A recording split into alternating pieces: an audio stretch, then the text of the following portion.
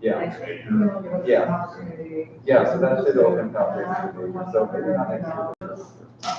But at that point, I don't know, Chris is really interested in taking right, we can just kind of alternate over the next couple of years. So it would be really good for the program because I think it's hard to get up for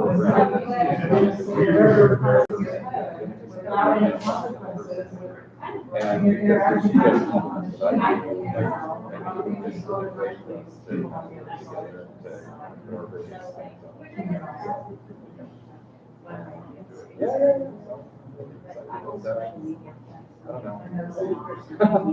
don't know.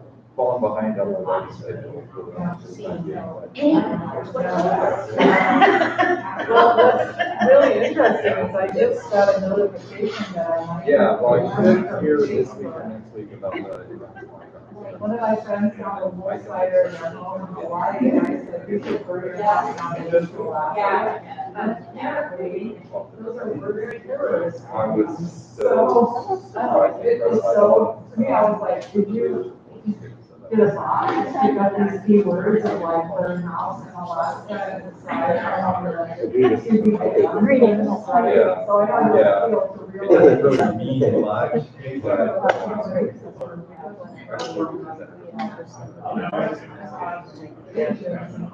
Presenting their, they do a nice,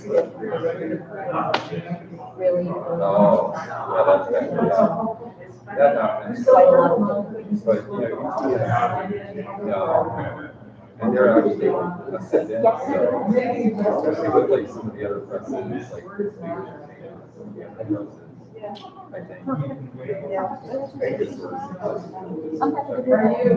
Yeah, let me do that. She might be just raising here. Not on any of them. They were always kind of like that, but they're doing less. Usually, people like next have gone to Illinois, they kind of follow along. The closest we got was Annie. NYU, to, UT,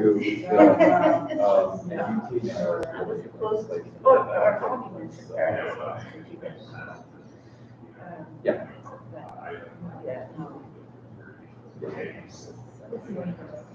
Yeah. Right. Right, but they had a really strong like cultural studies.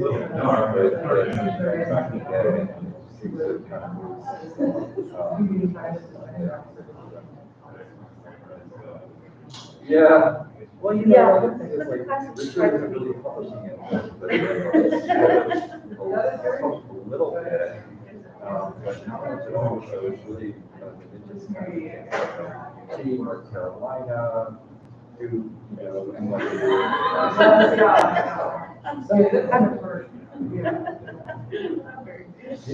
Yeah, NYU is has published a lot of really good books, but it's so they would actually like your work a lot since you work with but they're more into like those kinds of projects that are less like strictly She's using the term she loves. yeah. I mean, it's not like you need another book. Middle class. Yeah.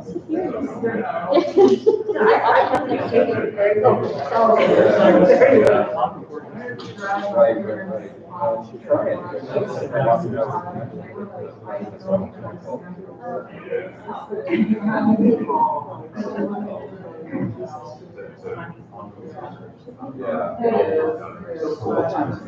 Yeah. That's great.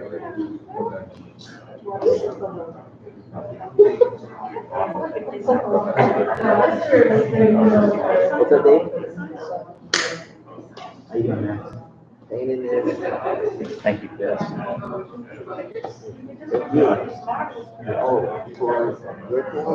You moved Grace to my panel, is that what you're gonna say? No, I was gonna say, So Grace is, Gracie is in the second time. I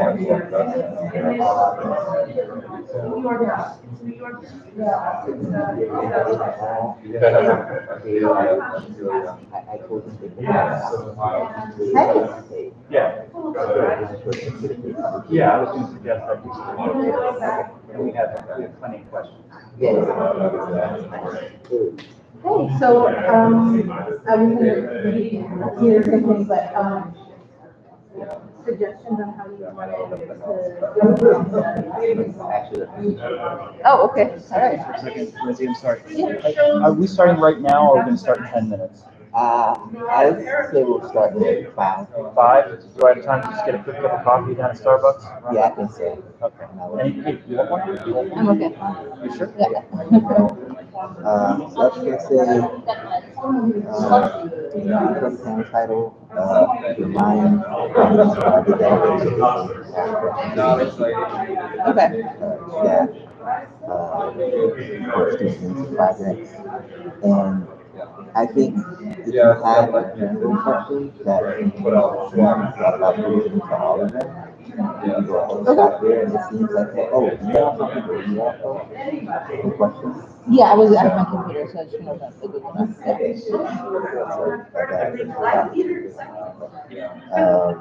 this doesn't apply for you.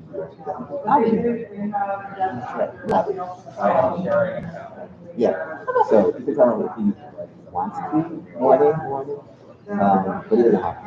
Do I sit up here? I mean, Yeah, we have a crown. starting at 5. Oh my God, I'm so ready. Where we want, yeah. David, do you have a preference? I don't. I think you're gonna hide. Good morning.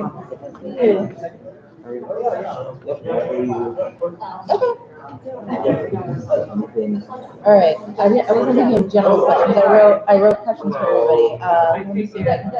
Well, I just think it's the Yeah, great. Okay. Do you want me to ask that, or do you want to ask that? Okay. Okay. How are you doing?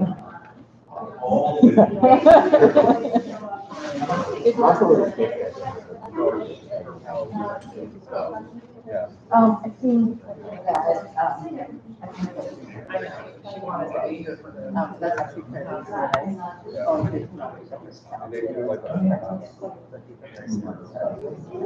Yeah, Kyle. Lindsay spotted it. Oh, no, yeah, but actually, the rest of the So they have checkpoints also. It's also, yeah, it's also hard to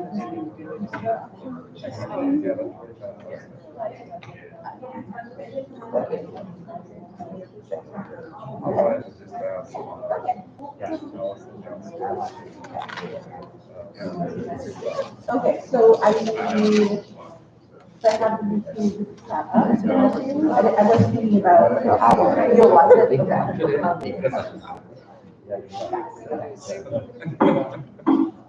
And then that's super hard. Sounds like a little revision. We're saying we're glad we go first.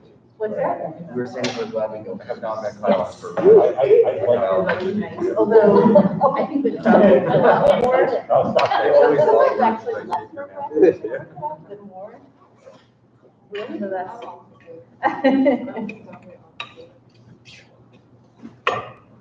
Everybody got quiet. So do you want to say any, opening remarks? No, but I am gonna just leave for a second to test the audio on the live stream, just to see how it sounds.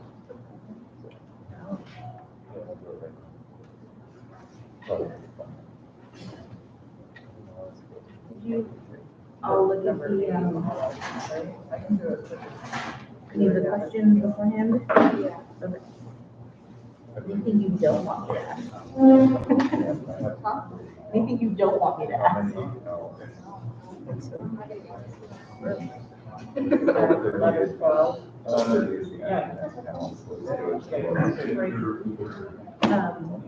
Oh, that was funny. How Hi, how are you? I know. It's me. That actually was helpful for me. Also, you see this glasses, so. They're up, they're there, they're just up. Yeah, they're up, yeah. Yes, Because they fall. yes, they whatever. How are you all doing? Good. It's great to be in person. Don't want to distract. It is. You know, at an event. So we can start with that. It's very Yeah, odd. I don't know. Yeah, It's totally. It is, and it started with us on Zoom, and then in the middle of the sort of short end, all of a sudden,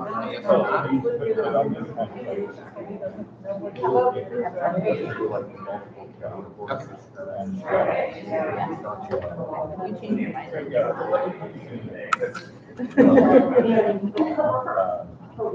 Yeah, and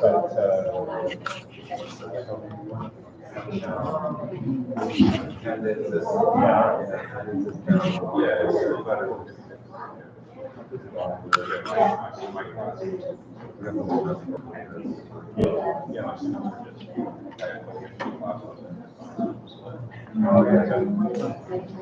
This is the film class.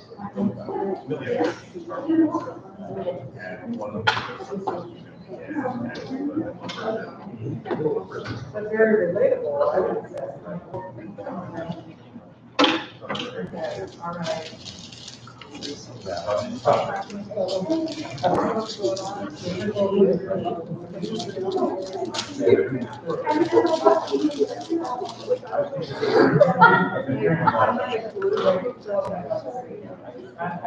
look nice today. You look nice today.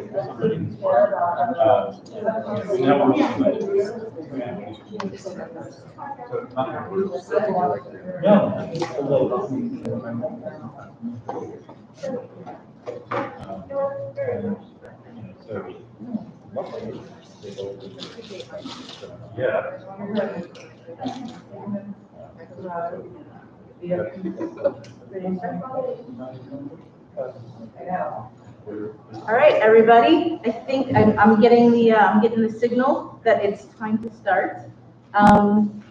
So I guess I am the one welcoming you to Lit Day 2020.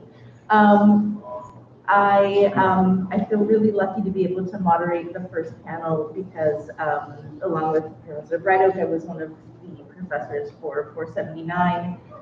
Which means I had all of these students, or actually I had Gwen and Dave over the summer. But I've seen all of these projects from the beginning, and I know from talking to them and from watching the videos that these projects have progressed so much and so beautifully.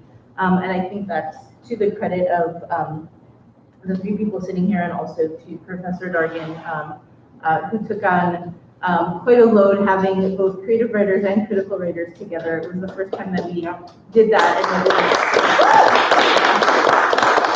and it was a challenge. And from all accounts, it was a success.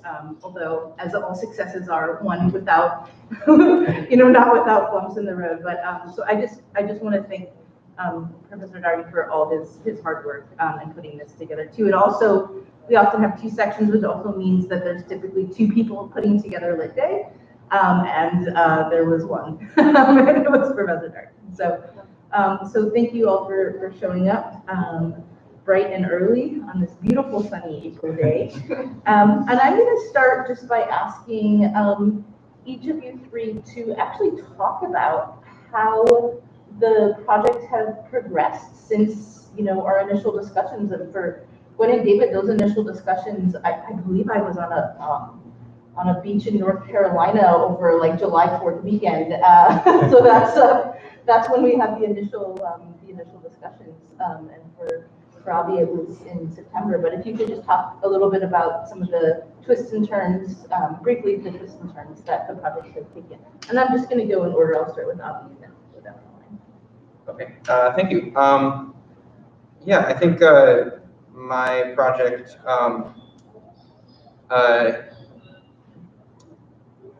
definitely.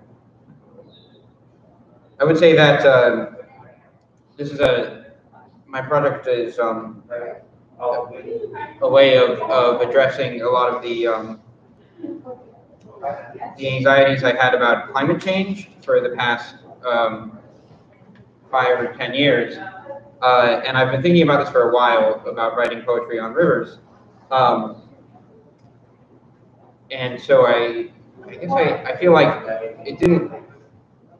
it became much more specific. I'm not sure how else it progressed.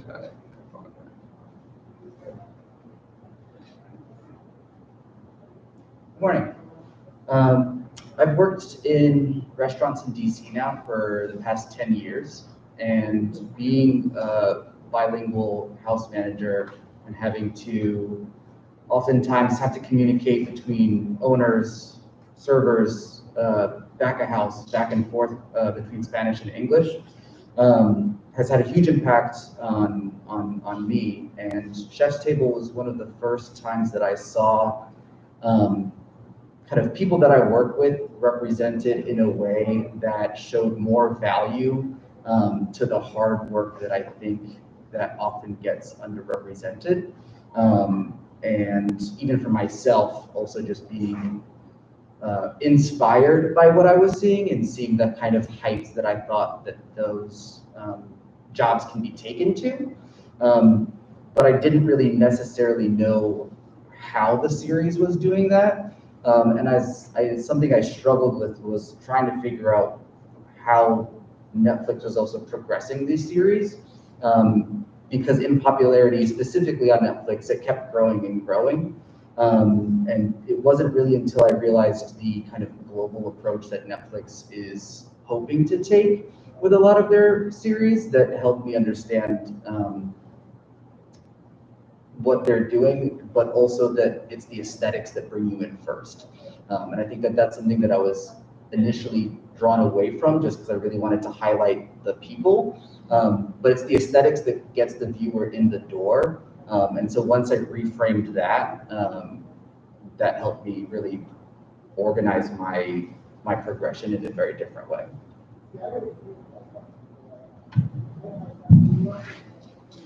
Hi, I'm Gwen.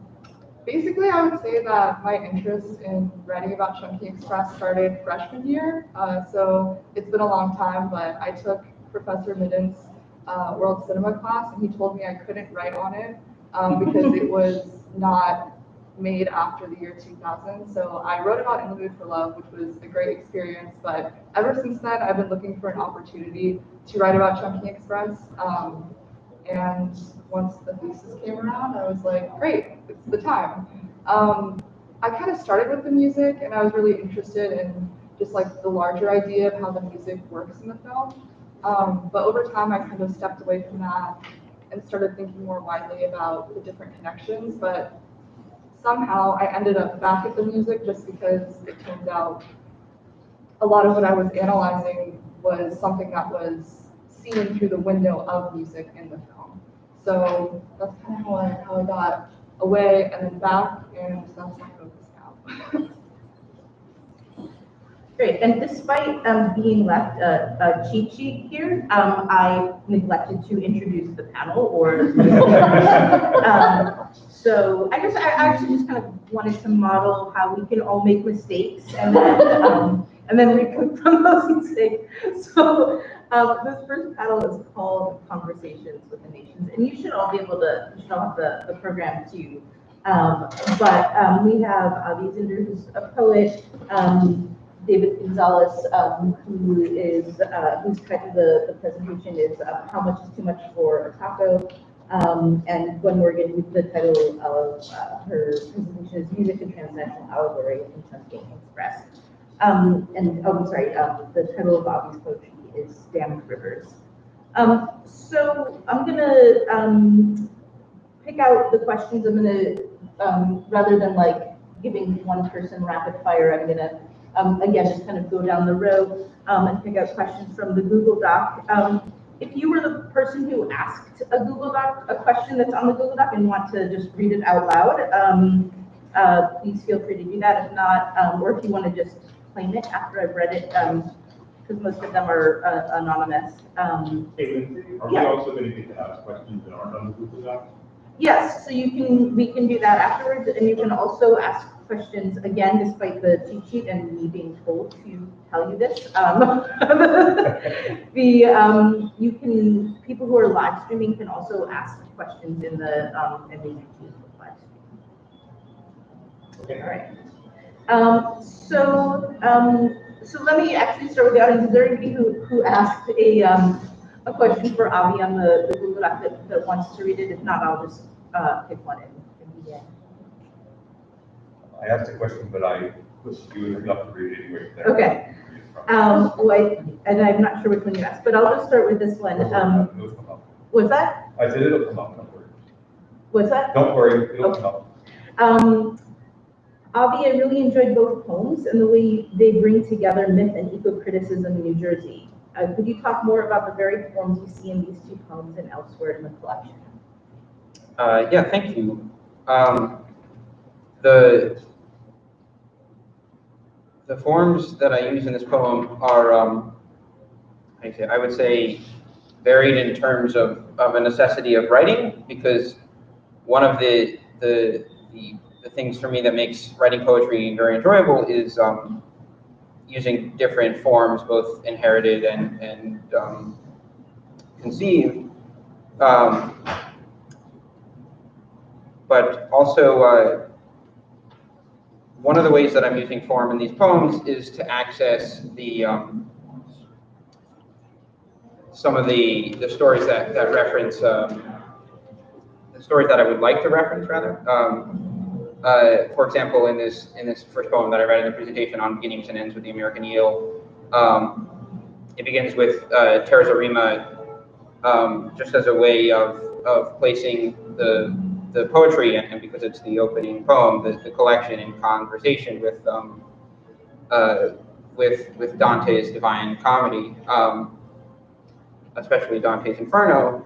And so I guess I would say the way that form functions within the project is both to just remain varied, so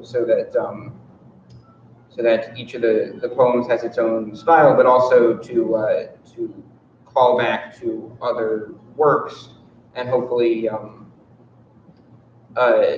take on some of the more grand tone that epic poems have. Thanks. Professor Grant, can I have you ask your question to David for us? Sure. Or will that be hard to hear from the live stream? It's okay? Okay. So I was interested in the way that you talked about the Chaco Chronicles being directed by Mexican nationals and folks who aren't at a distance, either culturally, linguistically, from the food and the food artisans. And I'm curious if there are any formal techniques, because you talked about some of the sort of orientation toward the cinematic techniques. And I'm wondering if they are using different techniques than the folks for whom this culture and this language and this food are at a distance. Sure. So specifically Taco Chronicles in comparison to the others? Yeah, because it seems to be the only program in which the folks who are directing, who are in control of the narrative. I think you can tell that there's a difference in the narrative that seems a different sense of pride and a different sense as well of casuality in terms of trying to make people, I think, feel comfortable within context of, you know what a taco is, but you don't know what it means to us. And I think that they play a very almost welcome into our home kind of aspect, that there's a more seriousness to the other series in trying to highlight in a respected way that I think that they don't need to do when they're walking you through their own streets that they walk. And so I think there's a personal touch there that I think is lacking from the other series. even specifically in the way that the narrative comes in Spanish. I think the way some of the language choices that they use that might not come across in the subtitling or the translation, but some of the words that they're using are much more casual, just in terms of conversationally. And then they'll bring in some historical context, and in terms of at least the food, they go pretty in depth to kind of the step-by-step process. But I think that there's a little bit more of a casual nature to the way that they're bringing in the audience and to welcome into, this is our home and we want to show you from our lens. Thank you.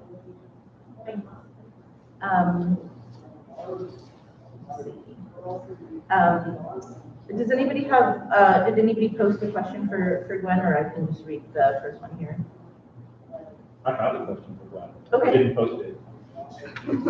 We'll permit it this time. Okay. We'll make it a no too. Please go ahead. Yeah, I mean, it's actually a pretty simple question, but I really enjoyed the presentation on the video, and I thought it left us at a dramatic juncture in the project, which is to say, you were about to start talking about how the music does this work of transnational allegory and politics that you're talking about in the pieces.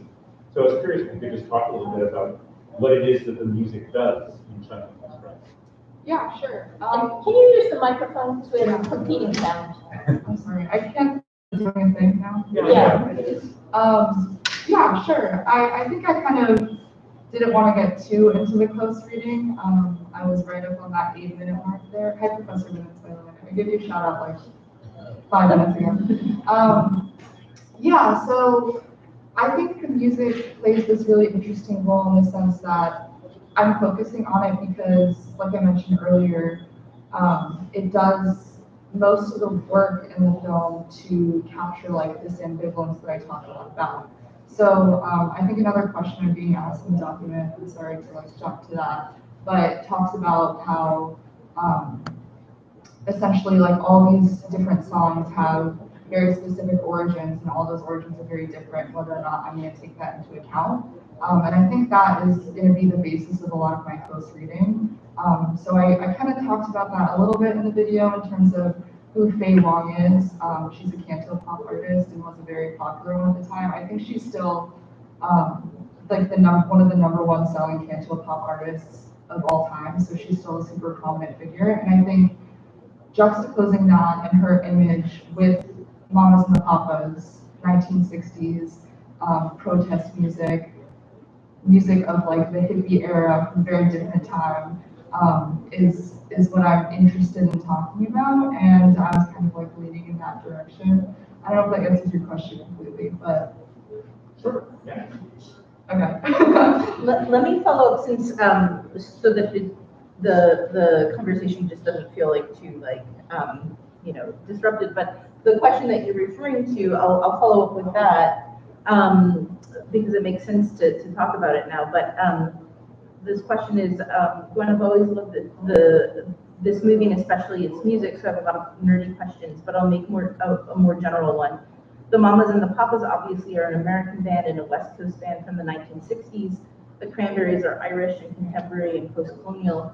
Do you think that the allegory goes so far as to distinguish between the origins or different traditions of each band and song? Or do you think one is more pulling the songs out of their original context in order to do something else with their meaning? Yeah, so I definitely think it's both, and a lot of my close reading has to do with contextualizing these songs and connecting them to like greater themes of what's going on politically in Hong Kong at the time. So I do believe that for every song used, and for those who aren't familiar with the movie, there's reggae, like very political reggae used. There's a cover of Dreams by the Cranberries, and like Professor Greenstone's mentioned, it's a 1990s song from Ireland at the time, and from like a popular band. And there's also a Dinah Washington track, and I think Wong Kar-wai is very intentional with the music he chooses by the artists he chooses, and all of that has to do with speaking to the greater message of like this ambivalence, this uncertainty. And I think he is very intentional in terms of why he chooses like a Dinah Washington track. Obviously, she's a very tragic figure in vocal jazz. And I think that was very intentional on his part to capture this nostalgia that's not just, oh, this is music from the past, but this is music from the past from a person who, we know in a tragic way. And I think that speaks to a lot of the mixed feelings that's going on at the time. And that's pretty much what my close reading is going to be covering. And what about the Cranberries, being an Irish band and thinking about post-colonial Ireland? Right, well, obviously at the time, the Cranberries were active in terms of the political movements going on in Ireland and independence. So there's a mirror there going on, even though the situation is different in a way. And I think the fact that Faye Wong covers the song, and it's not just the Cranberries song used specifically, it's not their version, it's a Faye Wong cover, and her being a canto pop artist that was really prominent, speaks to kind of like this recontextualization of the message of the Cranberries and what the Cranberries meant in the time that they were popular for a lot of young people. Can I ask a quick follow-up? Yeah. That was my question. I suppose this is a question I don't know the answer to, that I'm really interested in sort of having a conversation about. So I suppose the gist of my question was, what's the difference or what's the relation between choosing music because you love it or it sounds good to you, and choosing music because there's a contextual historical argument? And and how do you balance that both in a reading, and how do you balance that as a filmmaker, if that makes sense as a question? Because those are sort of the two things that music does, right? On the one hand, music simply, it goes into our ears and it sounds amazing. And on the other hand, it also may make these connections, which you're also seeing. So what's the relationship between those two parts, I guess, is the question I have, which I don't know the answer to. And I don't know if you've thought about it in those terms, or if that's just the way I think about it. You can also just say, nah, don't think about that.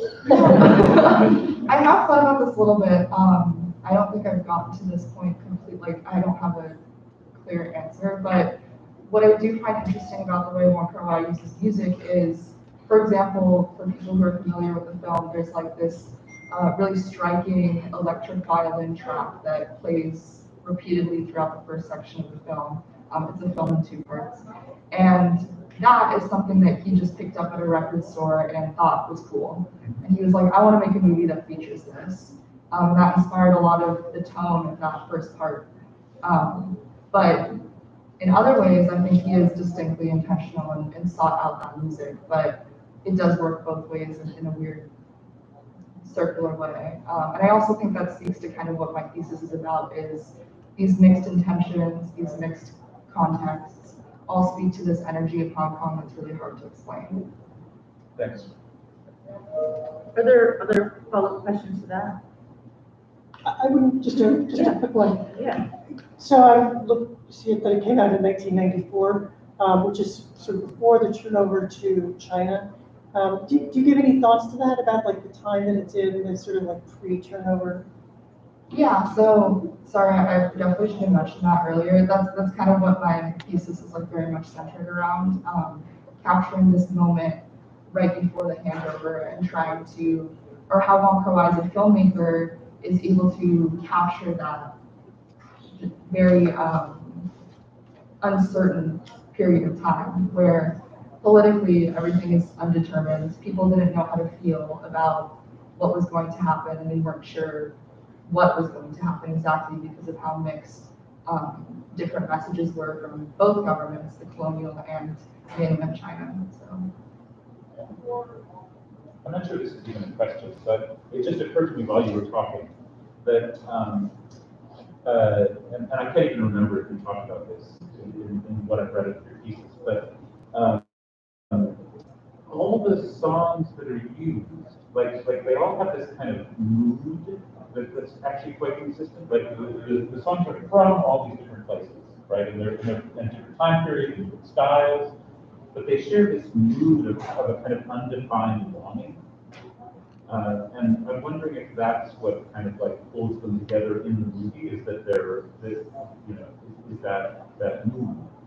And the way, and I wonder if that resonates with this kind of like in-betweenness that you're trying to articulate in the thesis. Yeah, I think that's definitely something that unites them. I also, just you saying that reminds me of, I looked at the translated version of what Faye Wong sings in her cover of Dreams by the Cranberries. And obviously the lyrics are changed. And it's about like finding the man of her dreams. So there is like this sense of longing that is in all the songs. And I think, obviously you have to change the lyrics when you change it to a different language, but there is that multi-layered, it sounds like Dreams by the Cranberries, so we get that message, but we also get this additional message on top of it. I'm sorry, I'm taking it. No, that's fine. I mean, I'm trying to balance between like actually having a sustained conversation and making sure that we get to everybody. But I'll pivot to Avi, and then we can come back and ask more questions if we have time. But there is a question for Avi about rhythm and rhymes. That's my question. Okay, do you want to ask that for us so that I don't mispronounce everything and embarrass myself? No, I just wanted, I guess I was sort of interested in the way that you, Avi, were sort of using lyric to sort of evoke epic. I'm sort of interested in the sort of the evocation of epic through meter. And I was interested in your sense that Paradise Lost had been important. You mentioned that in your video, and so I wanted you to sort of possibly say more about that. Yeah, I could definitely talk more about that. In terms of the influence that Paradise Lost had on this collection, I'd say it's much more diminished than Dante's Inferno, but one of the poems that comes in the middle of the collection, and I think is sort of more of a keystone poem, is a poem called "The State of the Jersey Devil Examined," which is a poem in which the speaker literally examines the character of the Jersey Devil, who appears several times within the collection as a guide, a sort of a guide character similar to perhaps Virgil in Inferno. And this poem is rendered in blank verse,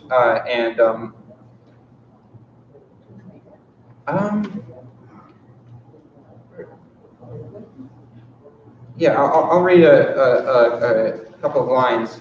One of the things I took from Paradise Lost is this sort of the idea of falling from grace. That is, I think, a core tenet of what makes devils interesting characters. And the Jersey Devil here is, in some ways, allegorical for the way that New Jersey is seen as perhaps fallen, but so I'll get into it. As it sunk its hooves into the river-soaked clay, it spread a pair of wings wide, and the whole of hell paused a minute. The shifting of reeds, the lapping of the eutrophic riverbank, stood silent in attention, charmed, as if by Orpheus's music, at the pristine bat wings, each a full 2 fathoms long, still covered in fine buff of flaxen hair. The moments and pleasant scents passed, and I thought it was wonderful to behold. I never saw the devil fly, ashamed by some past insults or embarrassment. When I asked the devil if he would fly for me, he looked down at his mangy hands and infested legs and ordered me to walk. He followed me silently until we came to the towpath. So I guess what I was attempting to do there was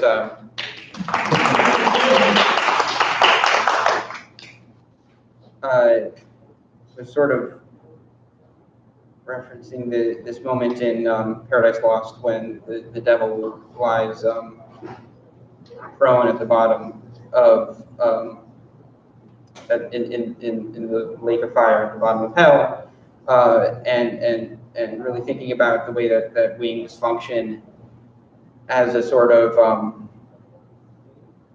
a reminder of the devil's beauty, but also now they're transformed into something more horrific. And then in terms of the way that I think what was the original, the first half of that question? Well, in fact, I want to do another follow-up. But I was just asking about how you use lyric to sort of evoke ethic. And sort of interesting, I don't know what your thoughts on that are. I mean, the other question I mean, the other thing that, it's not a question, it makes me think of it, is I am reading a now little read epic that Spencer's The Fairy Queen. There's a marriage of rivers, and it's sort of a pastoral moment, the marriage of the Thames and the Medway. And I just think to myself, you know, Avi should write a parody of them.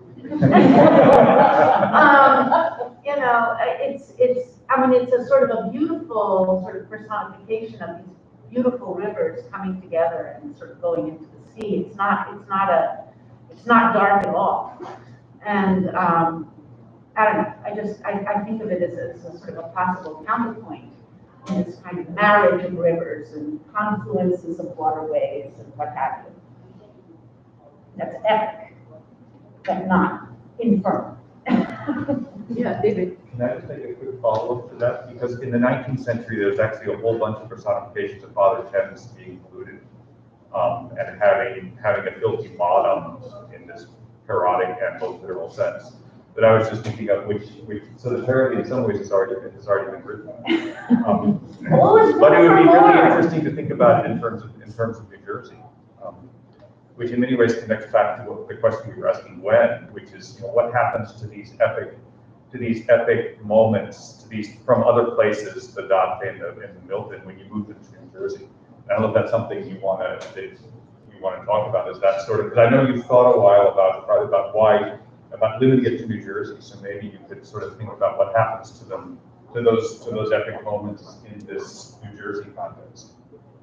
Yeah, one of my goals with the project is to apply this is to look broadly at the narratives that are applied onto rivers, whether those are the sort of narratives of religion or myth that is based on past religion, or in the United States, there's a very popular narrative of these natural spaces as wilderness, and wilderness is cast as both the reviled place of sin, but also definitely after the Romantic period, it's this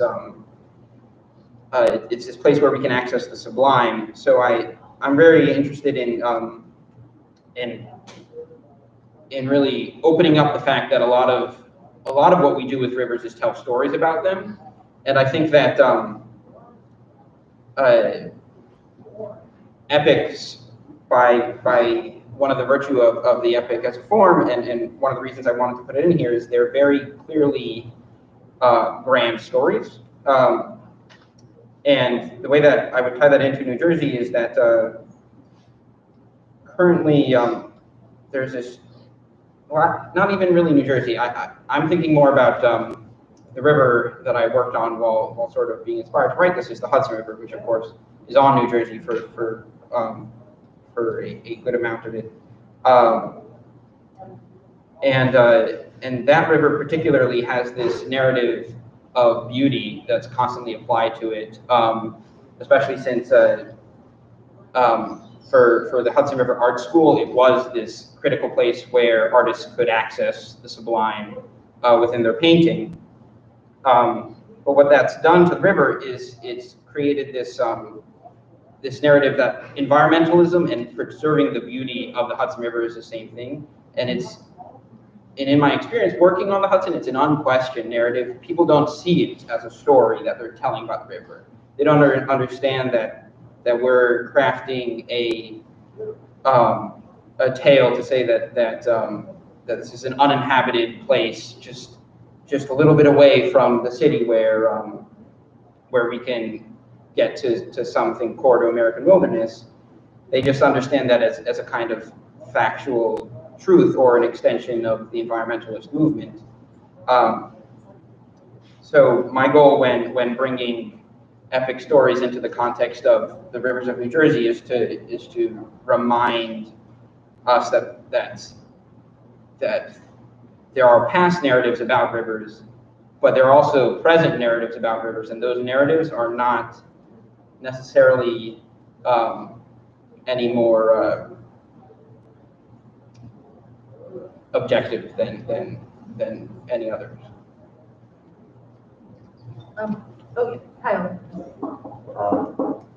Yeah, I actually have a question for David, but it might apply to you all if you want to answer about where your research goes from here.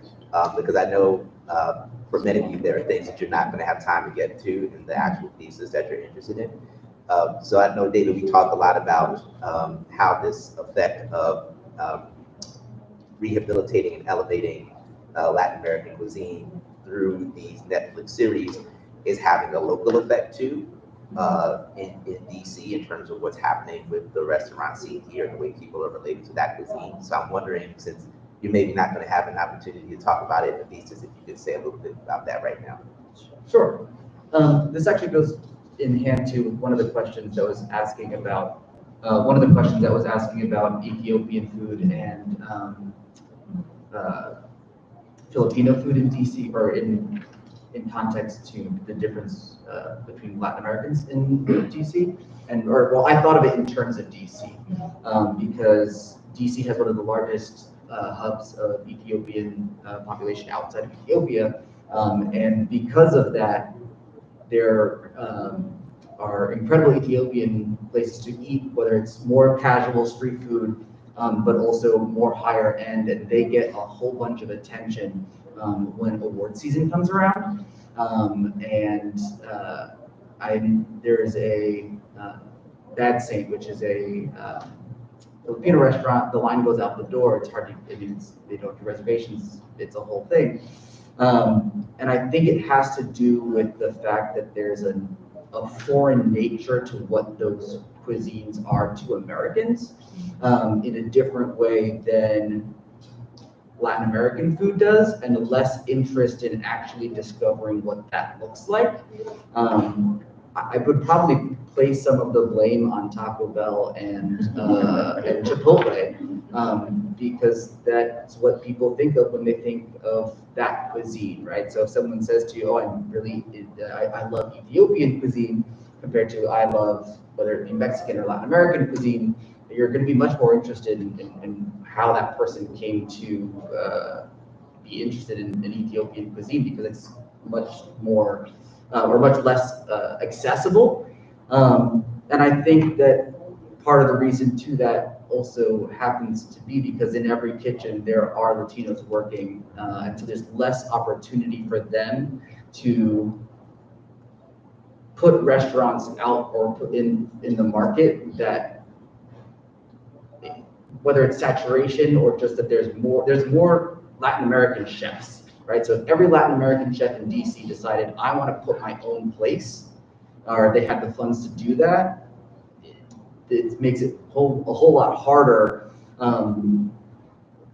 because then everyone's doing it, right? So I think that that's part of the reason why it's been a lot harder for some of these chefs to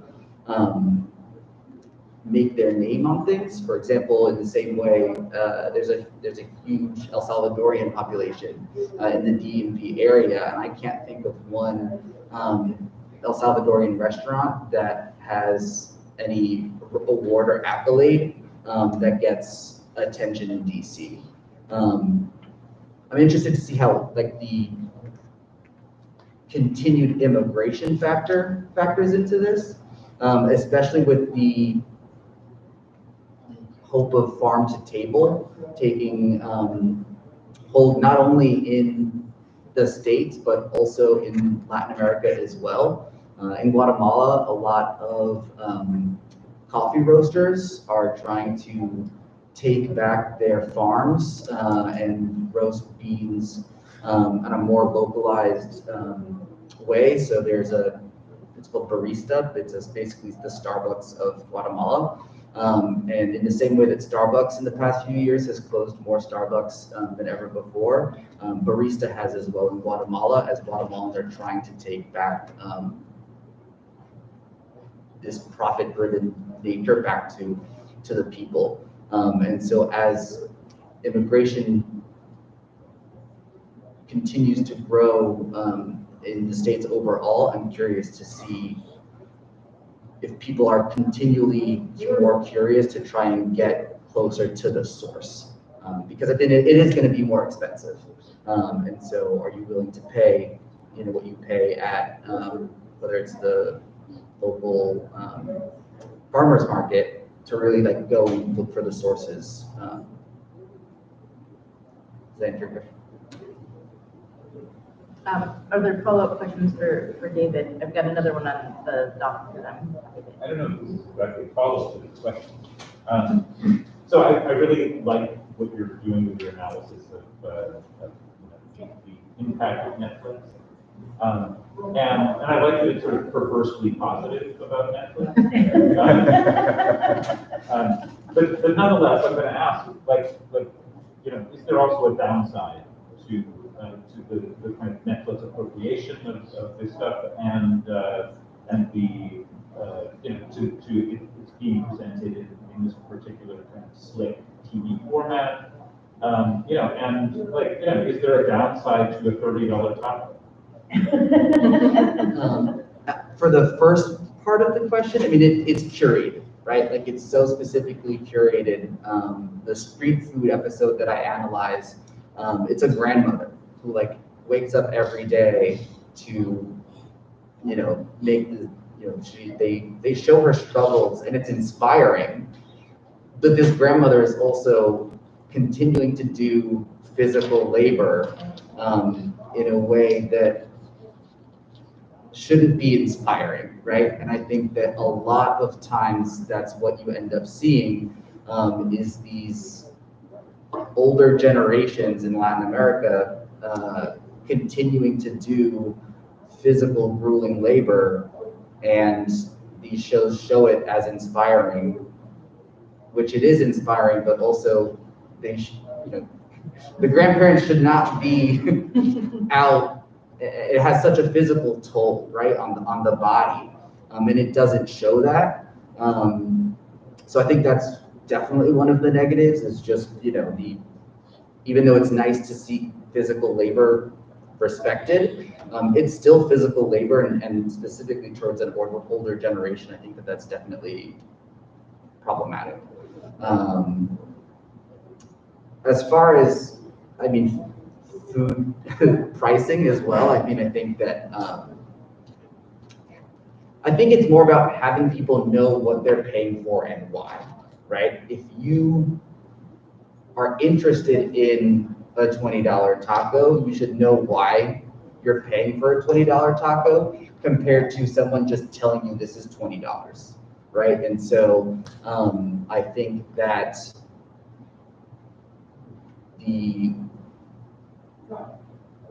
one of the episodes of Chef's Table that I focused on is Enrique Olvera's. He's a Mexican chef, and his thing that made him famous is a mole. So it's just a plate of 2 sauces. I would travel to this restaurant just for this plate of 2 sauces and pay whatever, because it takes them thousands of days. It's a couple thousand days that they make this sauce and this whole process. And so a plate of 2 sauces that is, curated to that point, I think is worth the price. If somebody just gives you a plate of mole that maybe has been sitting in less than half of that time, I don't think it's worth it, right? So I think it's about an educational piece about food cultivation and knowing, why certain things are priced a certain way. I think I'm always surprised at the restaurants too, in terms of when people are upset that certain things are off menu, and we tell them it's seasonal, and you should want that, right? Like you should want things that are in season.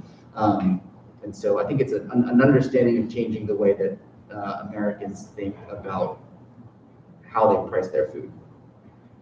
So I'm gonna use my privilege as a moderator here and ask a series of related questions to each one of you. But as I was reading through the questions, I realized, I mean, a lot of my questions, and there's a reason why, for each one of you, relate to the relationship between form and content. And obviously, we've been talking about that, we started talking about that, but you all have really unique and different answers to this. So I'm gonna ask it in general, but then kind of like specific versions to each one of you.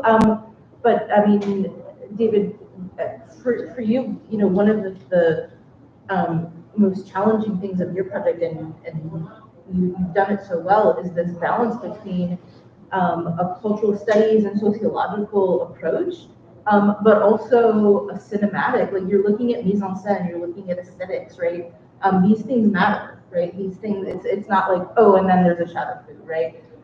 So the formal elements of how these episodes are put together are also really part of your analysis. So for you, I would like you to maybe just talk about that. And it's not really a question, but just a chance to expand about that. And then maybe I'll, rather than making everything memorize, I'll go to my kind of form content questions for Albie and Glenn. Yeah. In terms of Chef's Table, it's really interesting because the cinematographers said that they relied on soft lighting and natural lighting in a way that other food programs necessarily don't. And they said that they also really focused a lot of their cinematography on following the narrative path of the chef that they were following. So if the food was coming off the grill, they wanted to shoot it directly off the grill and not wait until they kind of are able to set it up in a different way. They do end up setting up different shots at different times, but more towards the end. So they said that they really follow a narrative process to guide you along the way, because I think it also helps when you're going to be more excited about the food at the end of the 45-minute mark, if you've seen where the roots of it being pulled out from the garden directly to the table, like you've been brought on that full journey of the plate, that makes you more excited for that experience. So it's not completely, yes, there is a specific way to curate these shots to make food enticing, and that's where the food pornography aspect of it comes in.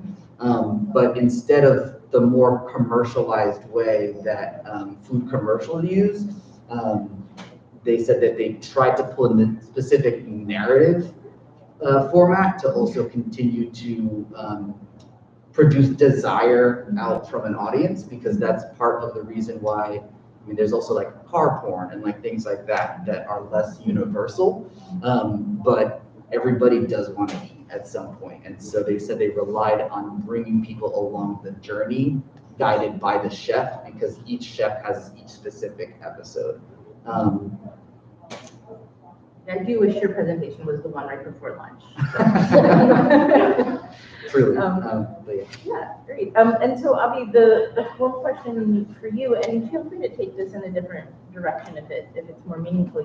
But I was thinking about some of the things you're talking about, your own poetry and the formal elements, and eco-poetry more broadly. And I was wondering if you could talk about how either your own poetry or eco-poetry is political, if it's there to teach or educate about the costs of destroying nature and kind of make us more aware, or if you think that its primary aim is aesthetic, is it there to cultivate our senses and our love or our appreciation for nature? And again, you can take that and you don't have to answer that directly. It's just kind of an invitation to think about the relationship. Okay. I think that eco-poetry as a genre is necessarily political, and it's usually, what's the word? I don't know, but it's usually very almost moralizing. It approaches moralizing. There is poetry that is sort of analyzing nature for its aesthetic, and that's what eco-poetry evolved out of. It evolves out of nature poetry, in which sort of the natural world is analyzed directly for its aesthetic. But eco-poetry sort of asks the way that in what way is the natural world affected by people and by anthropogenic processes.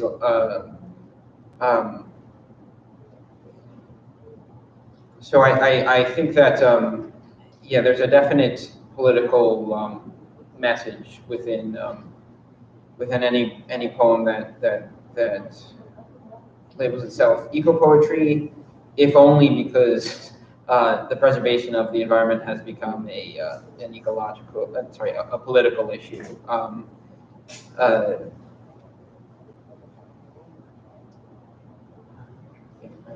Yeah, that's. Okay, and then the question for Gwen, and again, feel free to take it in a different direction, but I mean, in a sense, so you're talking about transnational allegory, and therefore, for you, the whole paper is about the relationship between the aesthetic choices, the structure, the music, and the political, what's happening during this moment, this pre-handover moment, right? And so I want to give you the opportunity either to talk a little bit more about these feelings of anxiety and ambivalence around that handover and the music, or to talk a little bit about some of the other aspects of the film's style and long cinematic choices. I was thinking in particular of the diptych and trying to think about what that might have to say about the allegorical nature of the film. But again, feel free to kind of pick up whichever pieces that you want there. Okay, so the film is a diptych, so it's in two parts, and those two parts are very different, although there's a lot of crossover. And the first thing that kind of speaks to me regarding that choice is the handover being done in terms of, or under the assumption that it would be one country, two systems. So that was kind of like an understanding that mainland China in negotiations with colonial Britain basically promised that as Hong Kong became a part of mainland China again, Hong Kong would continue to operate under the capitalist system that it had been for decades and still be a major trade epicenter that could be accessed. Obviously, as time has progressed, that has been an issue, kind of trying to balance those things. Even recently, we have protests in Hong Kong about whether or not they want to be independent from mainland China or not. And I think in terms of how that works with other formal elements, the diptych is separated by music. So it was one thing that initially I was like, in itself, it has a very political meaning, especially when you pair it with that understanding of one country, two systems. But the fact that it's separated by these very distinct songs. So the music or the film starts with a song, the transition happens through music, and then it ends with another song. All of which are three different songs, very different genres and artists. So I think the music kind of turns into this window into the greater political purpose of what's going on. I'm seeing hands. Do you want me to wrap it up now? Okay. So because we're at the end of the session, I'll wrap it up. But we have break time, so we do have time to discuss in the transition. Thank you, all three of you, very much. These are all really great projects, and I'm so proud of you, and I'm really proud that I got to see them from beginning to end.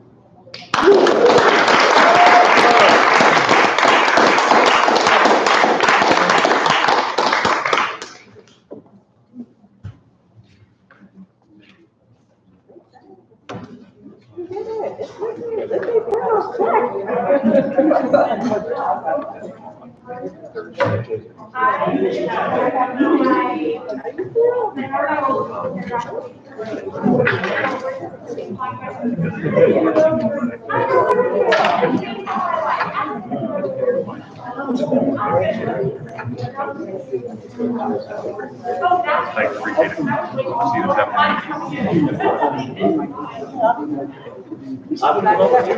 glad I got to read it. I didn't want to, Yeah, no, you're right. I was like, were there?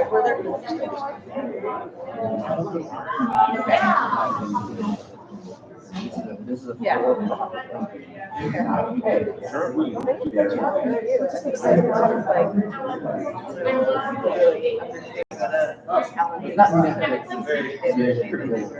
Right.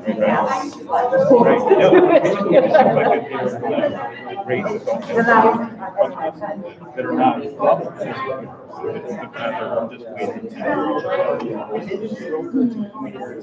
yeah, Patterson was one of the films I really wanted to work in, and then I sort of just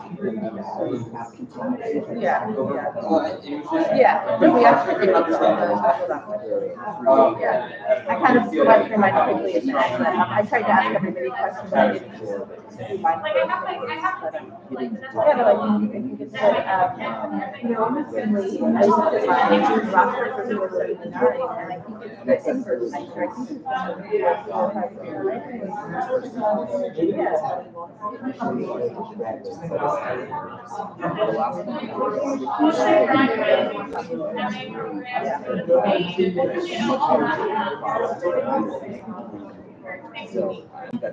you mean that Because the director, the creator. oh, I think the numbers, I mean, we signed up the declarations. I think all the new declarations I've gotten in the past, so we don't know there has to be. Right. Well, right, what they care about is whether people are I would say about half the declarations are majors, and then the rest. But, you know, but if this format is pulling in. Yes, this will probably, next year will probably be our last year. The coordinators out hungering the creator writers. We might get my best guess. I don't know, but yeah, no, there's tons of minors too, and some of the minors are taking courses now.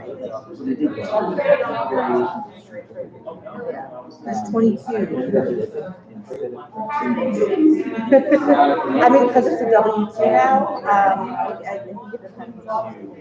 We had one minor last year go through the whole process and won an award in the end for honorable mention for best music. So very soon. Thank you very much. Glad it's coming together. Yes, fine. Good job. Thank you. What do you mean, the collection? Yeah, that whole thing about the parents and the Ethiopian scene and the Latin American, like that's the whole thing. Yeah, exactly. I really want to I do. I mean, I think.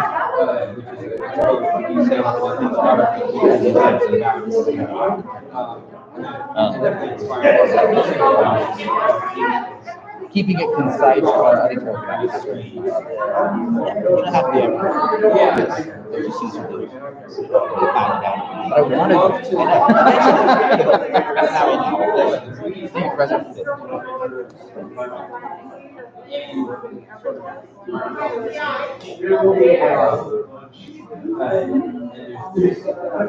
It's also very wrapped up in sort of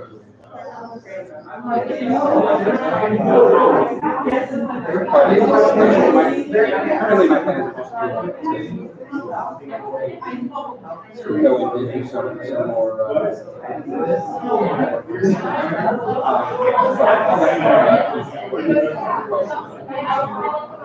see where this collection goes.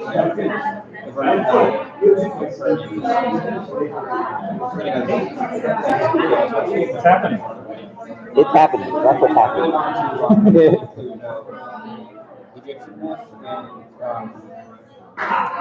Thanks for advocating for live. Thanks for advocating for live.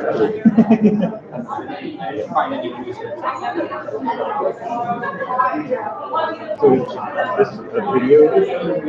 Yeah. a shame about all the.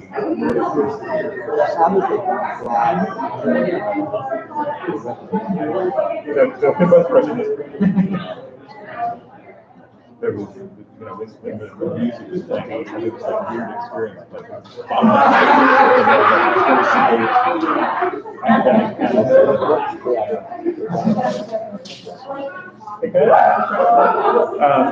have you ever read The Food of the Dead by Radha Hassan? That is one of the things that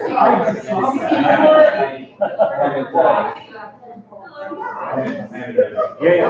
Well, I was curious because your project really made me think of it in many different ways. I played it, but the relationship between the epic and there's dams in it, and also the politics of it. And the references to Paradise Lost, there's like a lot of connections.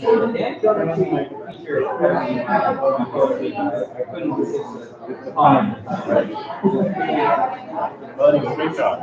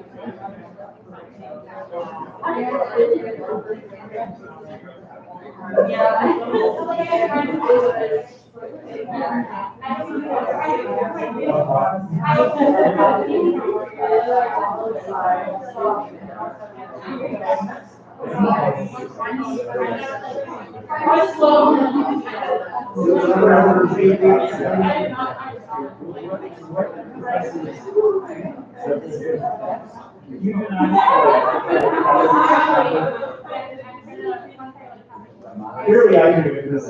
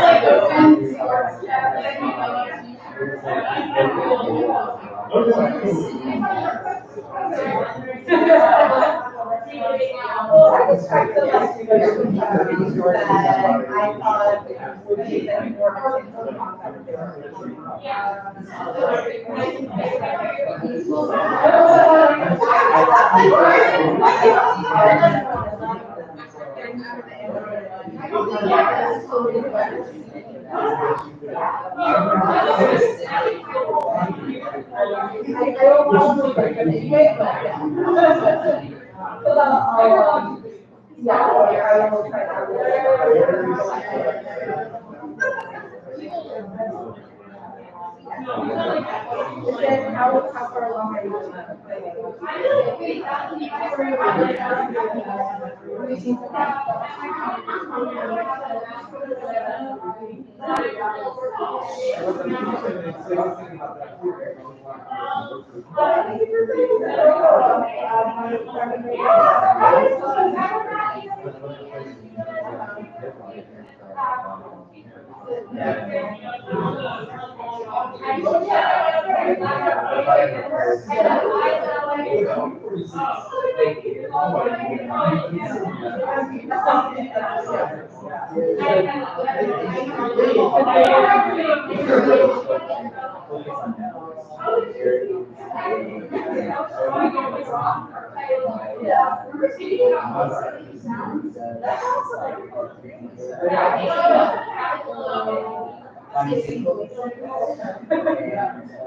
Like soccer.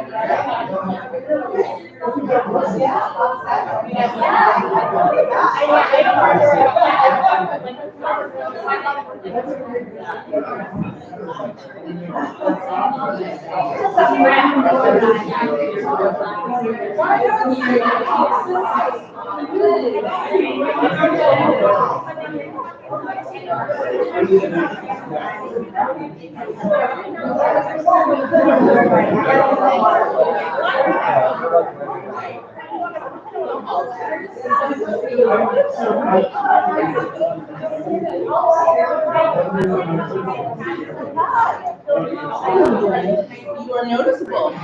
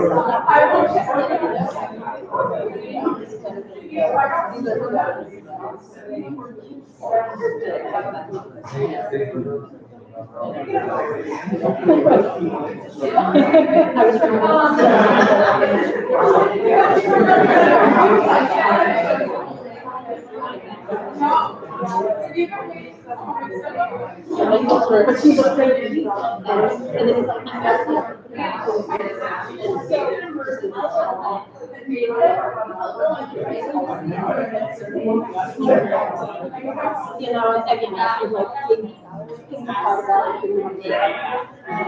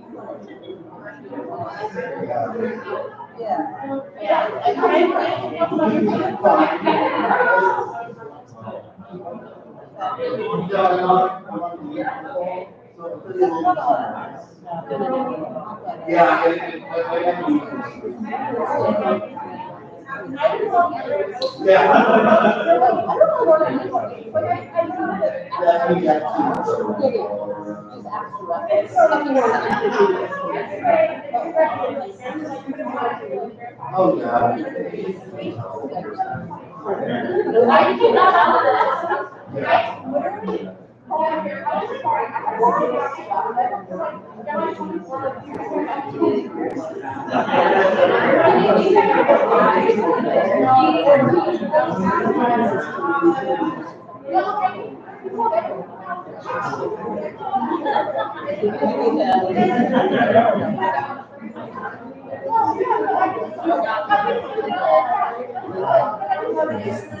know.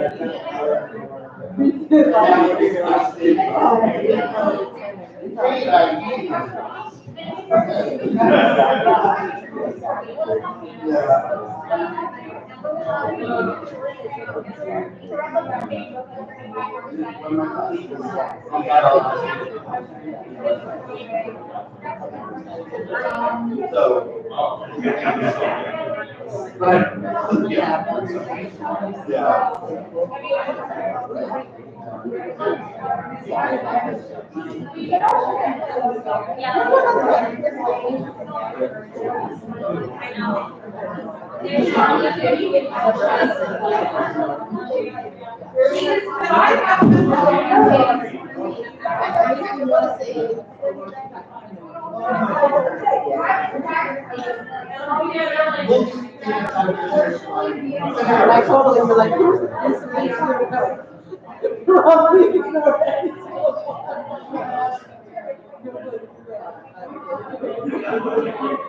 Totally when I get annoyed. You're the poor thing.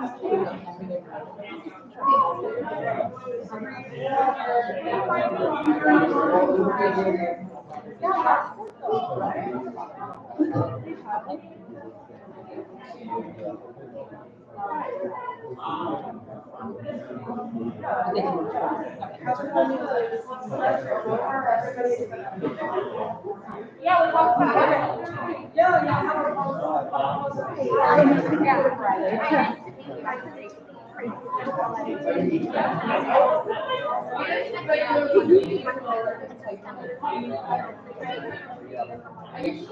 I think they're all.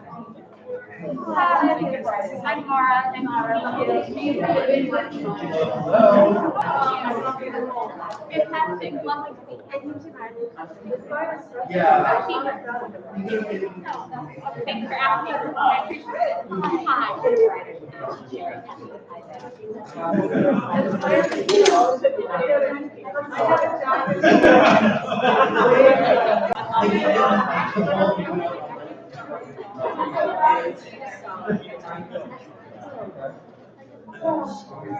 That's great. Really excited. Thank you.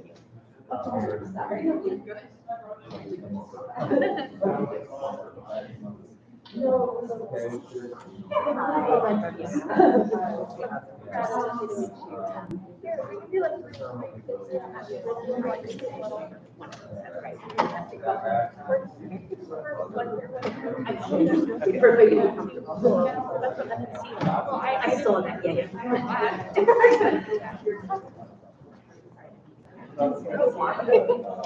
No, that's okay. I'm covering up the help out there.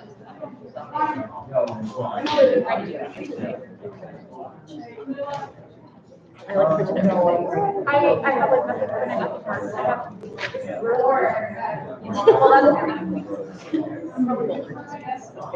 Well, that's something that I'm gonna be like, I have to highlight it.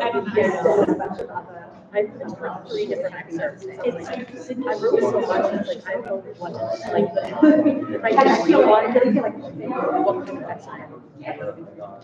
We're trying to research it. Oh my gosh. Like, listening system. Yeah, when God, you were like, oh, you guys want to start out reading? I was like,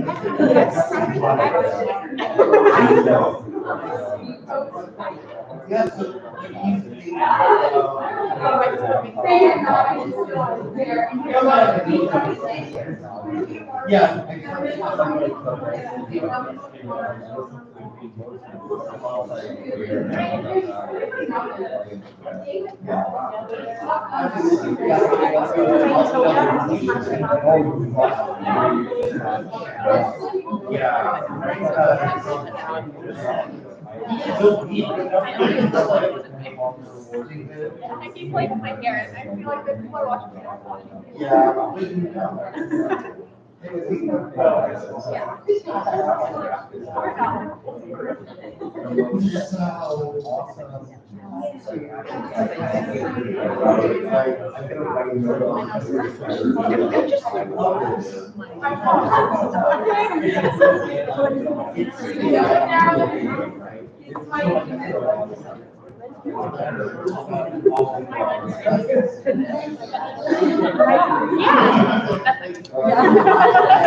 Oh, wait, Radha.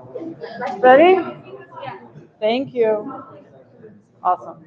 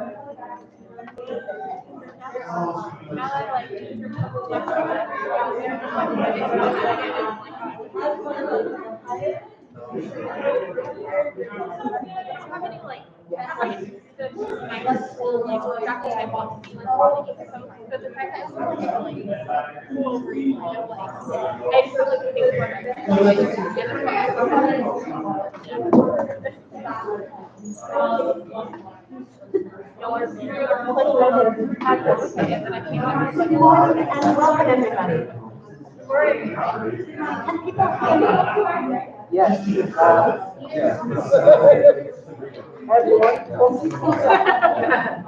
Good morning, everybody.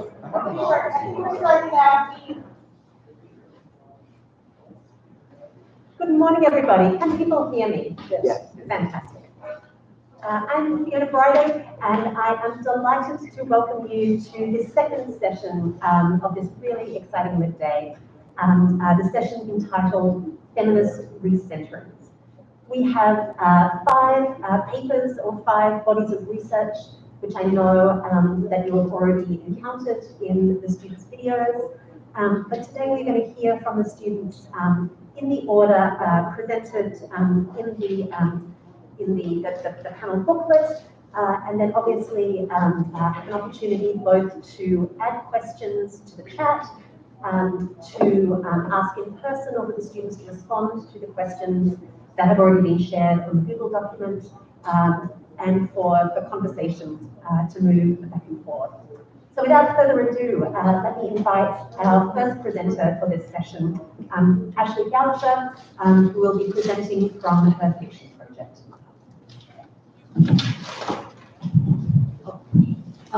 Hi, I'm Ashley Goucher. A little bit about my project is, it is a novella, meta romance novella, and I picked the romance genre in the beginning of the year because I am actually an avid reader of the subject, but I always felt judged or silly for reading the genre. So what I wanted to do was kind of experiment within the realm of the genre and see why it causes those stigmas and how it can also provide society topics that are important.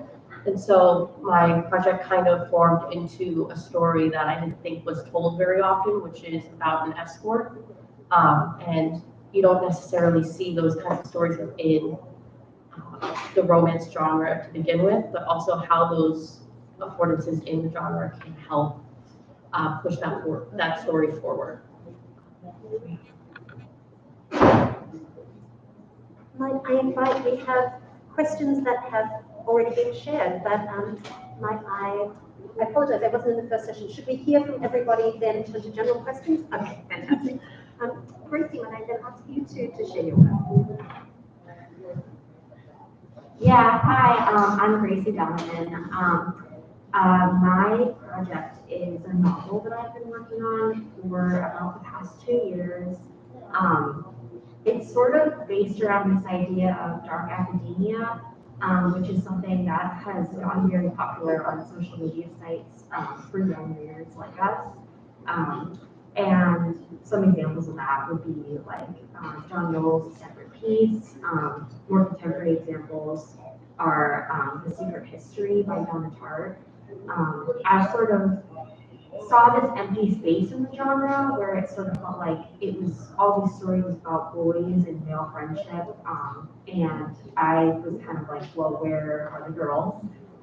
So that's sort of what sparked this project for me. And my story is basically this traditional dark academia story, but with a group of young queer girls. Wonderful. Thank you, Gracie. Our third presenter is Mara Shepherd, discussing future women of the United States. Hi, I'm Mara, and for my project, I did a collection of 4 short stories, kind of spanning time from about 10 years in the future to about 100 years in the future, and they're all narrated by women, and it's about the cycles of patriarchy, sexism, and different barriers that women will continue to face, in my opinion, in the future if they're not addressed now. Wonderful, thank you, Mara. Our fourth presenter is Radha Hassan, speaking about the project Lupinization and Trans Femininity. Hello. So my thesis is called Lupinization and Trans Femininity. And basically what I'm arguing is that the wolf has been used historically to caricature trans feminine people, and specifically has been used to like masculinize figures that desire to present feminine. And I tracked this through the Disney Big Bad Wolf cartoon from the 30s, and I track it through the Shrek movies, and then I argue that it is explored in a contemporary anime called Beastars. Yeah, thank you. Wonderful, thank you, Radha.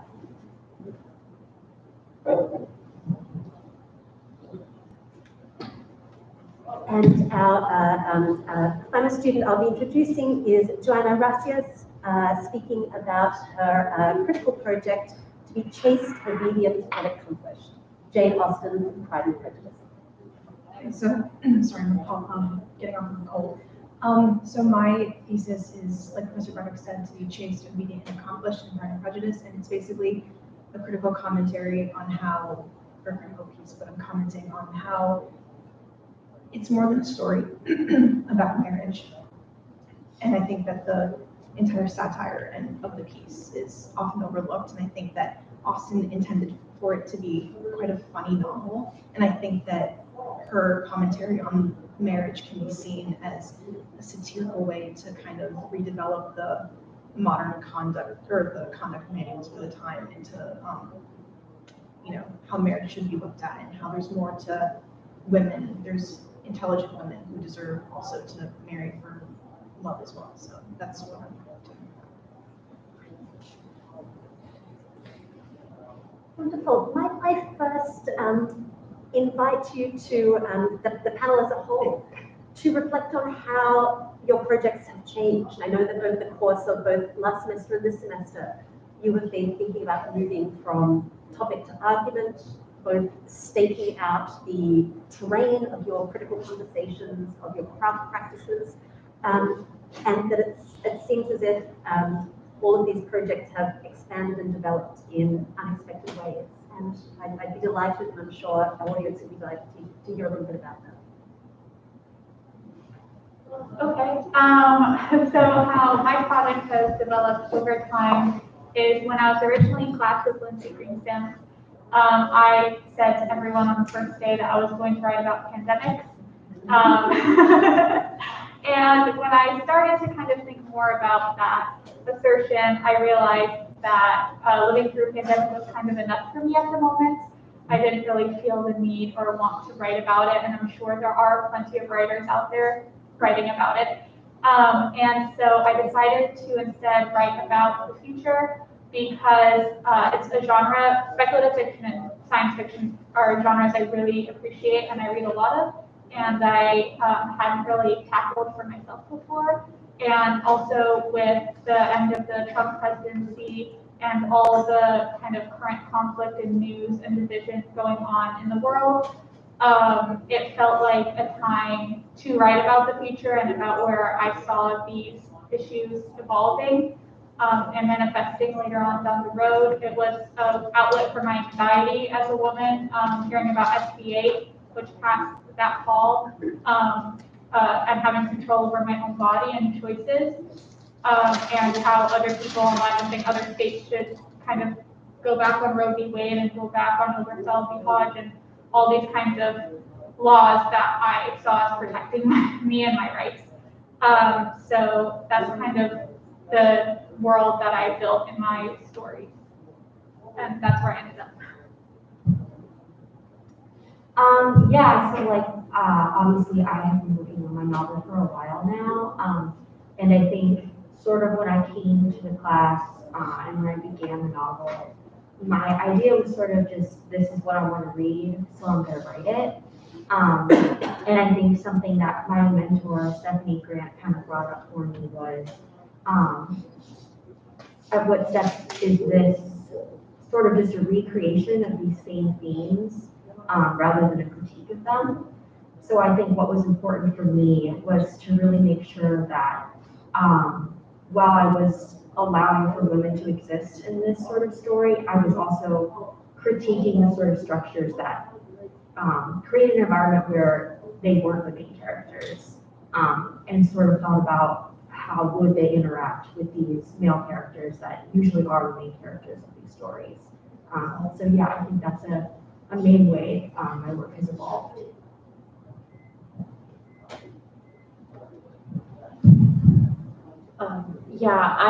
From the beginning of the year, I knew I wanted to do something with the romance genre, and as a creative writer, I figured writing within the genre and kind of discussing the issues with the genre, the stigmas around the genre within it, making it a meta story, was where I wanted to go. And as I looked into research and women's criticism on reading romance genres, I wanted to tell a new story with a sex worker.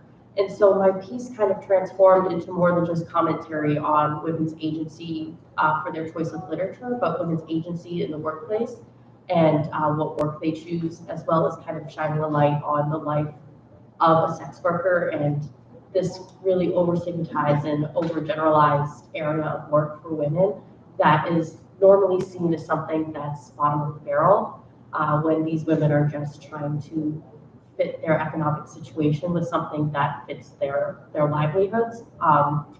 And so it's kind of evolved into more of a more well-rounded feminist commentary. So how mine evolved, I guess there was a lot of like brainstorming stuff. Oh, sorry. Is this better? There was a lot of I wanted to talk about animation because I like animation, and then as I was like looking more into it, that's when the wolf thing came up a lot. I wanted to explore that more. And then another way that it shifted is I had way too many I wanted to talk about this and this and this, and I think I've tried to narrow it down to what I really want to explore in on a deeper level. And yeah, I've sort of stuck to these three texts, and mainly on the last text, these stars, is where I want to put most of my focus. But yeah, that's how it's.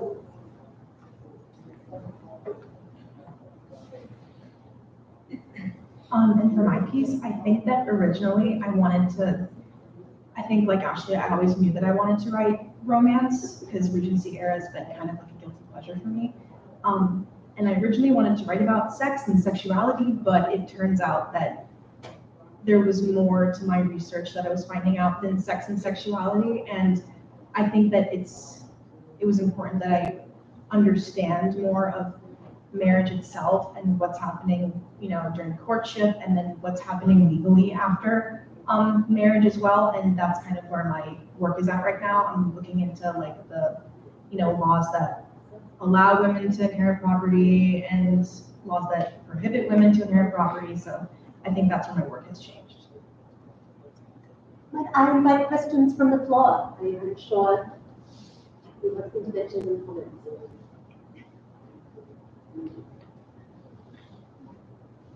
Well, might I perhaps start? I mean, Joanna, you made the connection between your and Ashley's project. I'm fascinated in, I mean, as many of you would know, Pride and Prejudice has often been described as the first chick lit, the first work of establishing not only a particular genre, but I think really importantly, a particular market and a particular set of generic expectations. And I'm wondering, Ashley, if thinking about the idea of like centering sex work, Joanna, how might we think of Austen, I mean, think about Charlotte Lucas's marriage. How might marriage also be a form of socially legitimate sex work in Austen's novels? I mean, think about the pragmatics of Mrs. Bennet's anxieties. She doesn't want her daughters to find love. She wants her daughters to find an income and a house. And well, I think that a lot of it is kind of like a business transaction in a way, and I think that there's a source that I have that talks about how Mrs. Bennet's like prostituting her daughters, in not so much a literal sense, but she's pimping out her daughters, and she's like all mothers and who are like actively on the hunt for like looking for a husband for their daughters so that they can like take them off their hands and it can be a transfer of power between I'm your, or she's my problem and she's my property, now she's someone else's. And that kind of lack of sovereignty over your own body, over your own person, I think that that's something that, like you've been saying, I think that mine and Ashley's projects kind of connect in a way.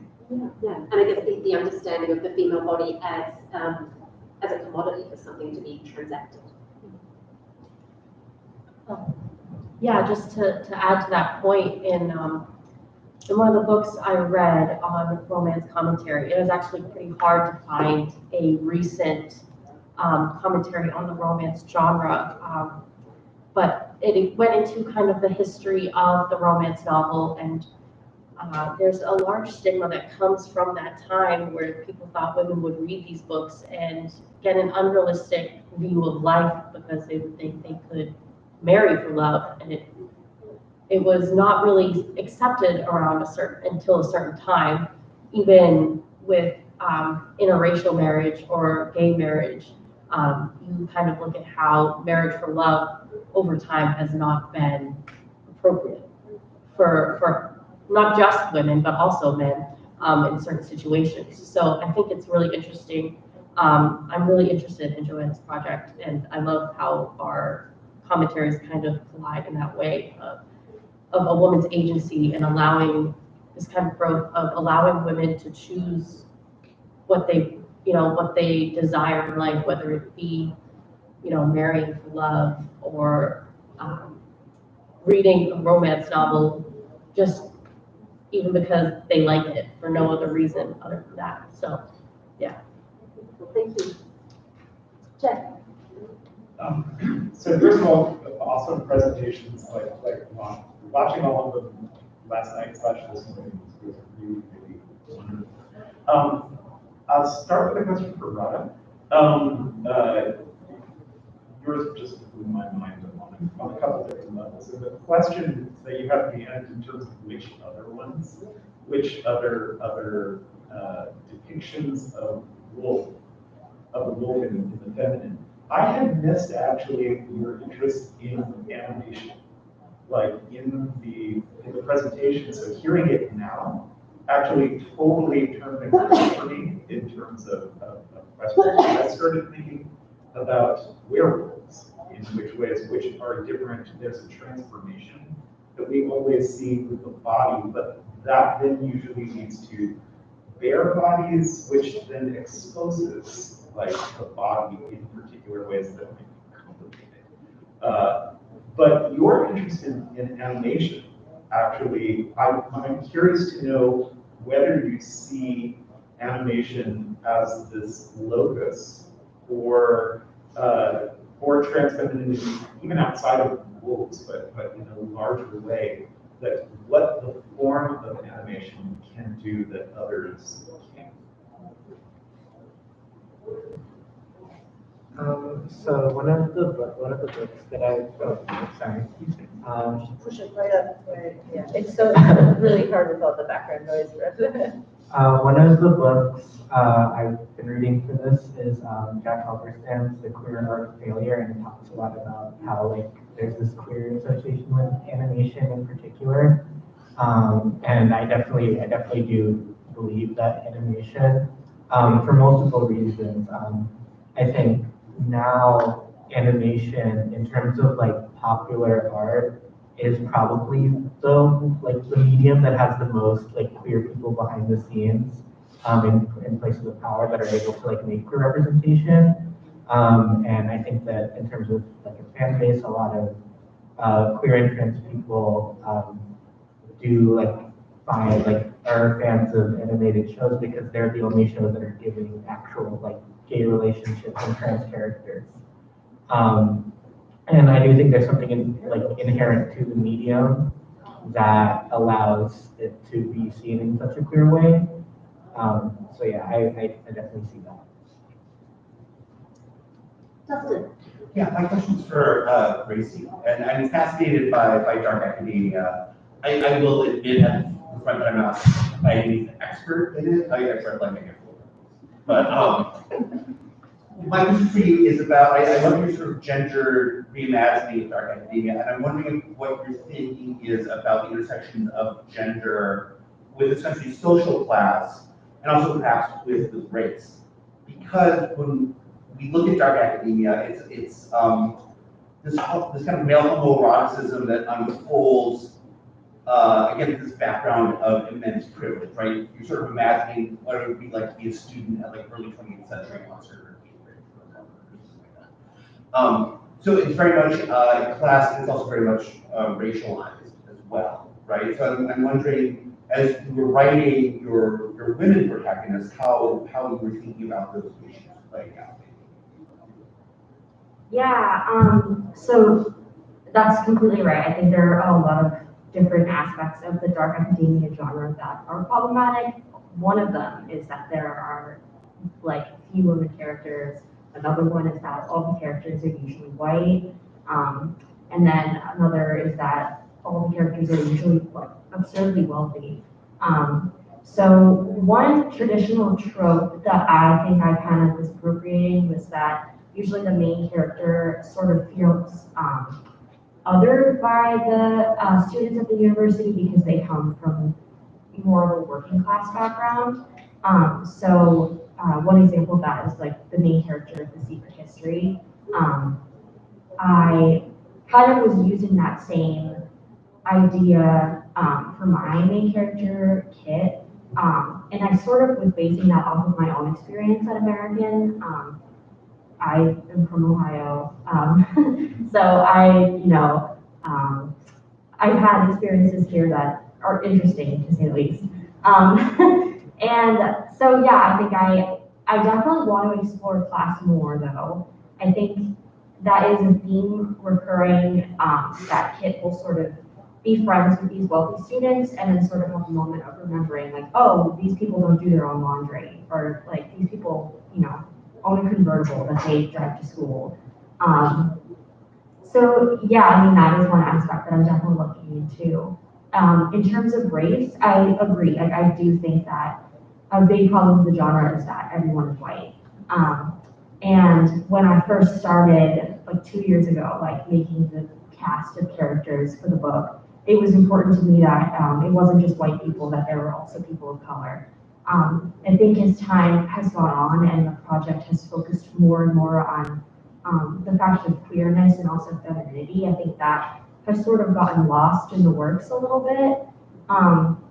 But like, I still have a lot to write, but the finished thesis is not going to be a finished novel. So I think that is definitely something moving forward that I want to take into consideration. David. Yeah, thank you all for being so thoughtful and for the work you've been doing. So I have a question, kind of a little bit of a follow-up on Jeff's question for Radha. And I actually think this question might apply to Mara as well, because I'm curious about like what it means to think and and to work in these sort of pop cultural forms, right? These lower forms around animation and science fiction, both of which like I'm interested in, but you know, like there's a way in which a bad faith reading of those genres can say like, who cares about these genres, right? So I was wondering if the two of you could talk a little bit about why it's important to sort of read cultural expression in pop cultural forms, or to create in these genres that we don't think about as like the high literary genres.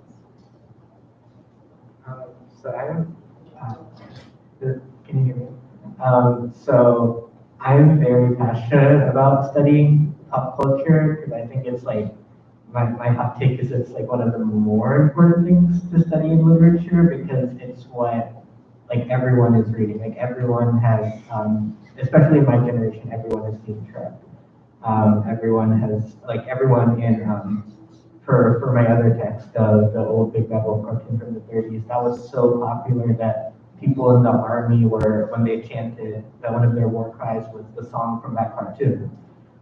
So it's just like so ingrained in our culture, and like, I think that by studying texts like these, like that are so popular, you're able to like learn like why certain attitudes are held by a lot of people, like in America, when it comes to trans people, and like that's why I feel like these popular works are very important to study. Yeah, so writing in the science fiction genre, the genre hasn't always been the most popular. It's been kind of small and niche for a while. And I think a lot of that has to do with perceived accessibility. Like there's a lot of technological talk, there's a lot of future propositions, and I feel like people kind of see it as nerdy, you know, a lot of STEM stuff. It's not very generally accessible, and it's also been something that has had a deep place in my heart. So for me, it's kind of hard to think about it in the sense that I've been in it for so long. I've read the genre for so long. Don't really have an outside perspective of what it's like to not constantly read and be surrounded by science fiction.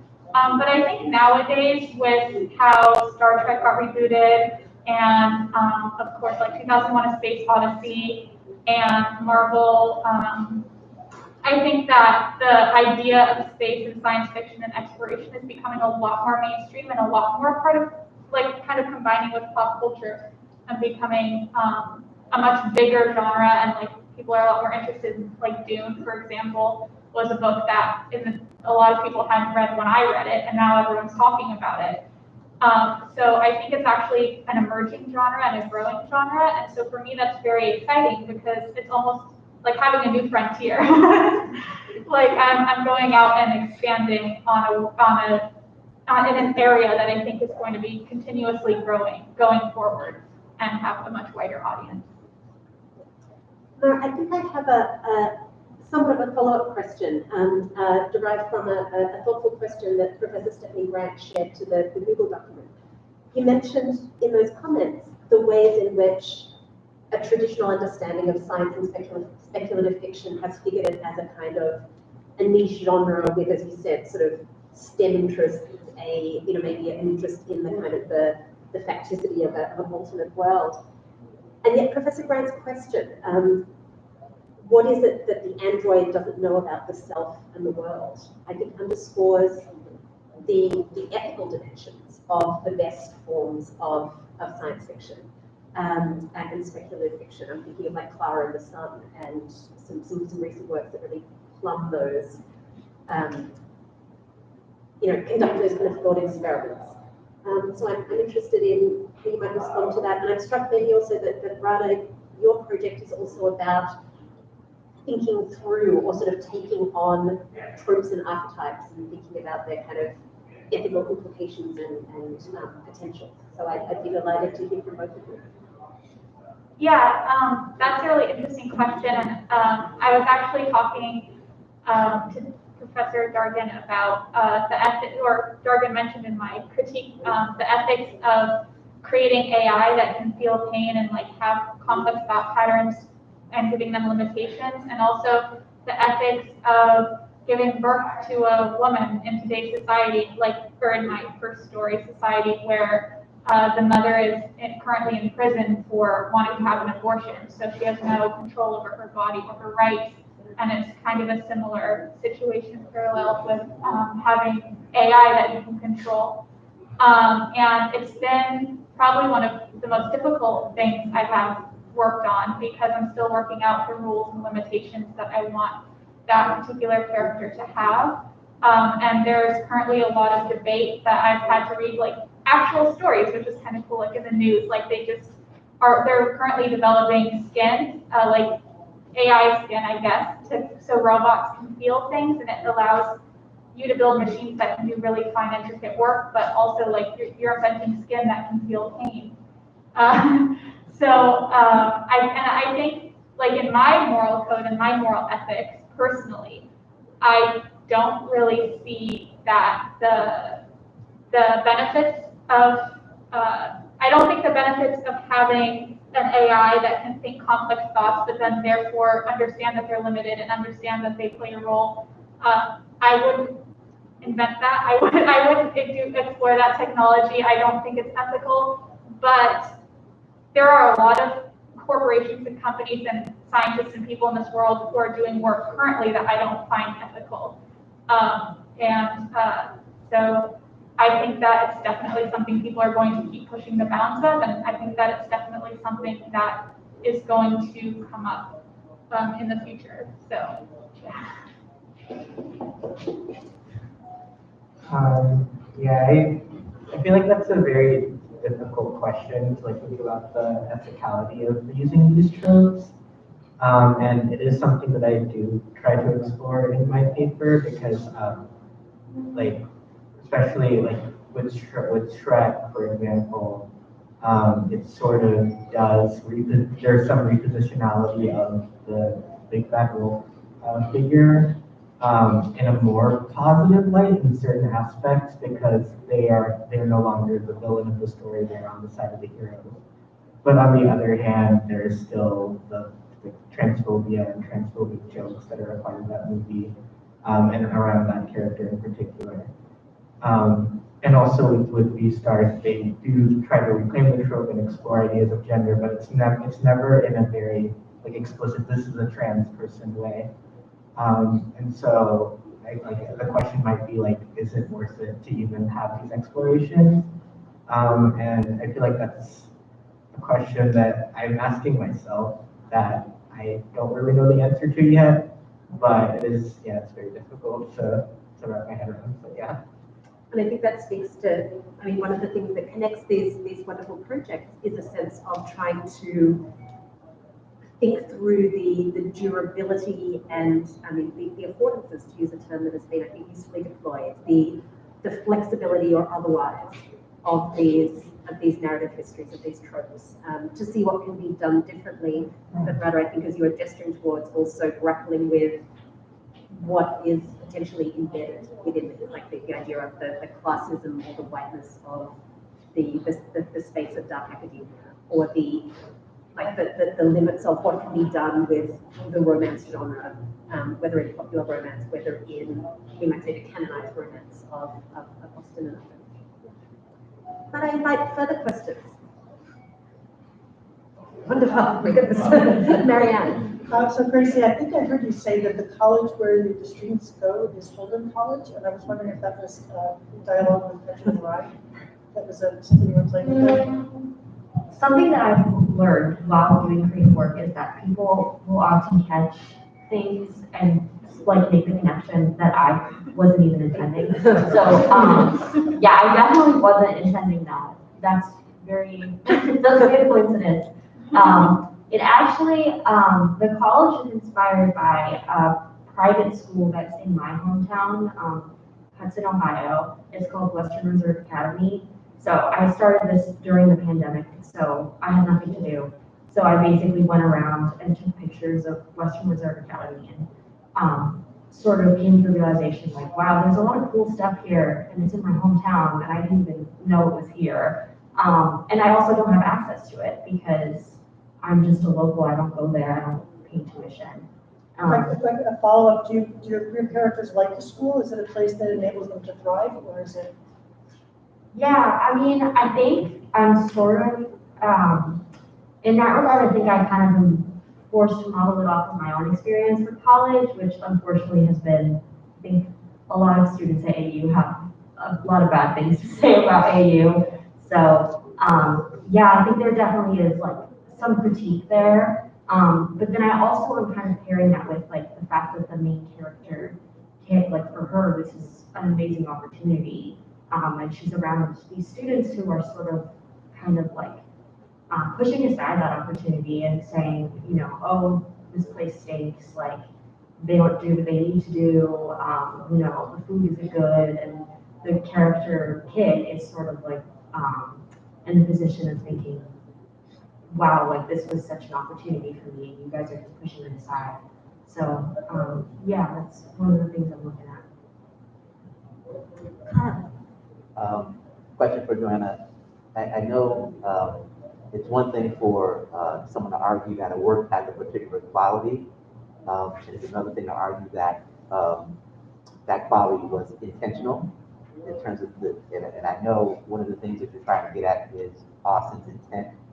And I wonder if you could just talk about the trickiness of that and, you know, what you've been able to do to sort of work around trying to capture her intent with, you know, maybe the limited resources that you have in that regard.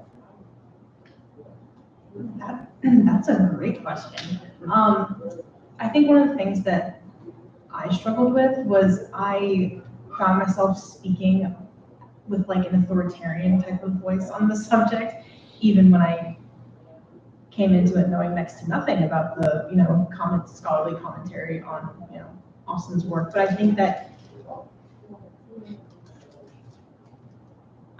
I need to approach it personally in a way where I'm not like commenting on or like criticizing Austin herself, because that's not at all what I'm doing. And I know I'm not answering your question, but I think that, yeah, I just think that it's important that I kind of, you know, make her voice known and not try and speak for her, but kind of, you know, bolster her own thinking in this. I think that I need to kind of move away from speaking for her when I think that like her qualities and her intentions are there. Kind of, I don't know. One would say that you're also speaking for the extraordinary complexity and the multi-locality of the text. Yeah, very complex text. Darren. So this question reminds me of a related thing that maybe everyone can talk about, right? Whether you're doing a critical project or creative project, you have had to encounter this notion that there's a difference between a historical person who's like putting pen to paper or who's, you know, producing animation, and the narrator in the text, or Radha, in your case, right, whatever perspective were being offered by the animation, you know, through, you know, the film technologies themselves. And so I wonder if you all could maybe comment, or if you could comment on the tension you've discovered between the historical person producing imaginative work and what actually gets produced and received on the page or through the television, or what have you. This is especially interesting maybe for people who are writing creative projects and have had to negotiate that bridge themselves. I was thinking, like, how do you approach this question when you're posing it to yourself? Right, exactly. right, when you're the person with the pen. All right. Yeah, I think one thing that is interesting to me is just the fact of review. And I'm in a class right now with Professor Friedman, and we recently wrote a book where it is third person point of view.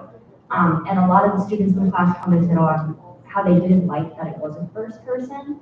And I thought that that was really interesting because me personally, like my own experience and just talking to other readers has always been that I don't like first person. And we had to write this like authorial preface for the thesis. And I found myself kind of thinking about, I do third person as well. So I was thinking about why did I decide to do that? What does that afford in the narrative? And my reasoning for it was really just that I didn't want to connect myself too much with the narrator because there are already so many connections there. And I felt a little awkward about it, to be honest. Like, I didn't want people to think this was sort of like a self-insert novel for me, like me getting to live out my fantasy of like living in dark academia. So, so yeah, I kind of think that's just interesting to think about. I haven't really ever thought about how people will look at me historically as an author, but I just think that, yeah, I mean, my main reason for not using first person is because I didn't want to force that connection. So, yeah. I would say from the passages that I read of your work, you have a way of imposing that first person consciousness on the third person narration. There's just the way that the narrator speaks feels like it's emanating from the consciousness of one of your characters. Is that true? Yeah, I think that is a struggle too. I think as a writer, there's always that struggle of like, I want to have an inner monologue for the character, but it's not first person, so how do I do that? And one way that I did that was in the preface that was included in the video. I kind of have this italics, and it's supposed to be Kit sort of like talking to herself. So I think I have moments like that that I think allow me to sort of give Kit her own thoughts, even though it's not first person. But then at the same time, I think that they're, you know, Professor Grant will circle, you've said this word too many times, and it's always like, Kit wondered to herself, Kit thought to herself, you know. So I definitely am still trying to do that in the text, maybe too much. So it's definitely still there. I haven't really thought about where I am in the will be in the history of literary canon as well. But for me, I think that in the speculative fiction genre, we have such great classics like 1984 and 20,000 Leagues Under the Sea and Margaret Atwood's The Handmaid's Tale more recently, that have really had cultural moments, like when, like back to the abortion thing, I'm sorry, it's just a part of my work, but when they had those kinds of bills being enacted actually in the form of protest, some women dressed up in the handmaid's outfits. And so I think as I continue to explore and write about these issues, since I am really taking news stories and kind of the things I see in my own life and putting them to paper, hopefully in the future they can analyze that and kind of get a sense of my anxieties and like where we're at as a society from the perspective of a woman. One of my favorite things about The Handmaid's Tale, the book, is the last chapter, which is kind of controversial. A lot of people I read didn't really like it, but the last chapter is a panel of men kind of at like a conference, and they're reading The Handmaid's Tale, the journey, and they're commenting on like, why didn't she talk more about the politics? Why didn't she go into more specifics about the way that this country, Gilead, was organized? Like, we want more details, we want more strategic planning. But, you know, she was really just a woman living through her own experience. She was very limited in what she could do and where she could go. And I think that these kinds of human texts about, you know, what it's like to just experience living under a certain regime or under a certain government are really important. It's not just all about the strategy and about the exact rules of the society, but about your experience of those rules as a person that has to live through the times. Yeah, so in the romance genre, it's actually interesting. It's always been this very idealized reality for women. And so it's changed throughout time, and when there was a time when marriage for love wasn't existent, that was a big trope. And that's what people still see the romance as. A large convention is this happy ending, this happily ever after, and a large trope that people criticize is that women get married and they think that that pushes a patriarchal view on to women.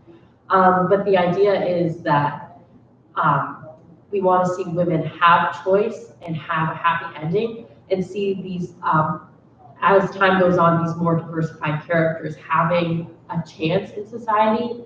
And just kind of speaking on perspective as well, because I battled with that a lot, because the romance genre is done both in close third a lot of the time and first person. I did end up going with a close third for a more cohesive feel. I have a dual POV, which happens a lot in romances, and the romances I've read. And the reason I chose to do that is because I think when you're speaking on a relationship in a book and a connection between two people, it's very interesting to get both sides of the coin in perspective.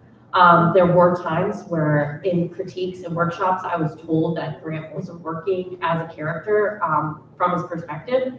And instead of just scratching it, which I did think about a lot, I've decided to go back and really work further on his character, because I really think that it's important to have multiple perspectives if you're working with a connection between two people. So there's a question from the chat for Ashley that is related to what you were just saying, but I'll need to indicate there's more you want. Yeah. So a question from the chat for Ashley.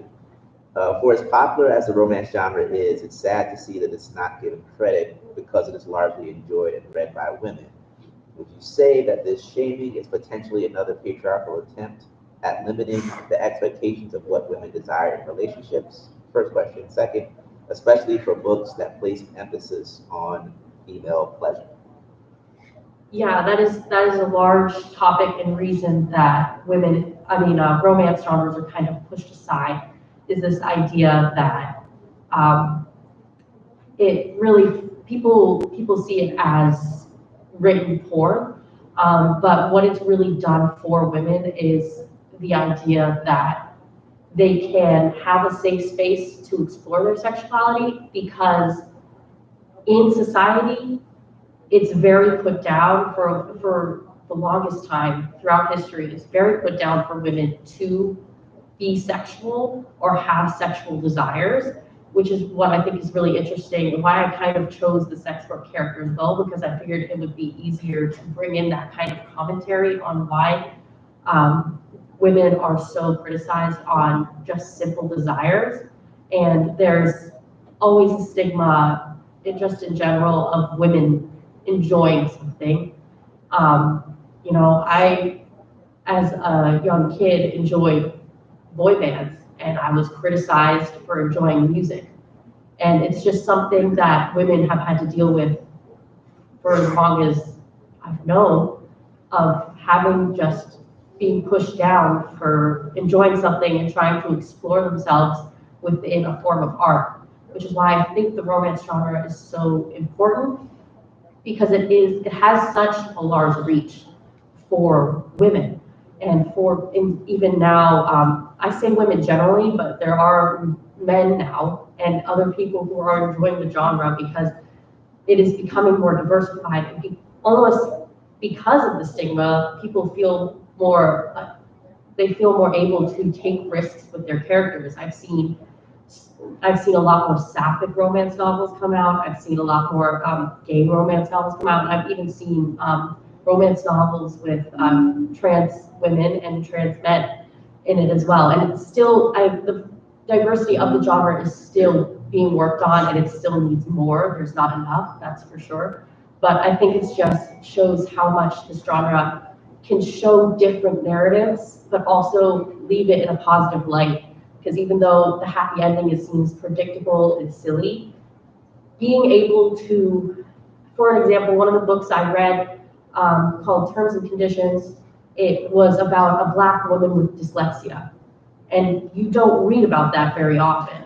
And seeing that in a positive light where it's not so focused on who she is as a Black woman or who she is as a dyslexic person, it's more focused on her as a person with struggles and how she can find a connection with someone and be accepted by society once again. So I think that's really important to show in literature. And I think the romance genre is doing a lot of that right now. If I might jump in, those really helpful comments about both the traditions of a particular genre, the kind of the embedded traditions of a genre that need to be pushed against, and the affordances, the opportunities, and the spaces for more diverse, more creative representation. Maybe Radha also think of your project, and I know in the questions, Dustin, you asked a really smart and I think helpful question about transphobic histories of weaponization, but I'm wondering, following on from Ashley's comment, if you might talk about, I think you touched on the idea of the possibilities of animation and the imaginative representational spaces that are taken up by the kind of work you described. Like what animation and what these kind of tropes offer for a kind of interventionist representation.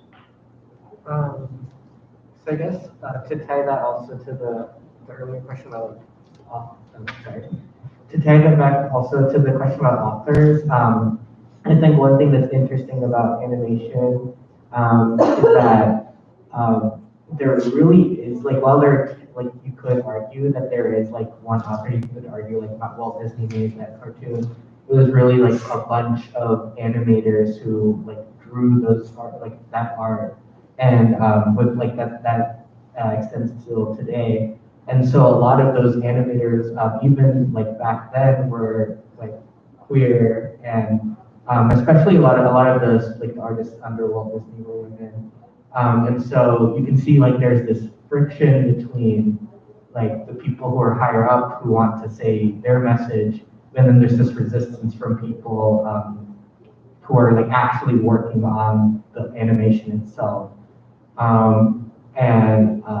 This is not in my thesis, but you can, like, a very clear example of this was in Encanto, which came out last year. It came out that a lot of the people who are storyboarding and like were doing the character designs, they made the characters a lot more diverse than ended up being in the final cut. It was leaked that like a lot of Pixar employees leaked that a lot of queer moments and characters were just cut by higher up people. So there's this like friction within animation because it's so many people that are in it that are kind of fighting to have their voice in the final product. So I feel like you can even see, So sort of resistance and also its containment. John, I'm wondering if you might, I'm thinking of if Radha, you just described the idea of an animation room or a creative room full of many competing voices. I'm struck, Jonah, by the way in which Austen criticism is nothing but, Austen criticism, and maybe even more so Austen fandom, is nothing so much as a group of often vociferously competing voices. And thinking of some of the questions circulated beforehand, and some of the questions that you're touching on. What happens after these marriages? Where do we find these happy marriages? What is the relationship between what is sometimes described as Austen's, I think Claudia Johnson talks of her chronically happy endings. How do you see your project in some ways kind of weighing up the competing weight of those questions of how seriously do we take these happily ever afters? How closely do we interrogate what happens in Pemberley at the end of that book? Well, I know that, that's a good question. I know that in a book that has a lot of, courtship and love and marriage, we're not given a lot of instances of marriage or love after marriage. And I think that we get that in, like a little bit in the film. You see that in at Pemberley, they're like all lovey-dovey, but that's like, new love. What about like, and I have to say that ending, if you're talking about the Joe Wright film, that's only in the American version. Yeah. And then and then we see kind of,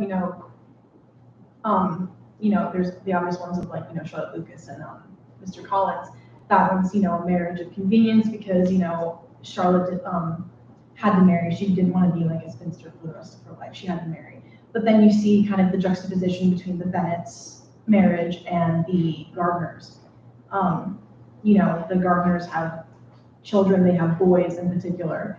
And that's something that the Bennetts don't have. And I think that there's often a way kind of like, there's, you can exist in marriage as individuals like the Gardners are doing, but then in like an advantageous marriage that works, but then, you have the Bennetts. And I wouldn't say it's a bad marriage. I would say it's just a marriage of unequal minds almost.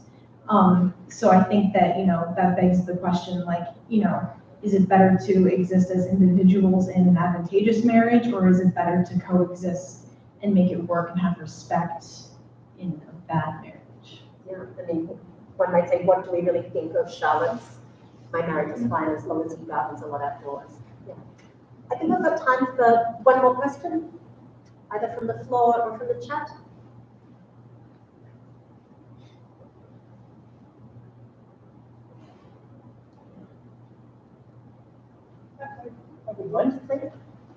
So going back to the romance and the limits of romances, I'm wondering if you've encountered more romance critique of the romance in general. So she has this idea of cruel optimism, which has been really influential. And the idea is that like stories like romances sort of like continue to fill us with a dream that we can never, that very few people actually attain. And it doesn't produce happiness, but what it does is it consolidates our optimism. Like, we have hope, forever that we'll in fact achieve, this dream. And so it's a cruel optimism because it fills people with that, with these kinds of longings. And so I guess I love what you were saying, and you were like talking about, sort of like maybe in some ways non-normative kinds of love and characters like within these romances.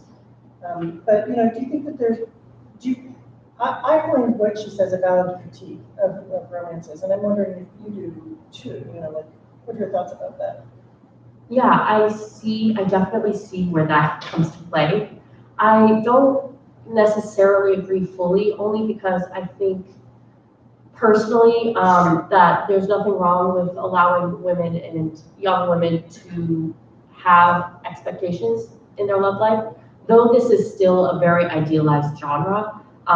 And I think that does need to be brought up more, that it is idealized fiction.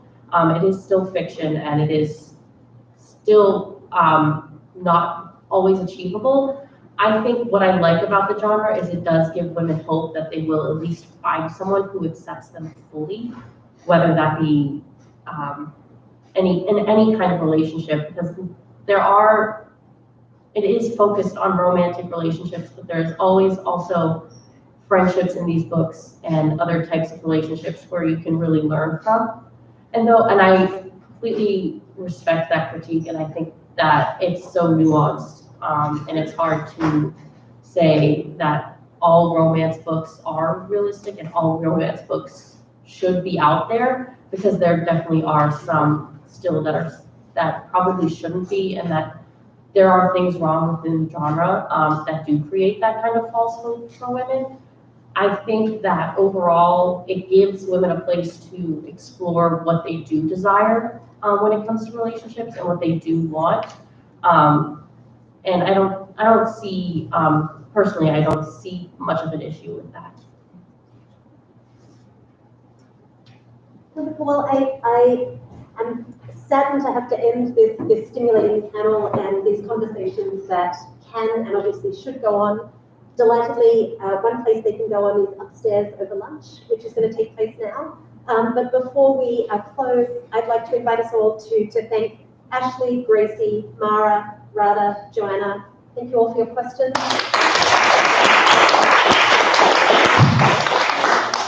And please adjourn upstairs.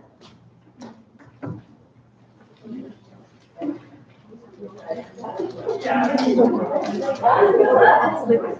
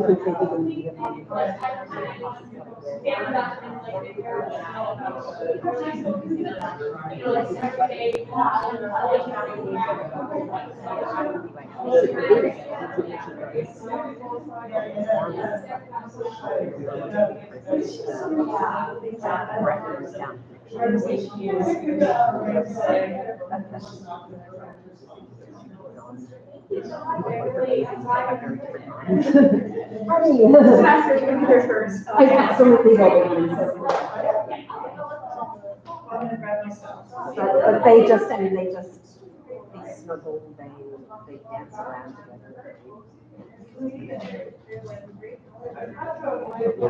Okay, I know, thank you.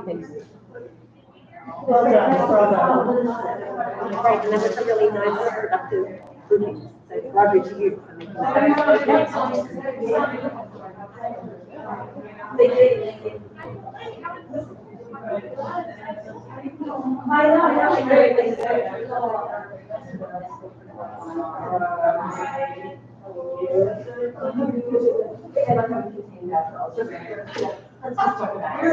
Your interaction was hysterical. It was so good. We gave a lecture together last week, and we must remember there are other people. As opposed to just drinking gin and hugging each other. Very funny, there was gin and redhead hugging one another. Yeah. Charcuterie plates. Yeah, it was a great lecture. I'll never do it a different way. There was gin during the lecture? Yes. I mean, we were doing the lecture from science studies. Yeah. Yeah. So Without camera. yeah. We had a really good time.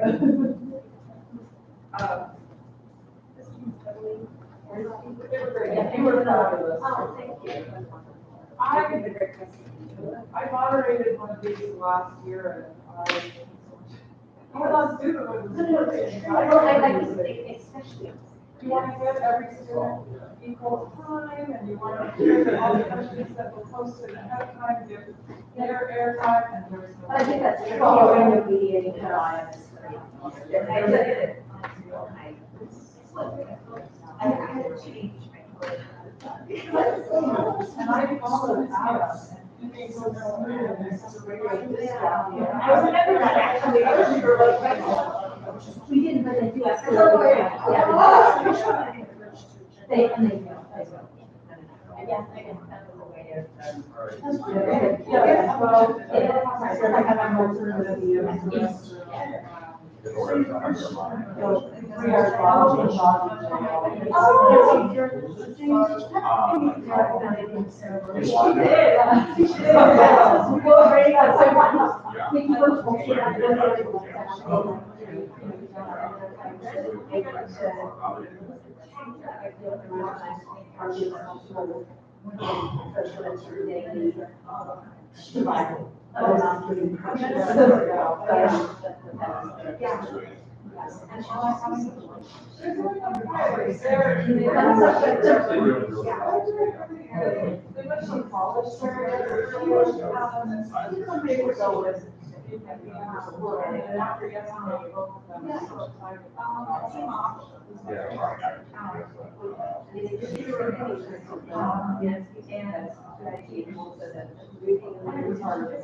was hard. We had really call. Yeah. I forgot how hard it was. We feel very grateful to. I don't think that's bad. And the kids, I think, we taught them to see exactly right where we were. Because if we try to relocate now. I think 3 or 4 years old is a good time for relocate, and then probably like. Well, they had a really hard time in High school, even though, there's this arbitrary scale of how the high school used to the time, and I think there's 6. Yeah, it's like a. But that's what you're, it's really, I mean, there's emphasis on that. Right.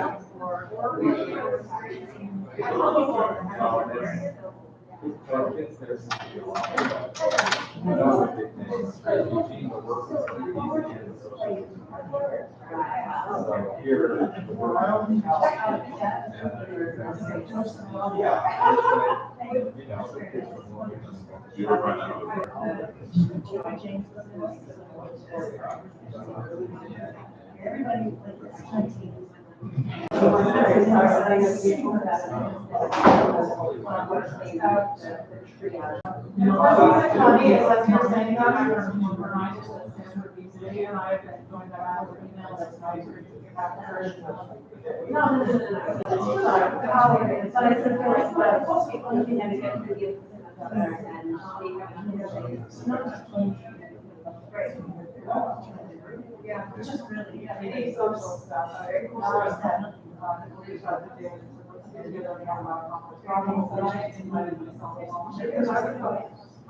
can't say people interact. What's funny is that it was very loud and.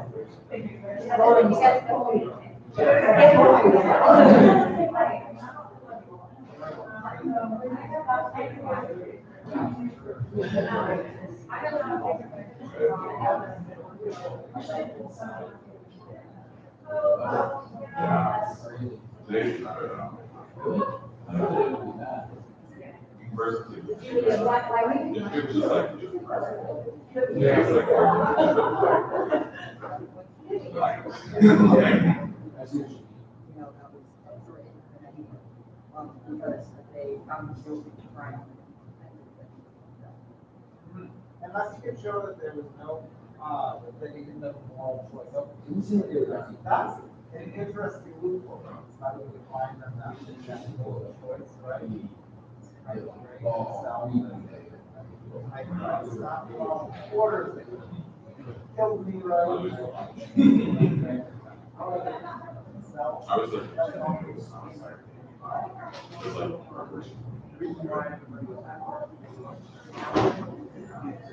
Popping up our shoulders, I appreciate it. Why do you get that? It's not really. It's more so like how. Well, if you do read a lot of the testimony of the environment.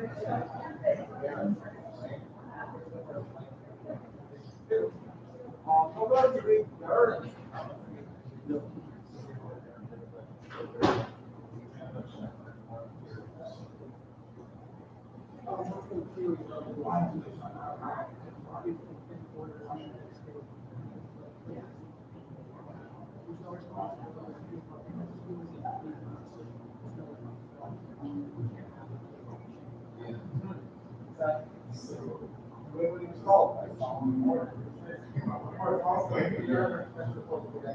Yeah. Only call word.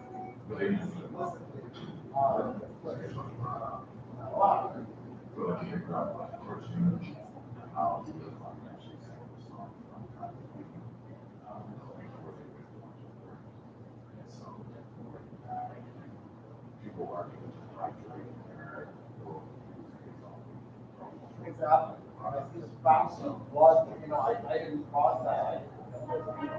Horrified. Terrible things. I used to be terrified. Yeah.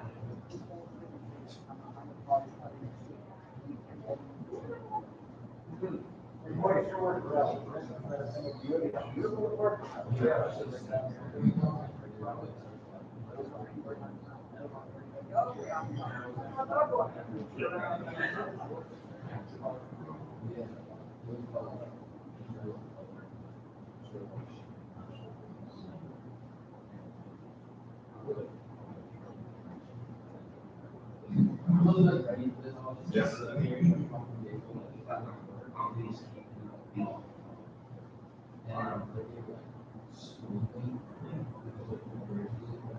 Oh, yeah.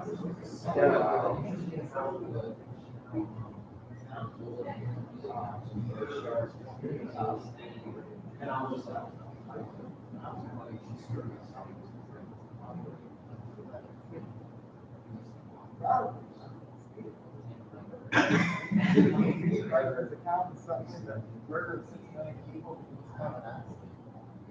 Well, yeah, you know, we just got enough paperwork.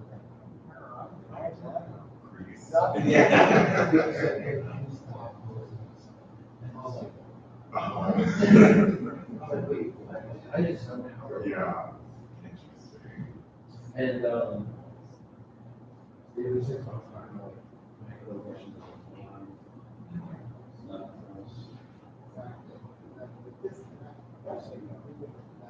Some people were.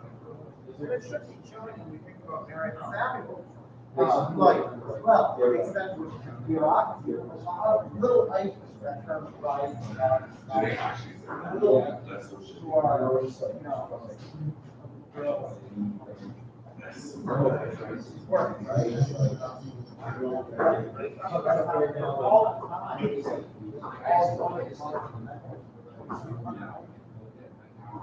Yeah.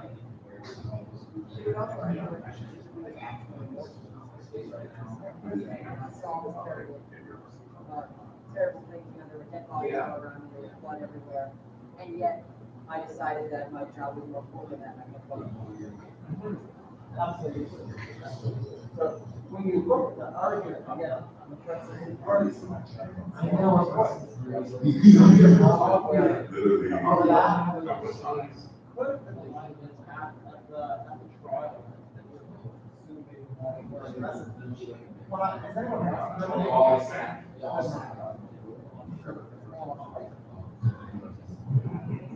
And like, I just like, and I would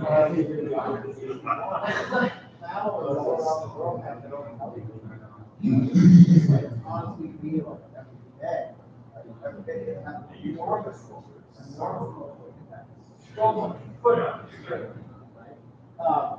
but it's interesting because it should be the approach on the side of prosecution.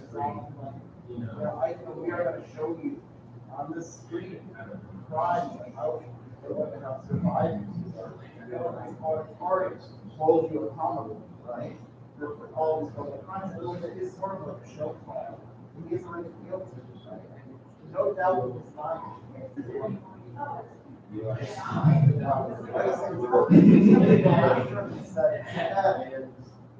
So what happened?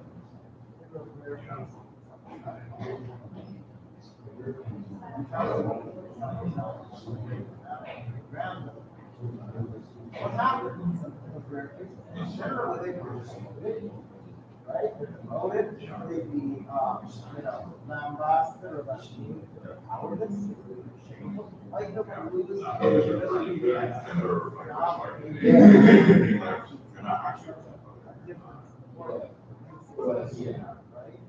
And there's something that is no case, right?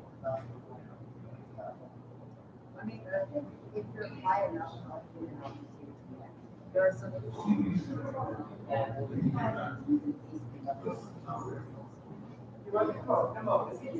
Certainly, your fellows in the company or the office, they would, they would make fun of you, not a real man, that sort of movement, very much exists. Because of course, then what does that say about sort of the work that I'm doing, right? You know, how good do you think that you are? So, so that's what it's not a basis. It's not a second. Not what the stuff trying to do.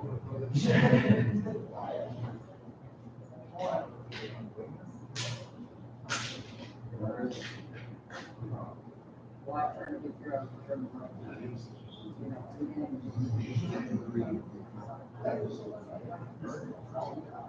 you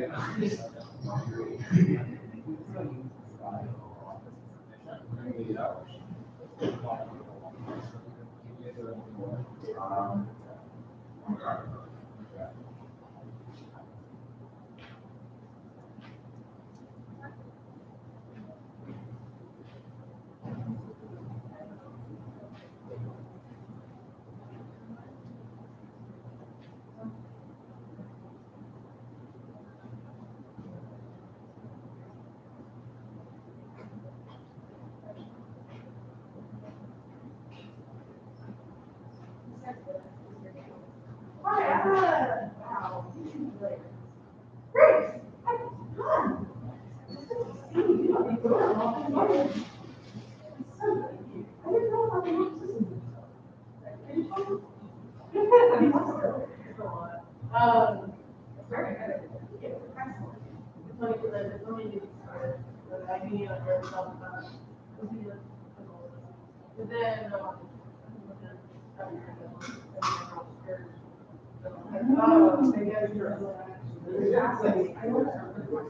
yeah, it's like, There's like nothing on it.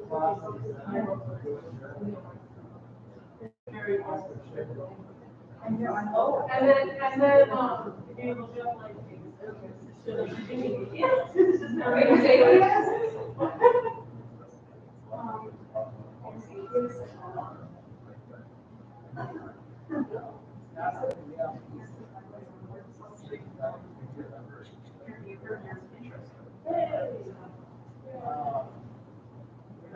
Reminds me a lot of. So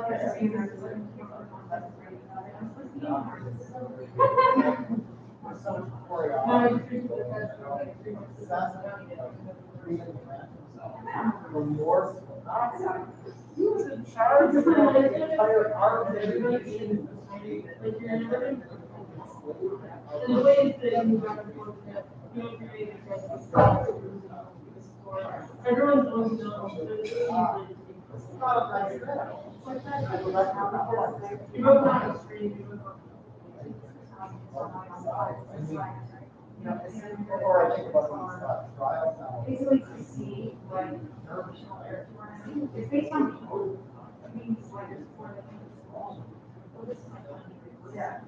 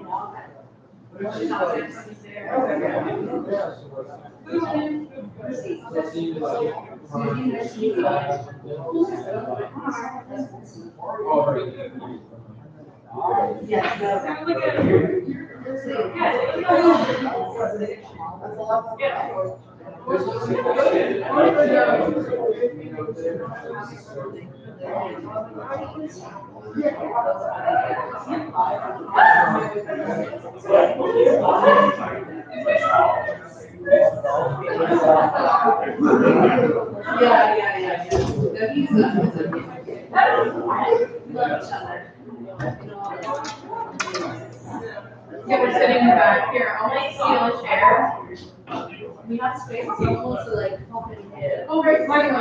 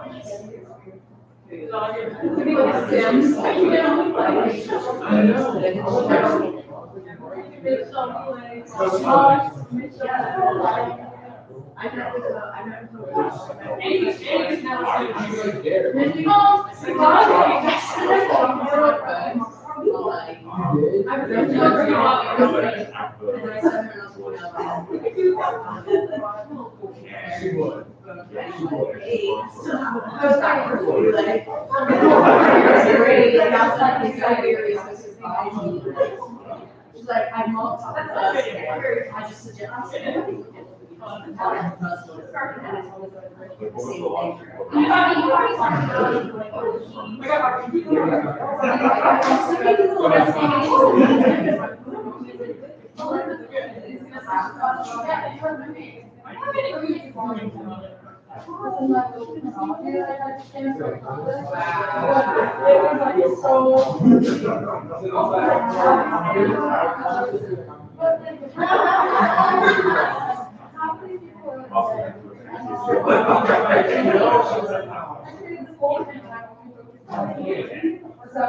That's good, but like it really shows that you like map out. Yes, I feel like,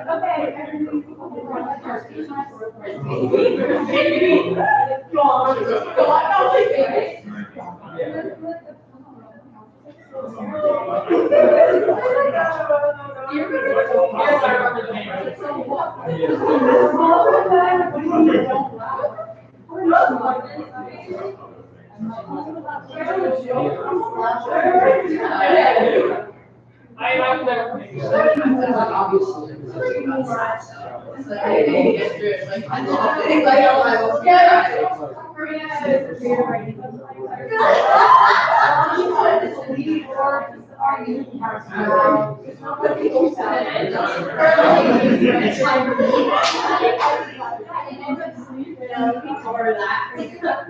I told Alice I would hang out with them after 8:30. I have class until 8. I like lit there in class right after.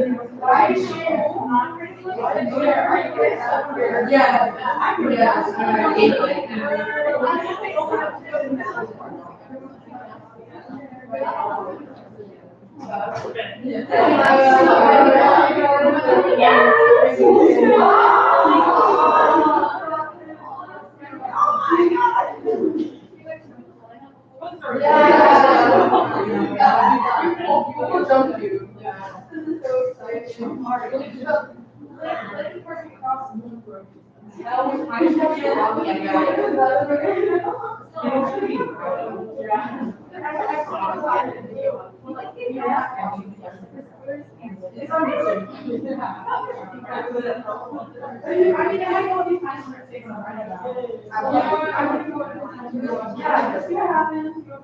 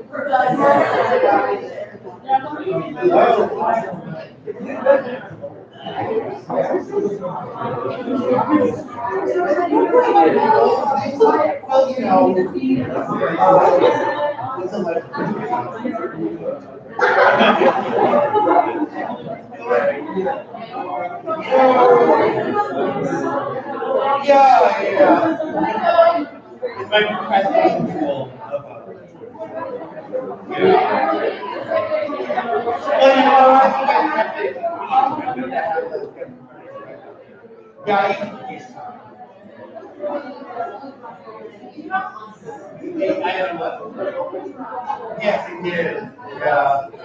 So I had to, I really went out and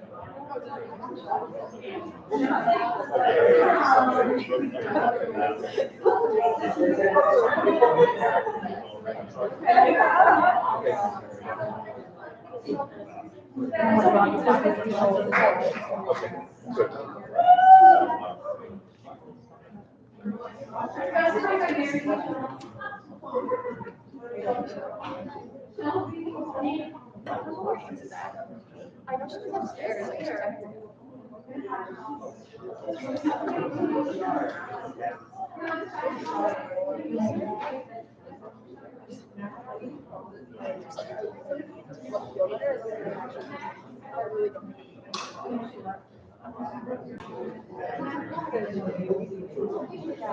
Besides creative too. So like I'm not real creative chunks in here.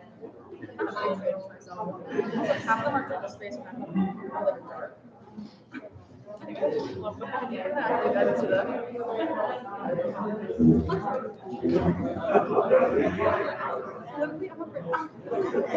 matter if you have the office out and then we can all just come on. She's like, okay, I did that.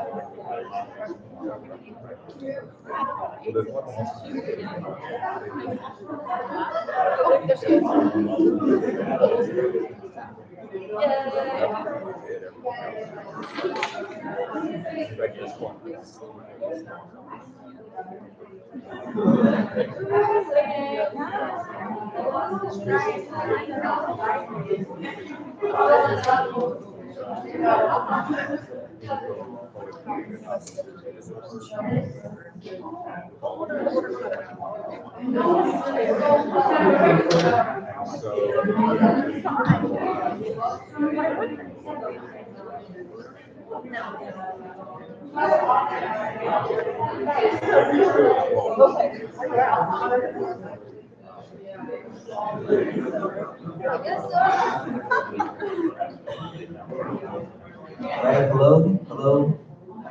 Good afternoon, everyone. Welcome to the second half of the day for our third panel, all shapes and sizes, unpacking new forms. Before we begin, because we have somewhat of a full house at this moment, our chair wanted me to remind everyone, and I'll do this again, about the graduate celebration on May 5th. I believe is a Thursday. for this reminder. I know that weather and COVID protocols made it difficult for us to celebrate the day today, but make sure everyone has that on their calendar. May 5th, the department graduation celebration. So on our panel today, we have in order in the program, Ames Buick, whose capstone title currently narrative and comedic form in Netflix comedy specials. We have Alec Beal, whose fiction collection is titled Matrilineal.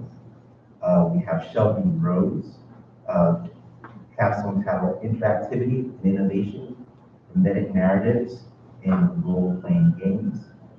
Laura Mukian, whose title is Fan Fiction and the Dead Dub Doku genre. So everyone, please welcome our panelists.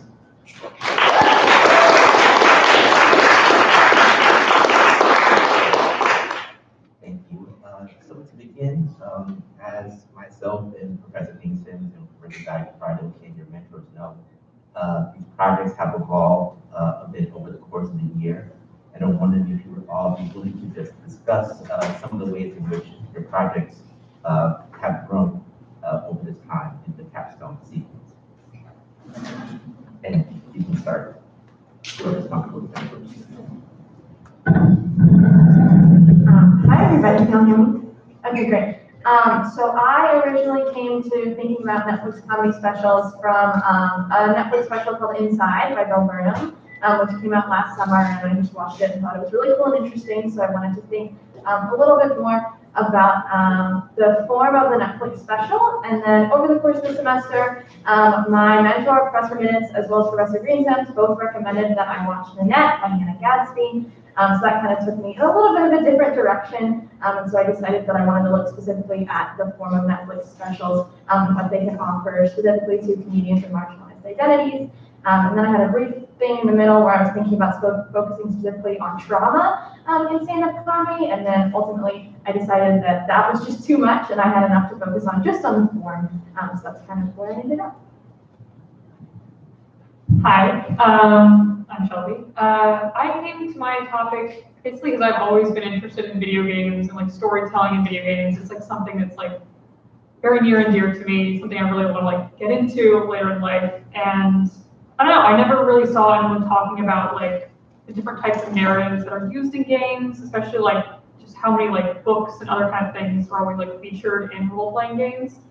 And so I had a conversation with a friend where we were just talking about them in general, and I kind of decided on that for a thesis topic. And over the course of past 2 semesters, it hasn't changed too much. I've come to talk some about like why these things exist, like why they exist as books or in certain forms and as embedded narratives, but it's pretty much just been like kind of the same thing throughout the past 2 semesters. Hi. Oh, sorry. Can you guys hear me? Yeah. Okay. Cool. I'm Allie. I started my capstone when I read Forms by Caroline Levine. She has this theory called affordances. So like this pencil is used for writing, but it can also put your hair up and it can dig the dirt under your fingernails if you wanted to. So that objects can be more than just one thing that they are. And based on that, I grew up with this chair on my porch. Sorry. And was gifted from my grandmother. And it got destroyed in a storm. And when I came home and it was gone, I had never noticed that it had disappeared until my dad told me. So then I decided to write a story about a chair and the affordances a chair can have and what it can hold in familial relationships based on the affordances of objects. Hi, I'm Laura. I actually started my project as a project on Lolita, so it's quite different, but I was really interested in the idea of trauma. And then when I realized that Lolita was such a broad topic, there were so many things to discuss, there were so many papers about so many things in Lolita, I kind of decided to shift and talk about fan fiction and darker, more questionable themes in fan fiction and how people use fan fiction to try and cope with their trauma. And so that's kind of how I developed.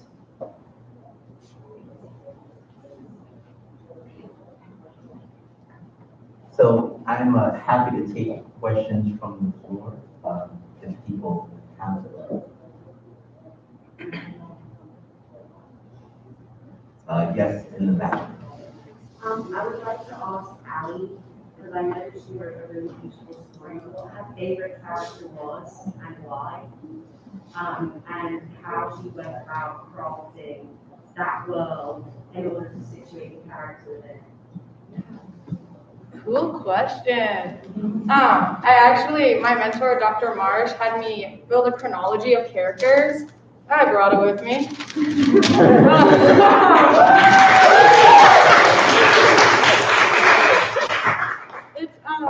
I started with all of these characters and thought that I wanted to have the chair pass through multiple different people, but then I was so drawn to my character, Audrey. She's the granddaughter of the woman who wove the chair. She has a twin sister who ends up having a baby, but leaves the baby to be taken care of by Audrey. And it's this break in the matrilineal line, this thing that when I think personally, nurture becomes our nature. The way we're sort of socialized becomes how we understand ourselves and people through the world. So when I saw that I had an opportunity for Danny, Audrey's sister, to leave and break this matrilineal cycle and have an aunt come in and raise the child, who knows, she knows every in and out of her twin sister, I thought I could open up a second world in the ending of how this character could develop. So Audrey's my favorite. She's just really cool. But, yeah, thank you for asking that question. Awesome, thank you.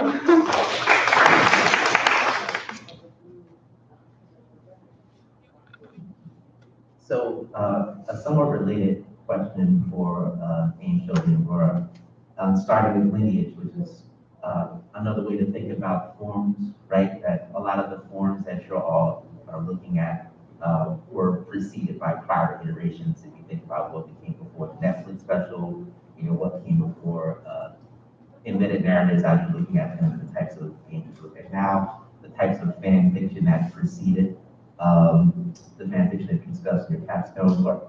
So I'm wondering that change or sort of evolution from those prior forms into what you're looking at right now.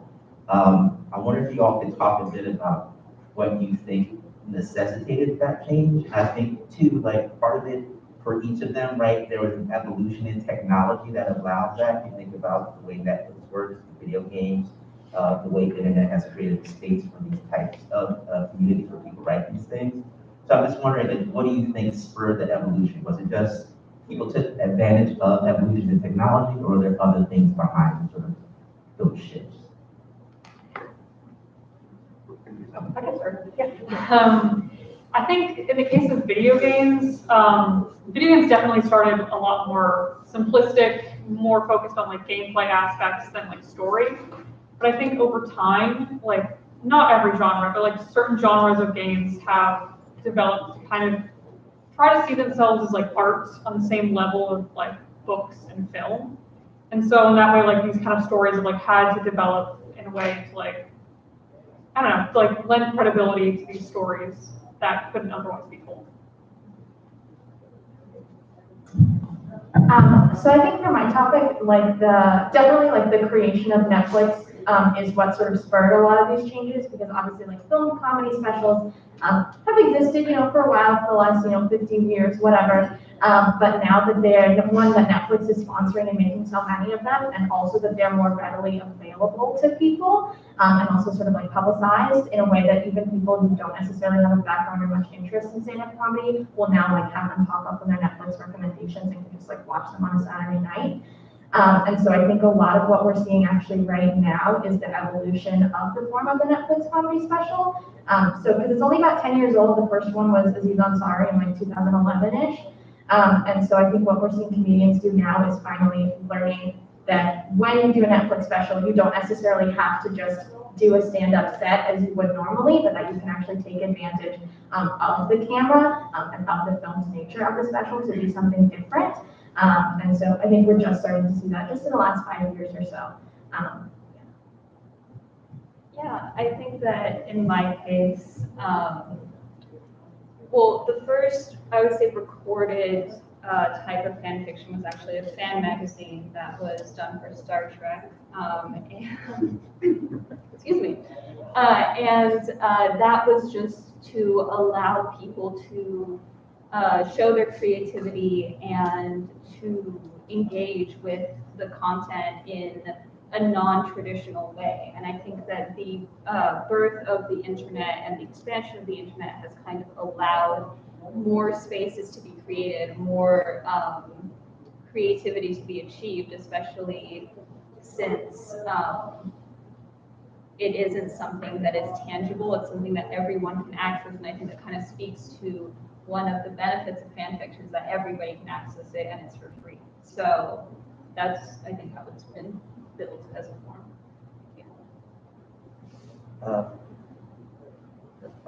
Hi, thank you to all the panelists. I have a question about when we talk about form, thinking about outtakes, the things that didn't make the cut. I think this applies to each of yours. I'm interested in, with game design, with embedded narratives. It doesn't always privilege one main narrative the way that we traditionally see in novels. How do we parse that? Allie, with your pieces, you decided on Ava, Audrey, the chair, but there were others in consideration. For the other two folks, I'm wondering if you could, talk about what doesn't make the cut. How do we know what we privilege in the forms that you've all chosen? I can start just because I have a kind of simple answer to this, but a lot of what I know has just been like readings because Nina Gansky does a lot more interviews than Elsa Minaj. But specifically in how the transition went from a live show to a Netflix special is that a lot of what had to be cut were specific local references, especially because of her earlier iterations when she was, touring the show in Australia. She had a lot of Australian references and anecdotes that then had to be cut when it went for this larger international audience where most people were not going to understand, were not going to care, were not going to laugh at the joke. So that sort of tension between what was originally more of a domestic product and then had to be turned into something that anybody all around the world could see and appreciate in the form of a Netflix special. As for mine, something I really like about the fact that these games have all these embedded narratives and different storylines is that yes, there is a main storyline that is prioritized, but it's not linear. Any one story or quest line, I guess, can be explored at any time. So in a way, no story is really given precedence over another. So each kind of has an equal value, which is something I find really interesting.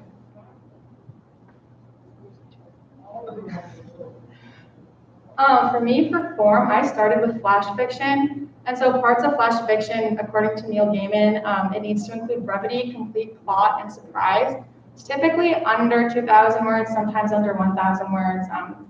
Hemingway has a one line, I think it's baby shoes never worn. That's flash fiction. And I realized I wasn't able to connect with my characters in the way that I wanted to. I found myself kind of having this ambiguous voice, wasn't finding enough out about my characters, and thought the story was traditionally about the chair, but it was more about how these close family puts their worries and troubles into this one chair and what that can represent.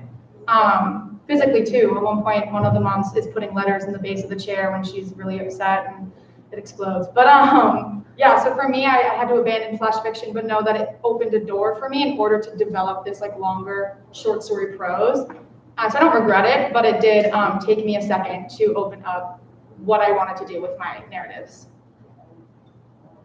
I would say in the case of fan fiction, it's such a personal genre that it really depends on what each person kind of wants to include, especially when we're talking about topics that may be triggering to some. I think it really comes down to what the writer feels comfortable with including and what they want to get out of it. I think it's such a personal thing. And then I know that on some fan fiction websites or websites that are used for fan fiction, such as Tumblr or even AO3, there are people who can leave comments or they can leave asks, and that might inform how the writers decide to go about writing these pieces, because it might inspire something or they might do it for a friend, and so I think that it's really something that comes down to what you're comfortable with and what you can do.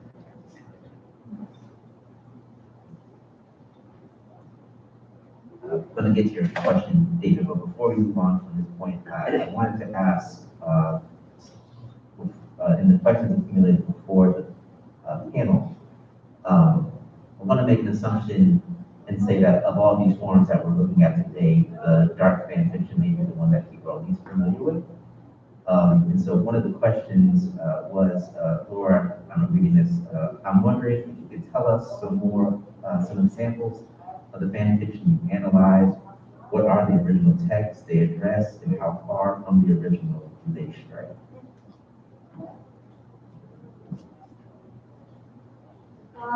Well, the fan fiction that I'm analyzing is actually fan fiction that is written by people that I've kind of come to know in internet spaces, just because it's such a personal form that I kind of wanted to find or just ask permission from the authors themselves.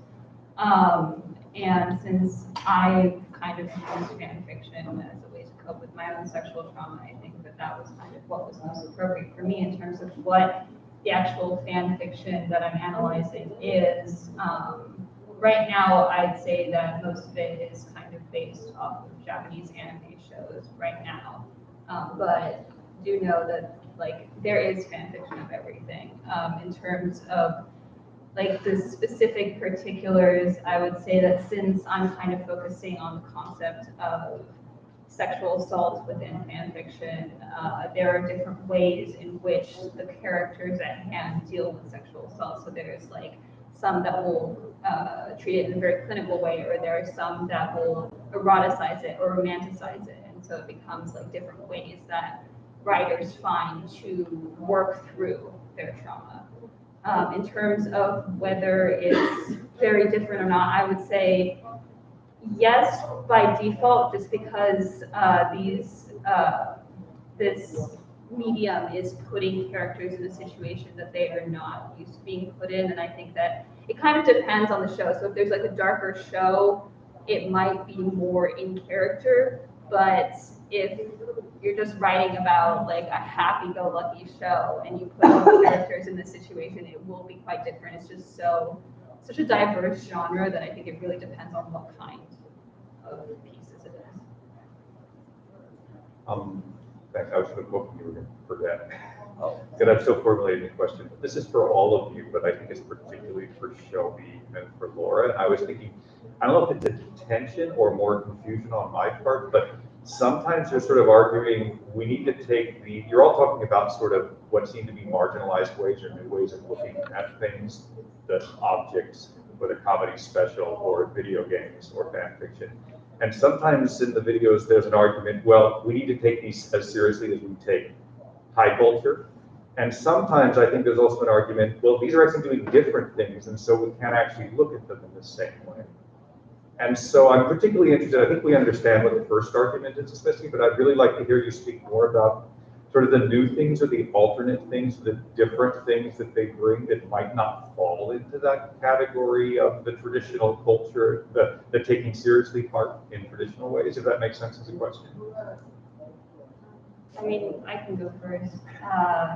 The main thing that I can think about fan fiction is the fact that it is free and accessible, because if you take into account different forms of literature or traditional, quote unquote, traditional literature, it is not only something that you have to buy, or even if it's in the public domain, it's something that's gone through a bunch of alleys to be published, and it's something that's kind of been, I guess, looked over, and it's gone through this whole process, whereas I think that fan fiction really offers the opportunity for anyone to write and anyone to put it out there. And I think that in the case of darker content, there are people who look towards that content to read because they cannot write it themselves, and so reading it is a way for them to cope as well. Yeah. I can talk. In my case, I think that it's true that like games are doing something with stories that like other mediums can't do, just on the basis of like their level of interactivity and like the fact that they can utilize like visual and auditory and like all these other kind of like elements. But at the same time, I also think that since a lot of them do contain traditional narratives, like they can be considered worthy of the same level of like respect in some cases that other forms of media can. Because like if we take like film classes at like AU, for example, like we're taking classes where we analyze the sort of like the narrative of film and taking it as a literature class. I don't see why it couldn't be like that much of a leap to do the same for like the stories of some games that like rely on traditional storytelling.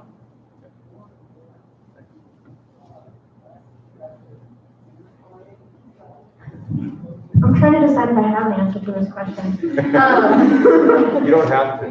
No, I think I kind of do. I think a lot of what is happening, so Netflix has just popularized the form of the stand-up special to such an extent that I think we're finally having to confront how do we evaluate stand-up specials? How do we determine what's good, what's bad, what like is worthy, I guess, of like literary attention in a way, and what's just like funny and for entertainment. Although I think a lot of what we've done in literature is argue that even things that are funny and are entertainment are still worth thinking about more seriously. So that's a non-answer to your question. Well done. Thank you. I think in response to Ames, what you just said, and Shelby, your comment also, I mean, you're both talking about traditionally more culturally marginalized or more popular forms, but I think you're also both talking about interventions, or Shelby, in the case of your project, like formal elements of particular games that are making an implicit claim to be taken seriously as art forms because of this, because of that recursivity, because of the way in which forms of embedded storytelling invite us to think about how all gaming is a form of engaging and moving through narrative. And as you point out, these embedded texts both heighten our sense of that textuality, but also of the openness of the form. And I'm thinking about some of Gadsby's commentary about the way in which the special was often received with real hostility, with people saying, you know, this isn't funny. And yet, both the way in which that seemed to miss the point, but also overlook the ways in which what they weren't finding funny was the self-reflexivity of their, I mean, the degree to which Nanette is, amongst many other things, a kind of masterclass in structure, storytelling structure. And I think that part of what people felt perhaps alienated by was this sense that what they expected of a comedy form was an hour in which they would be moved in a linear fashion through a series of set-piece jokes, rather than invited to deal with not only very weighty topics, but a more formally complex form of narrative. I don't know if either of you want to, I mean, I feel as if I've learned a lot from both of you about how and why to take these forms seriously, and I don't know if you have more to say. This is kind of like a tangent, like a tangential, but something I also find interesting with like video game stories is that like there are plenty of games that like I've played that they have been expanded into book series or were originally book series or have been turned into movies, and it's just, I find it interesting like how closely intertwined these kinds of like narratives are, but like we tend to place like video games in like this kind of different kind of category, even if like in narrative structurally, like they are very similar to movies and books in some ways. And as you suggested, are also generating parallel forms of the way which that really complicates what I think you're suggesting is an implicit hierarchy in which we think of games as somehow they pass the time, but they don't tell stories in quite the same way, and the way which your project challenges that. I also, again, don't really have an answer, because I totally agree with everything you said, and your reading is like exactly what I'm trying to do, yeah, in my thesis. I think the point you raised about whether or not a comedy special is funny, and especially how like Hannah Gadsby has been attacked for being like not funny or whatever, isn't something I really address in my thesis, but I think that is really interesting, one, because humor is so subjective, like what one person's gonna find funny, another person isn't, and so how do you evaluate humor? Because some people will find it funny, some people won't, and if it's not funny, does that mean that it's not good humor? Or if these people don't find it funny, does it mean that it's not good humor? So don't have an answer to that, and I don't, it's too big to talk about in my thesis, but I find that a really interesting question, yeah. And the way in which that question of what is funny is also implicitly about, as is the special, what allows us to feel comfortable. And if you're creating a show that is precisely about making people not only uncomfortable, but dwelling in that discomfort. I mean, I'm remembering some of the critique that were like, it's like a TED talk. And there's one point when Gatsby's like, wow, like that's what you've got for me. Yeah.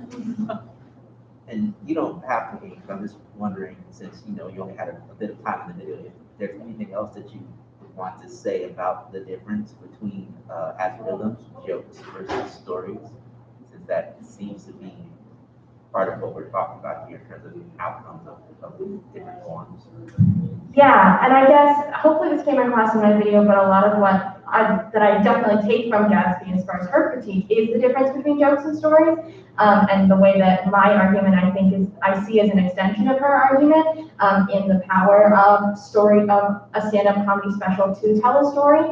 And I think this also goes a little bit back to your comment, Professor Brigham, about just the nature of an audience versus comedian reaction. I think stand-up comedy is unique as far as storytelling forms go, in that and maybe video games are a great example of this as well, in that the interaction between the viewer or the audience or the reader and the actual performer is like the same thing and so much a part of what makes the piece itself, which I think is really interesting and unique about the form of stand-up comedy and video games as well. Shelby, if you want to talk about that, I think that ties really well together. Yeah. I'm not exactly thinking about that just until now, but yeah, it's true. Like the kind of way in which interaction is just inherently a part of the story in video games and kind of in comedy, especially as you were talking about. I talked about this some in my video and in my larger thesis, but something I found really interesting is the way in which the player drives the narrative in game, which isn't really seen in many other genres or mediums. And I don't know, there's a lot of times, especially with the embedded narratives I mentioned, where your specific actions will affect the embedded narratives in games, like the meta text and what it says or where it appears in the game. And I don't know, that's really interesting. Yeah, this is a bit of a follow-up to Professor Reddick's comment about comedy specials and discomfort, but I actually think discomfort would be a thread that we could talk about, maybe in particular, Laura, but so the comedians that you look at are from marginalized groups, right? And so you're talking about the affordances of the Netflix comedy, but specifically, these affordances are about healing and trauma and processing, right? So I guess and then that reminded me of what Professor Reddick said, oh, well, part of what we're being asked to do is kind of hang out in that moment of discomfort. Of course, she said it more eloquently. But that wouldn't be the case if these comedy specials were making us feel discomfort by making a transphobic joke, right? And so, so discomfort is, we're like, oh yes, great, we're dwelling in discomfort in this case, yes. But I guess my question, it kind of ties into the question that I asked in the Google Doc, but how are these affordances specifically tied into the particular identity formations of the comedians? And then more broadly, I think for other people, if you want to jump in, what is the role of discomfort, right? What is the role of making the audience feel somewhat distance or uncomfortable in their Yeah, so thinking a little bit about the discomfort idea, I think part of what makes both Homecoming King and Net have that discomforting feeling at times is because it's who they're centering, both in their audience, who they're speaking to with their specials, and in what ways these messages come across differently to different audience members based on their specific positionalities. So one example that I didn't get to talk about in my video, but specifically with Homecoming King, is the way that Minhaj centers his brown audience members through speaking in Hindi first before providing a translation in English.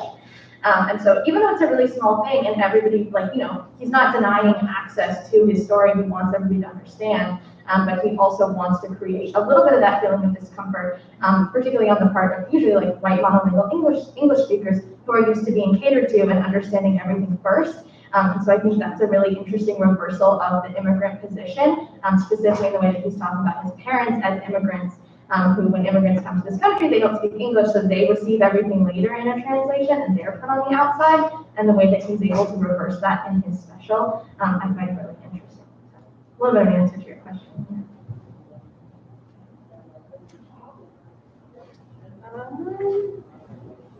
I would say, actually, can you repeat your question again? I'm so sorry. Yeah, General question, I kind of lost it.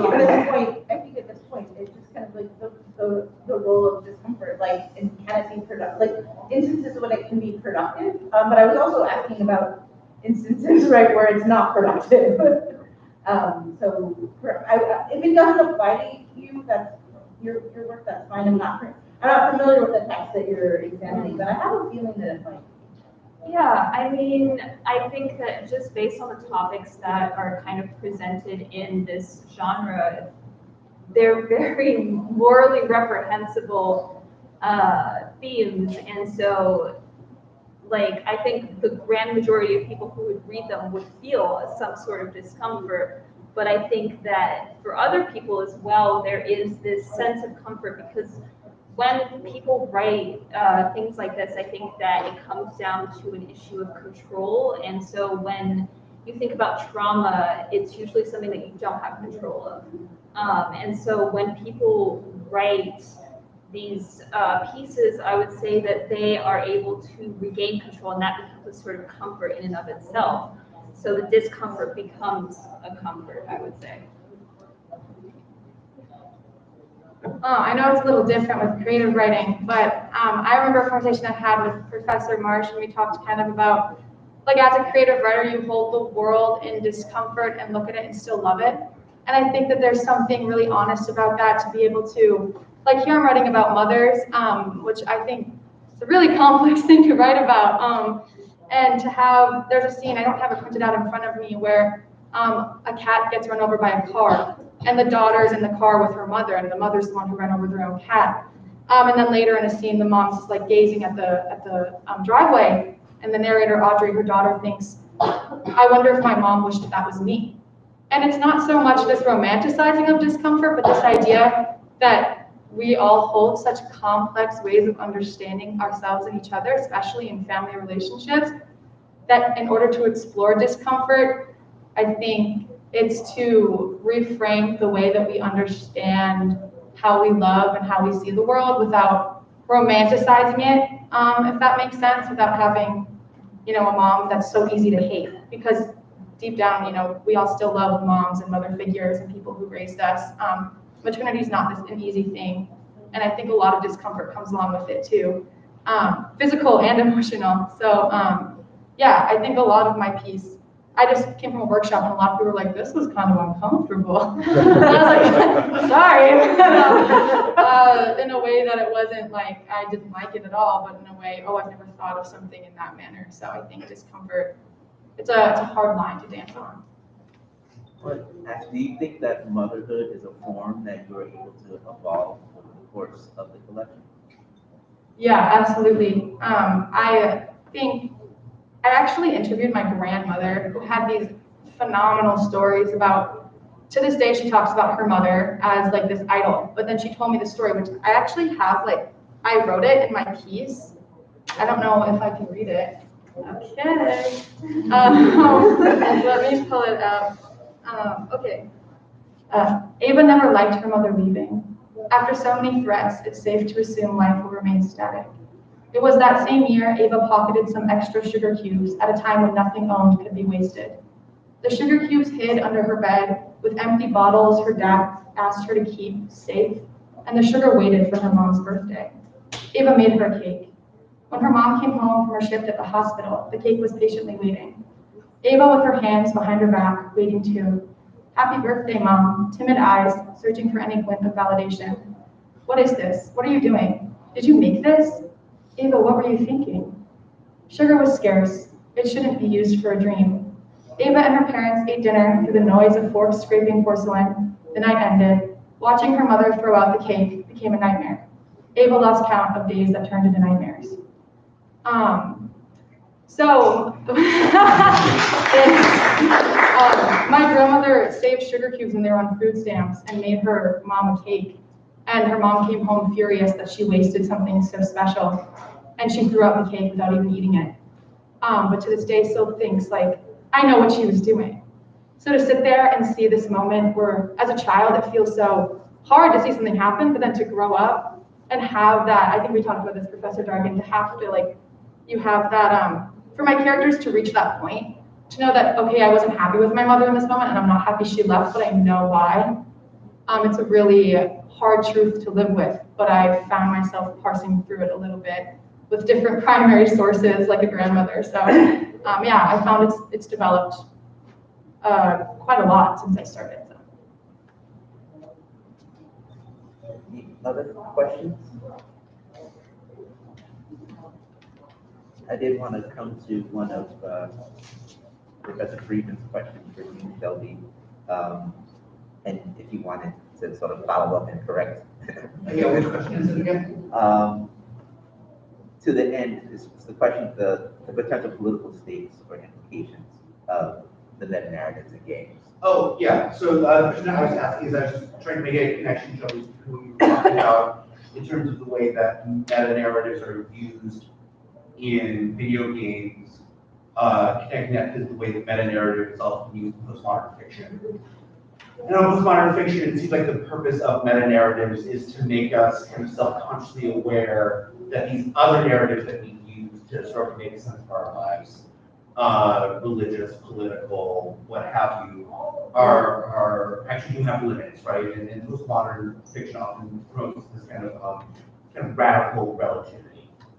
So I was wondering if you saw there being political or philosophical implications to the formal use of meta narrative in gaming. I have to be honest, I haven't really thought much to that end, but it's interesting to think about. Definitely, like within games, like there are like a bunch of narratives that just will like focus on like different like political in-world like issues that can be applied to like the real world. Like it's not as common from what I've seen, but like I've seen like in-game narratives talk about like issues of like same-sex relationships and like other things like that, and it's like things that aren't necessarily, they're not necessarily trying to take on a greater political just like authority, but there is like some like greater application of them in some cases.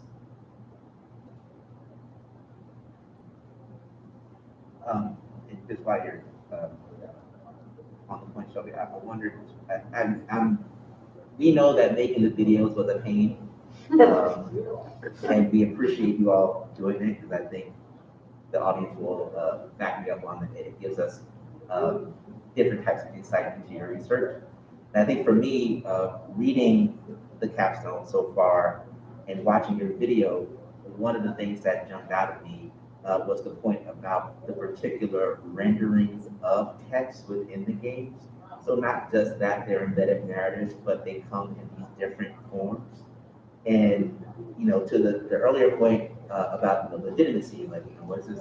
I'm not a person. I don't think ebooks are books.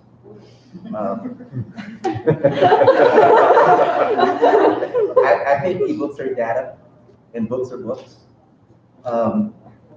And to that point, I was like, like when I see a book rendered in the video game, I'm more likely to treat it like a book.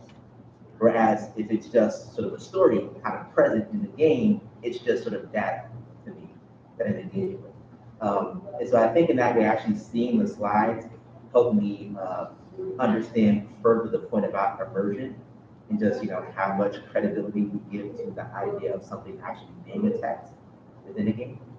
So yeah, like basically I talked some about the different like forms embedded narratives take, like why they take on these forms. And I think like there's like many different forms that come in. Like I talked some about like different like computer monitors and like audio recordings and like actual books. probably the most common that I've seen in like games for embedded narratives have been like digital renderings of like physical books. And I don't know, I think like part of it is a way of like lending credibility to the stories being told within this like universe.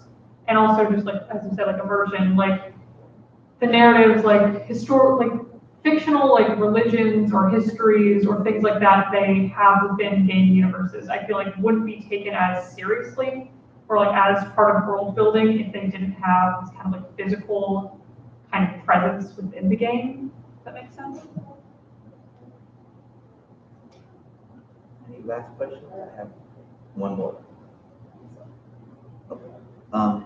So Laura, to the point about control and how this type of fan fiction represents access to a type of control that may be therapeutic. And also, as you noted, that this work is produced in communities, right, of people who know and trust each other. Mostly. So does scholarly study of this form potentially risk that control in the sense that it is inviting outside eyes into this space?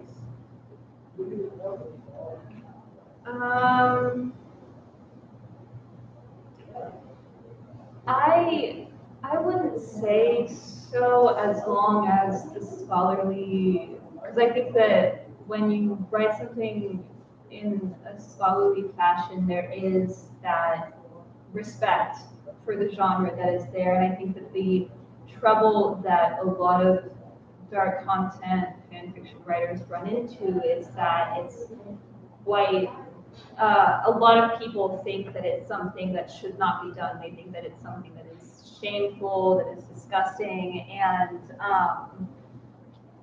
even if there are works that are presented in certain communities, it really depends on the author. I think that if you're, for example, an author that posts their works on Tumblr, then you might have like those communities. But if you post them on a website called Archive of Our Own, which is like this very big fan fiction website, there isn't as much interaction. Like you can leave comments, but there isn't really that community, so you can kind of just do it for yourself. So I think that in terms of whether or not it's inviting outsiders, I would say that perhaps, but I think that as long as it's done in a very respectful manner and it's analyzing something that is, or I guess it's just analyzing in a trying to understand type of way and not just a bashing type of way, I would say that it's completely fine. If there are no further questions, we have another round of applause for our panelists.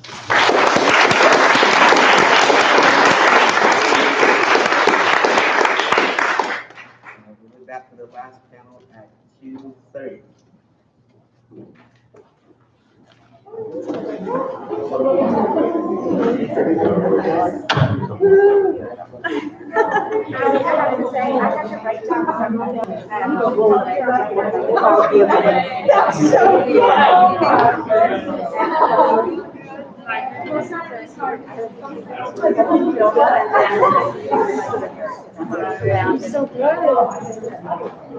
You're the smartest person.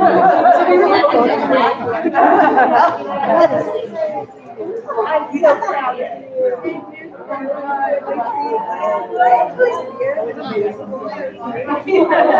Congratulations, that was great.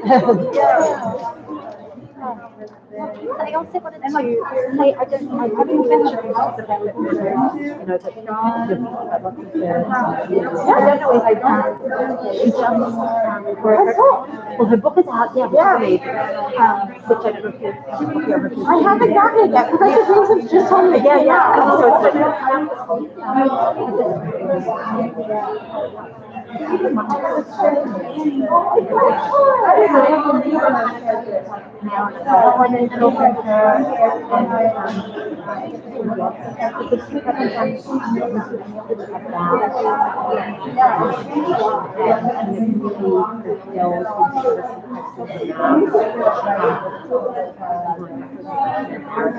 So in ways that make me think will be okay. Oh my God. have the craft of conducting through a message structure, which I think that would be great. Yeah, I guess that and then the other one is live or see if you're okay.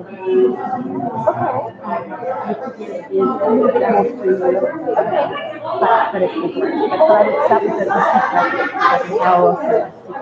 Amazing. No, I love this.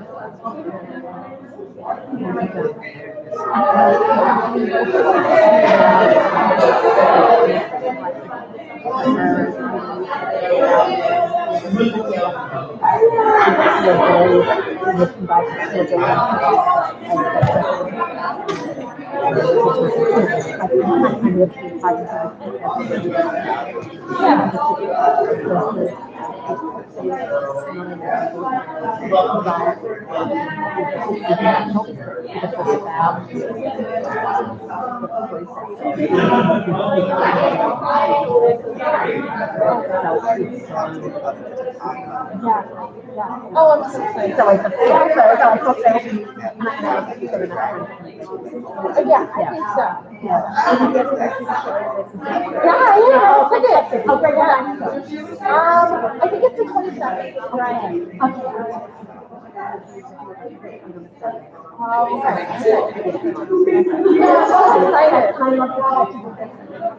Yes.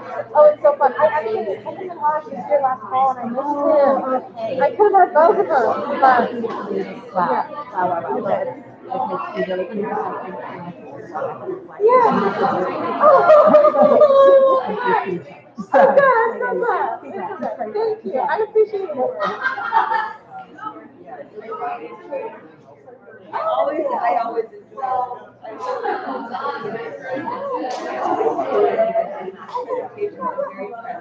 yeah, and it's a great voice.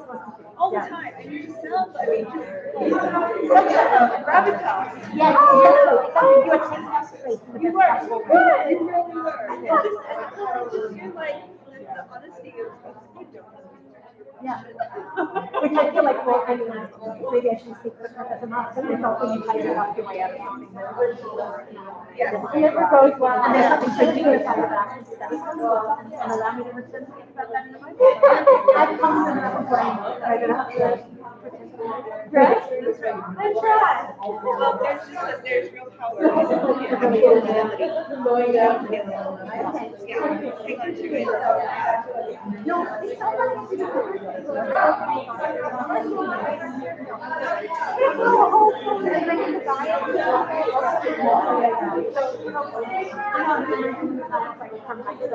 yeah, right.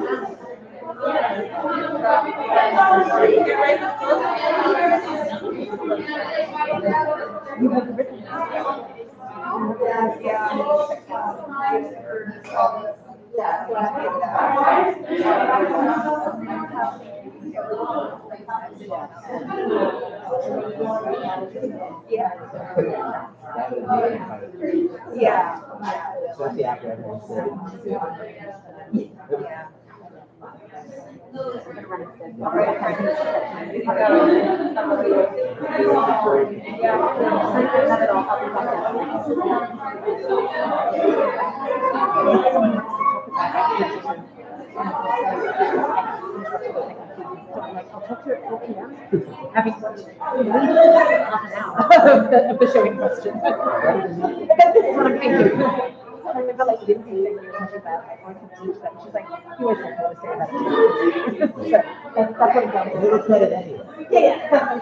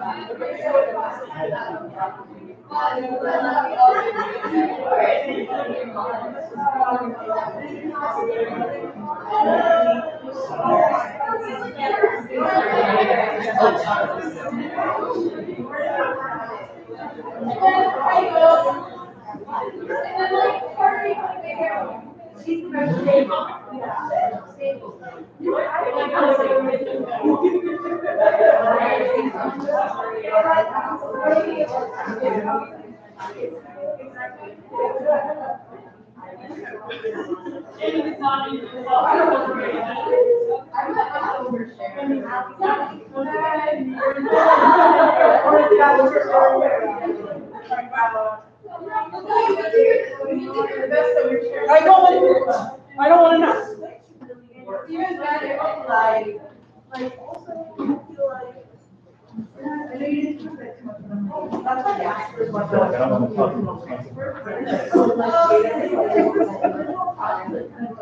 Should I sit right there? Yes, sit right there. I'll be able to gauge from your facial expressions how I'm doing.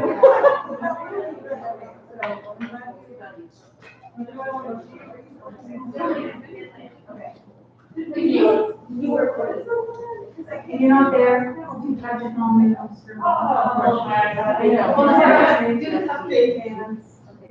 Yeah. Imagine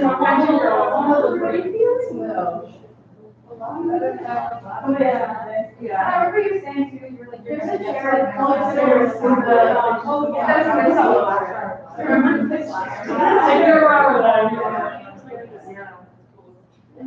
I loved it. I wish I was sad. Like I said, we normally have it like closer to the end, so it's only like next. I know, it's so funny. And I'll stay there. Yeah, it just stays there. Yeah.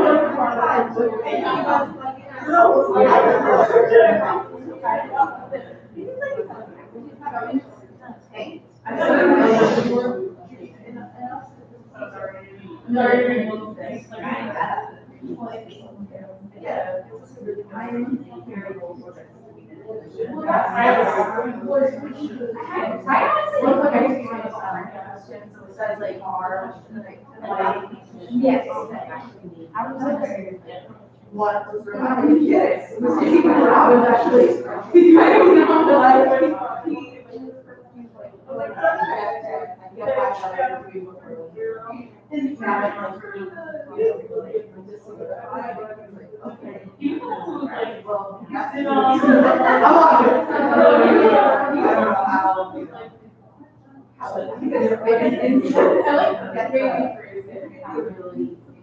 and Professor was he's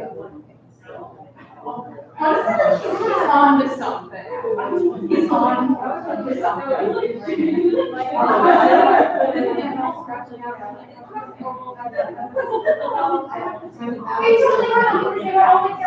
there wasn't a lot of diversity in the team. If I tried and they were like,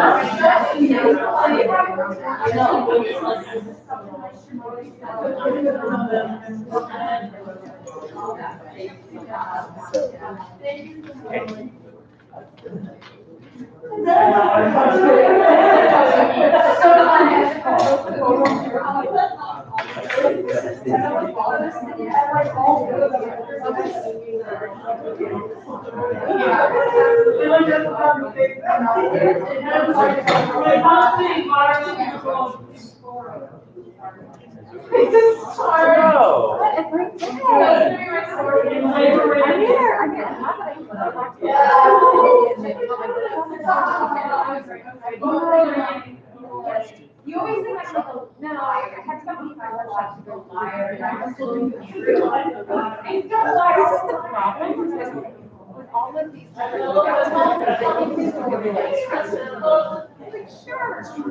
I don't know, like,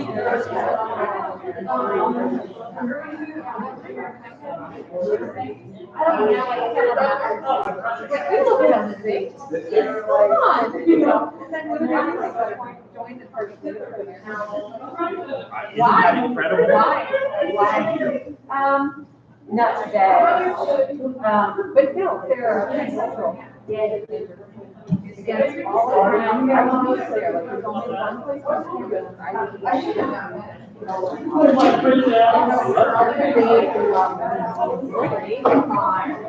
Well, actually, it's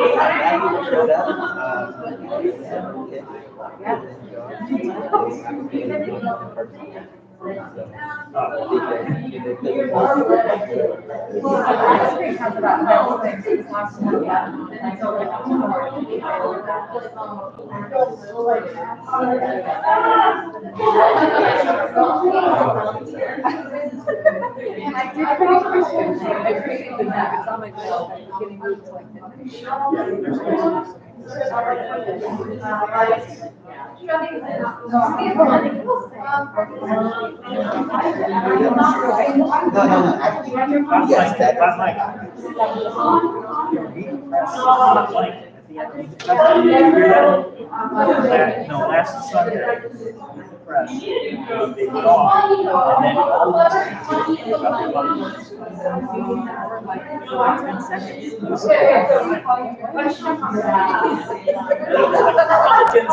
and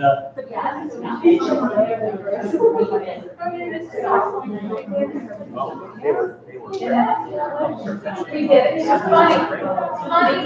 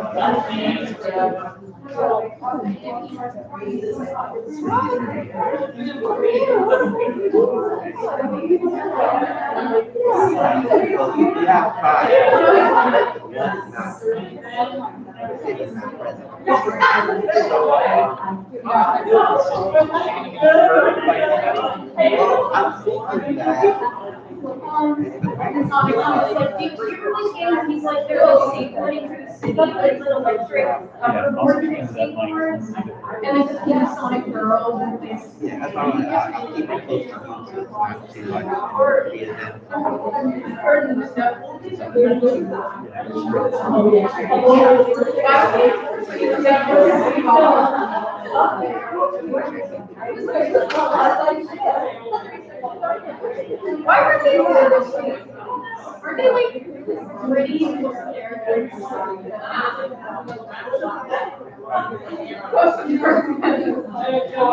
Why did they make?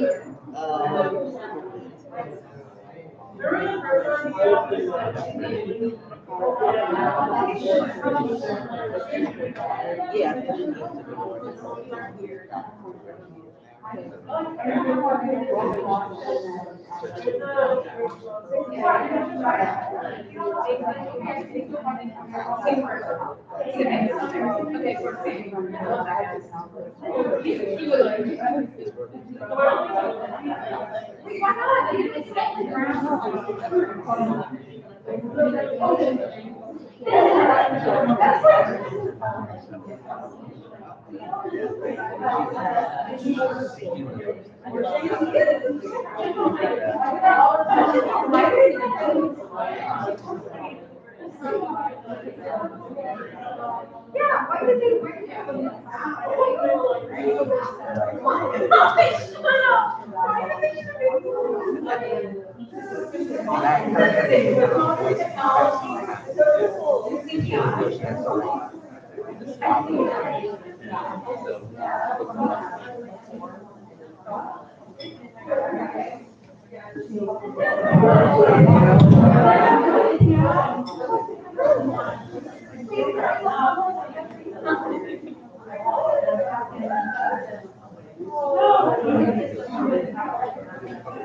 You're kind of cute.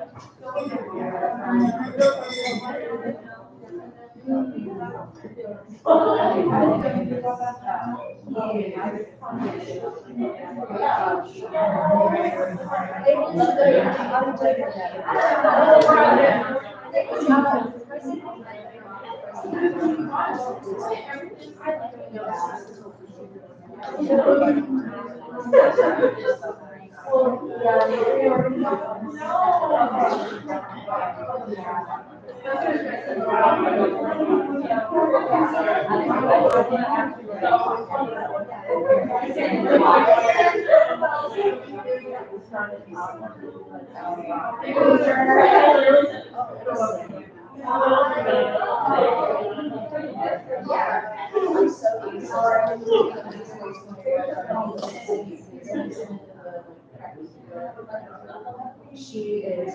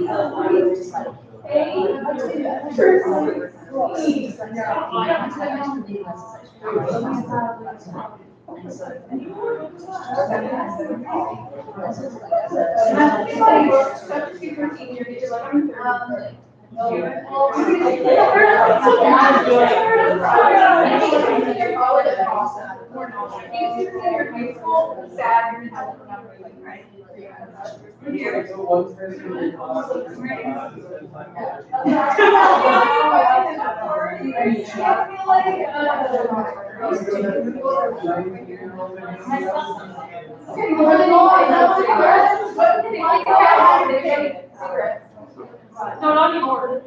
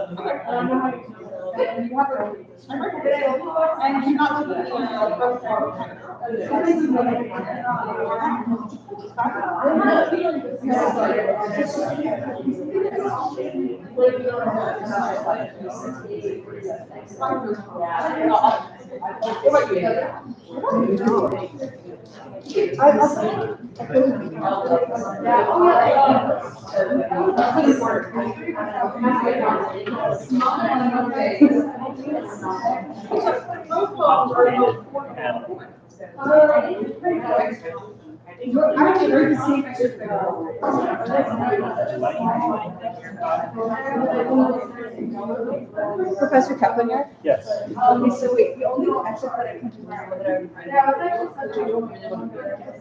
I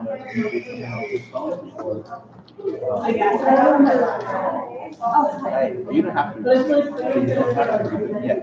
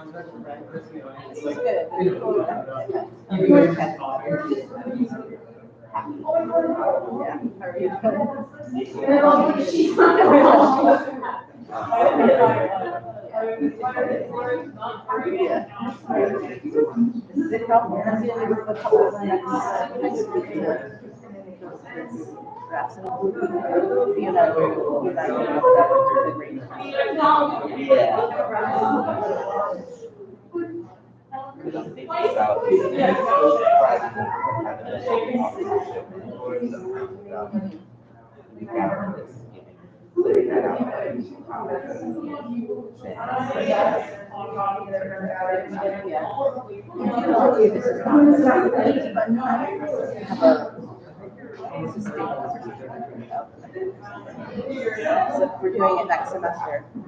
Was that? But just to, and also actually just a whole, like, kind of discussion of the process, because I'm going to be doing more time. So I've never done I've actually never done three, I've done 470 and so I want to have a chat with you while things are fresh in your mind. Too about, I know for me, I'm like, oh, how, you know, maybe have something like that.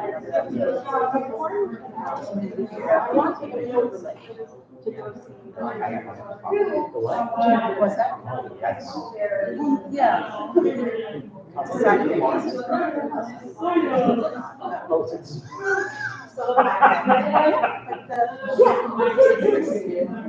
I mean, it sounded like a great idea.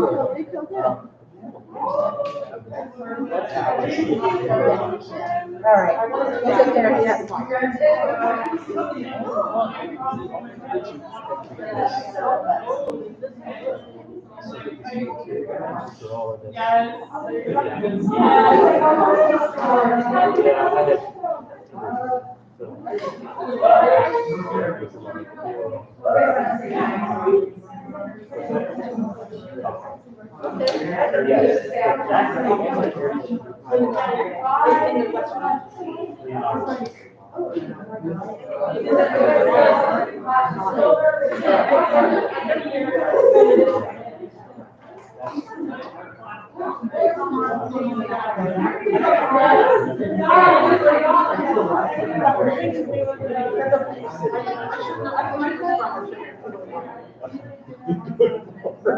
Go to flow. I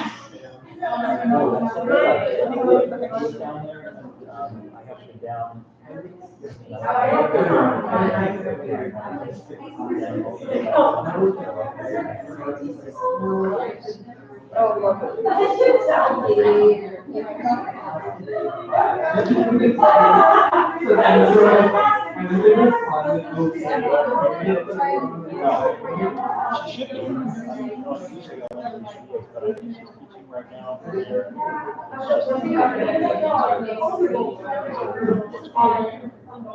But I did say this point.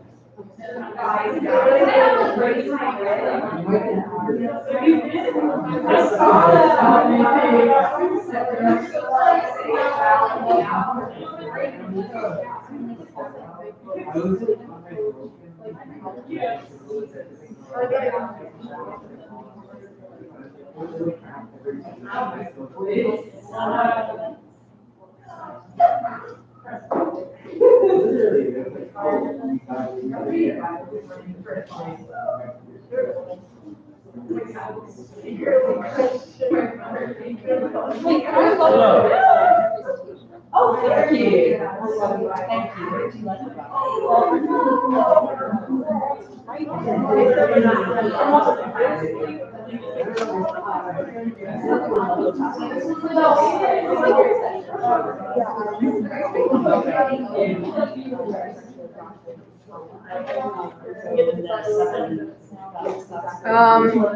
I don't know. And you know what's interesting, Sydney? Thank you. Would you? Yeah.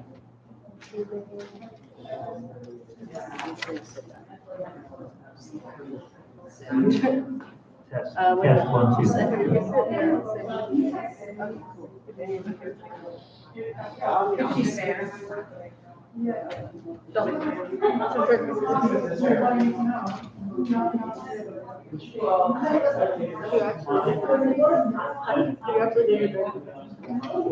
I did. I memorized everything. Really? I didn't. I'm free rolling it.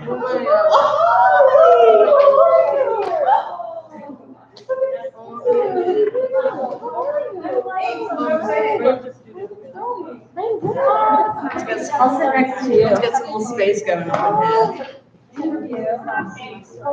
What? She said she needs to be let into Zoom. Sydney needs to be let into Zoom? Yeah. Okay, this is Kyle's. Okay, tell her to just. Shelby. Shelby, can you just tell her that Kyle is going to do that? My presentation. Yeah, At the moment, my presentation is really I have another part of this conversation, so I don't know how it's working. I don't know which presentation should I do. Should I do the Keith? I like best friend. Best friend is my favorite. Keith's a legend. Keith, he is honestly like the best of the best friends we've ever met. Like, he's literally like my best friend. He gave me a call and we went to this picture house and we learned that the mother started gave me this guy who can come through and like this is within the temple to give us and I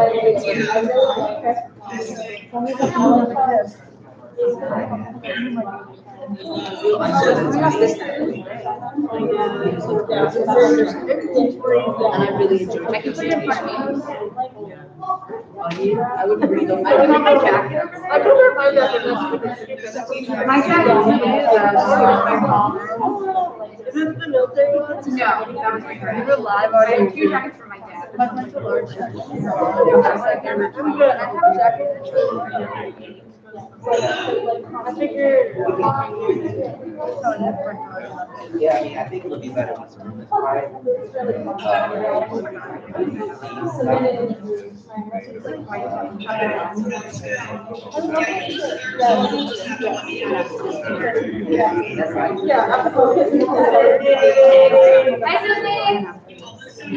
Hey, love your necklace.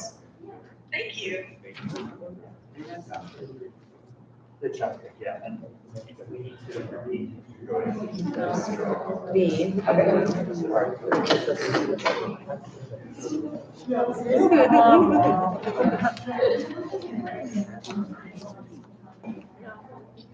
Oh, okay.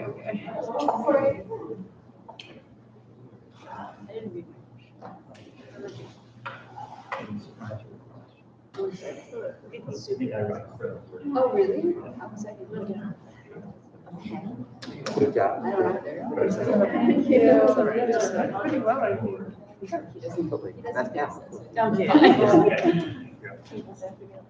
Hi, everyone.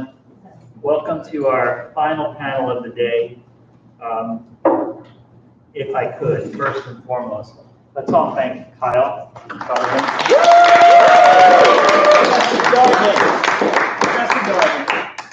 how many students were in this class? 16. 16 students. It's like 16 independent studies to get this thing together. And today was just really magical. Great discussions all day long. And we have a wonderful final panel assembled for you here. And it includes Gracie Hassan, Sydney Chimaroli, Anna Propisny. Anna? Annie Propisny. I was so focused on getting your last name right. I always say Propisny, which is how you would pronounce it in Czech, but it's Propisny. I forgive you. Felicity Davis and Christina Kirk. We have 5 creative writers. Thank you. Thank you.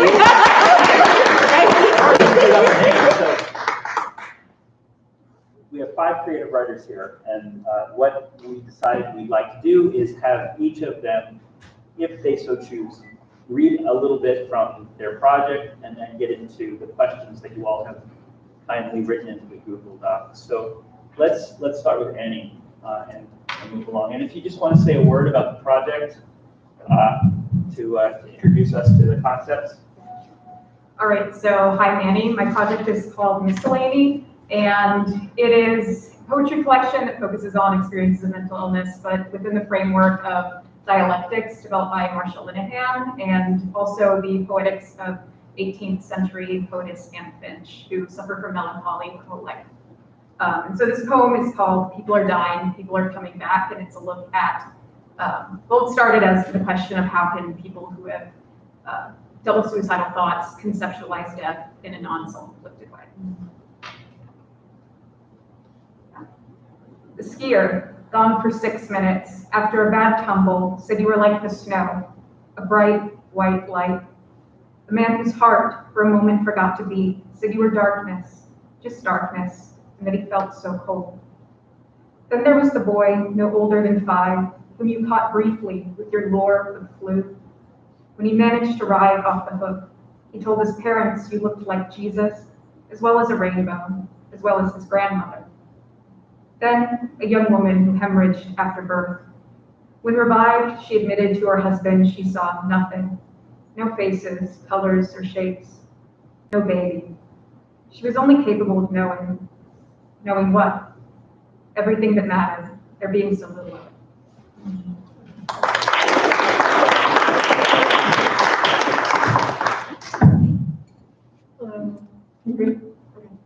My thesis is a poetry collection about egoism, which is the opposite of narcissism. It's when a person puts other people's needs ahead of their own to the detriment of themselves. And my poem is, the reason I changed my thesis to be about egoism was after reading a book called Rethinking Narcissism, and in response, I wrote this poem, Scourge. My therapist asked me, why do you scourge yourself? Does she see something I can't? Do I claw my eyes, drag my heart up into my throat? I cough up blood and questions like, am I a bad person? She tells me I'm good, but I hold myself at night, terrified. I'll wake up with my shadow standing in my place. Then I'll wake up lying flat on the sidewalk, forced to follow. Can she teach me how to stop? Can I learn to wash myself clean? Can I learn not to scrub so hard? Can I learn to be gentle? I'm afraid. But what if that's not the worst thing to be? Maybe I take shame on like a winter coat before I walk into a storm. It's so heavy.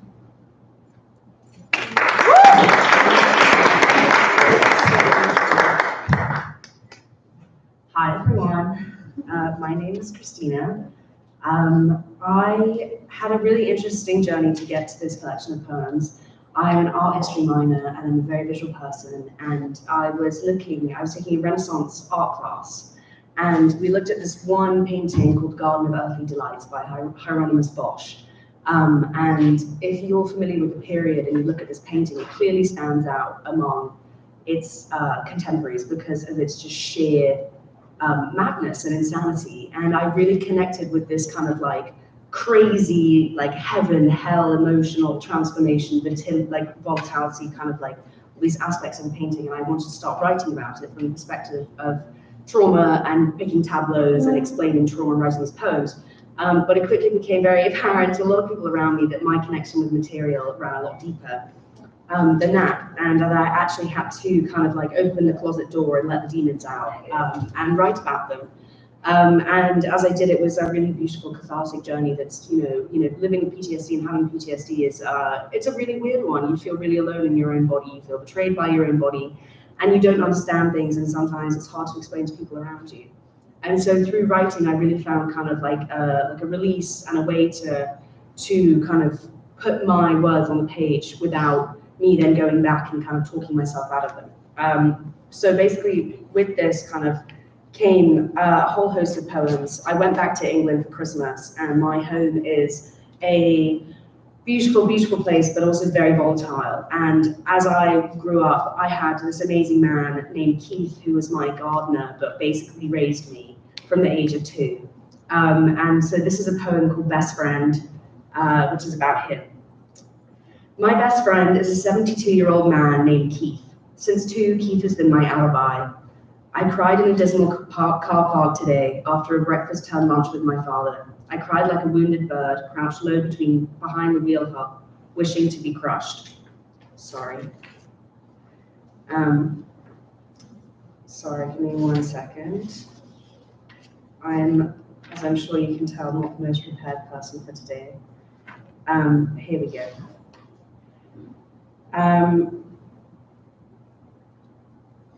Give me 1 second, I do apologize for this.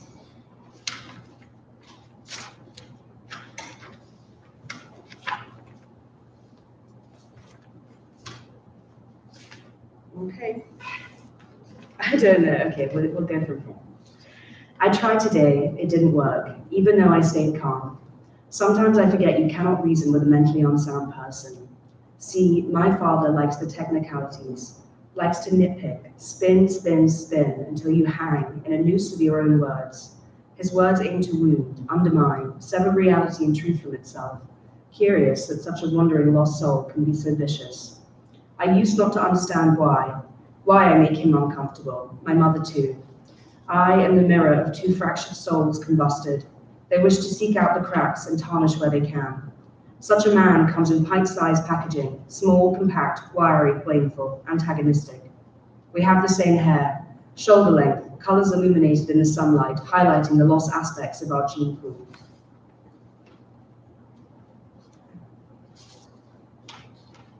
Sorry.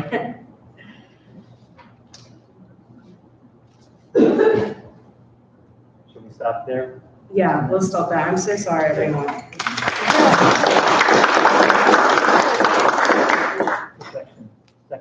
It's a section of a longer poem that's out of order. But basically, the reason I read it to you is because I wanted to make clear how kindness is something that is so essential, and small acts of kindness is something, it can mean nothing to you, but it can mean the world to someone else. And the small acts of kindness that I experience from Keith, whether it be a chocolate bar, whether it be a kind word, whether it be, just a moment away, I really value that, and I hold that dear to me. And so I think also like a main theme throughout my poetry, and like that I'm coming to as I'm wrapping it up, is kindness, and just being fundamentally kind and having fundamental understanding without judgment for others and without judgment for yourself.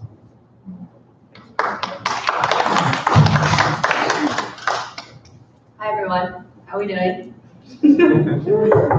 My name is Felicity, and my thesis was a short story, or is a short story. And I've had a really interesting college experience, and I can't say it's been the most positive college experience. So I decided to write a short story that depicts a character who goes through a really rough time in college, and it depicts the hardships that come with struggling with college-induced depression and anxiety. I thought this was like a really interesting topic to write about because I myself didn't really know a lot about it, but I also thought it was interesting because a lot of people don't tell you the negative parts of going to college, and I think that it's interesting to see both sides of the spectrum on that. I'm not going to read part of my story because I couldn't find a part that I thought encompassed this preface, but I just thought that I would let it speak for itself. I have a follow-up question for that we'll circle back to after we hear from Sydney. Thanks, Felicity. Sydney, can you hear us okay? Yeah, can everybody hear me okay? Actually, yes. Better. Yeah. Okay, great. Okay, awesome.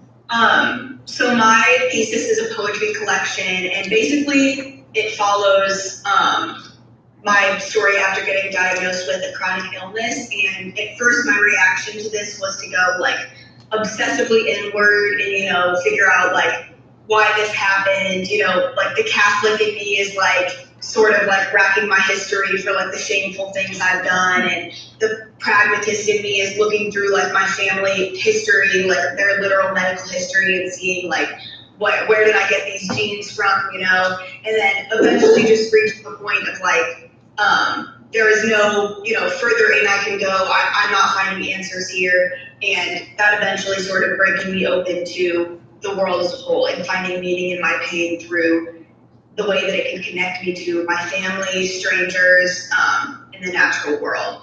And I thought I would read the first poem in my collection, and it's actually very similar to what Christina was talking about like the value of small kindnesses. So this poem is called Diagnosis.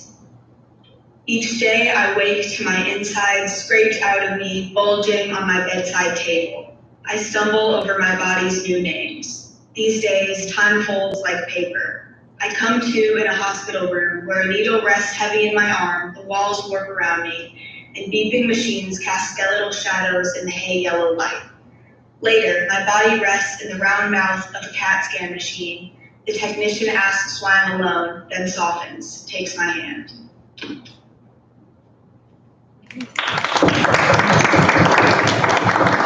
Thanks, Sydney.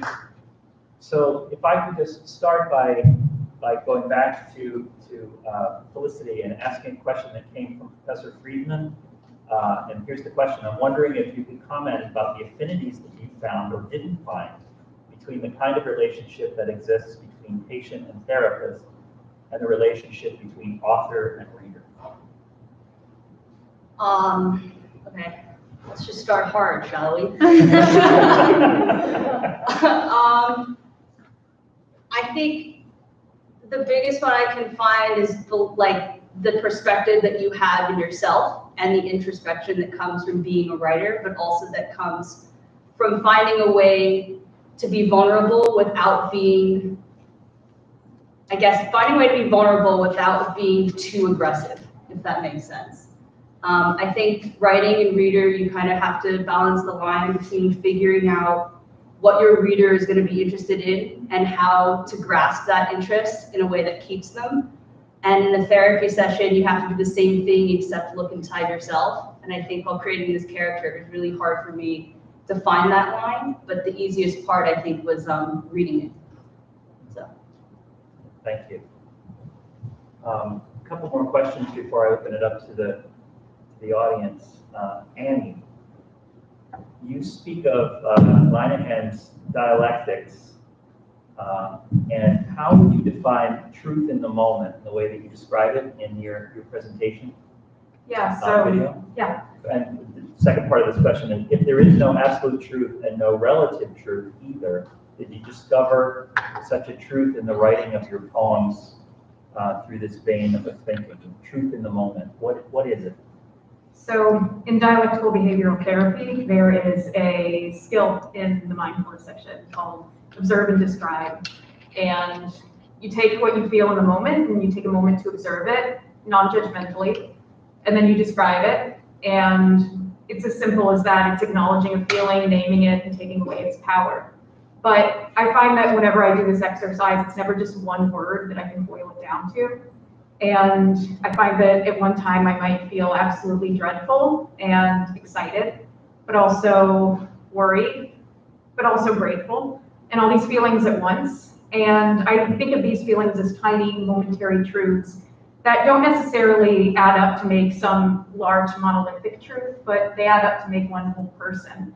And so, yeah, I don't think there is such thing as a whole, entire, cohesive truth, but I think that we're all working with this multiplicity of truths inside us, and what I try to emphasize in this collection is that each feeling, no matter how just, even if they seem entirely antithetical of each other, they're equally valid. And whether you're feeling like life isn't worth living or you're feeling like you couldn't imagine not living it, it's not one of those has to mean the other isn't true.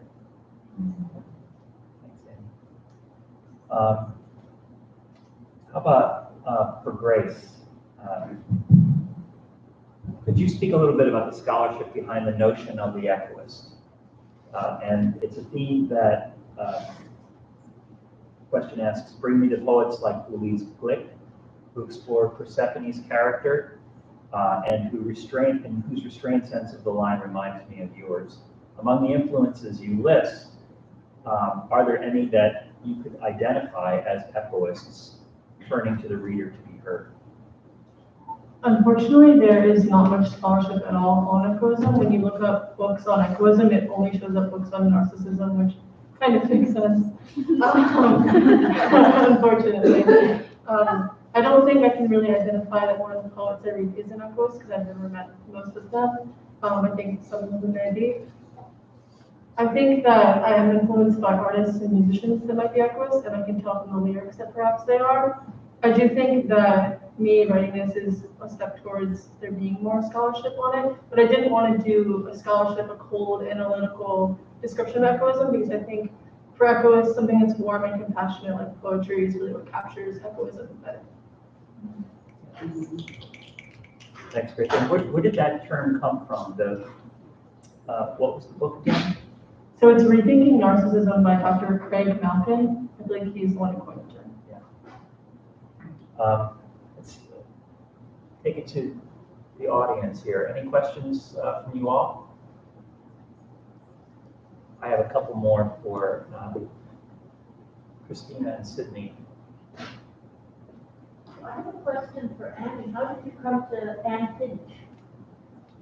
Okay, so I went to Gettysburg College for a full half a semester, and in that time, I think the one shining light was a class that I took called Shakespeare's Sisters, and it was just a general course on women writers from around Queen Elizabeth to Jane Austen. So one of the writers that we had to read, and just like a grouping of poems from a bunch of different, like, late 17th century writers. So, some Catherine Phillips, some Anne Killigrew, and then there's this poet named Anne Finch. And we had to read her poem, The Introduction. And I read her poem, The Introduction, and I really enjoyed it. And there was a poem next to it that we weren't assigned, but it was called The Spleen. And The Spleen is just, it's an incredibly fascinating poem that talks about melancholy in, as Barbara McGovern would say, not in the popular way of her time. It's satirical, it's personal, it's witty, it's very deeply moving. I think I have here the lines that when I first read just really kind of spoke to me. This is the only portion of the poem where she speaks in the I. Most of the poem is speaking in the third person about, other people and, making fun of the fools who pretend to have melancholy so that they seem more like the scholars and the, kind of the vixens who act like they have melancholy in order to snag the fools because they seem so deep and sensual. So she breaks it up and she says these lines, "O'er me, alas, thou dost too much prevail. I feel thy force whilst I against thee rail. I feel my verse decay and my cramped numbers fail. Through thy black jaundice I all objects see, as dark and terrible as thee. My lines decry, and my employment thought, useless folly or presumptuous fault. Whilst in the muses' paths I stray, whilst in their groves and by their secret springs, my hand delights to trace unusual things, and deviates from the known and common way." And this idea of deviating from the known and common way and looking at something from, we like to look at things as we either feel this way or we feel that way. We are happy or we are sad. One of these just necessarily has to exclude the other. And it might seem like a cop-out to say it doesn't. But I like to think that that's looking at it from, the unknown and uncommon way is acknowledging that these things synthesize together.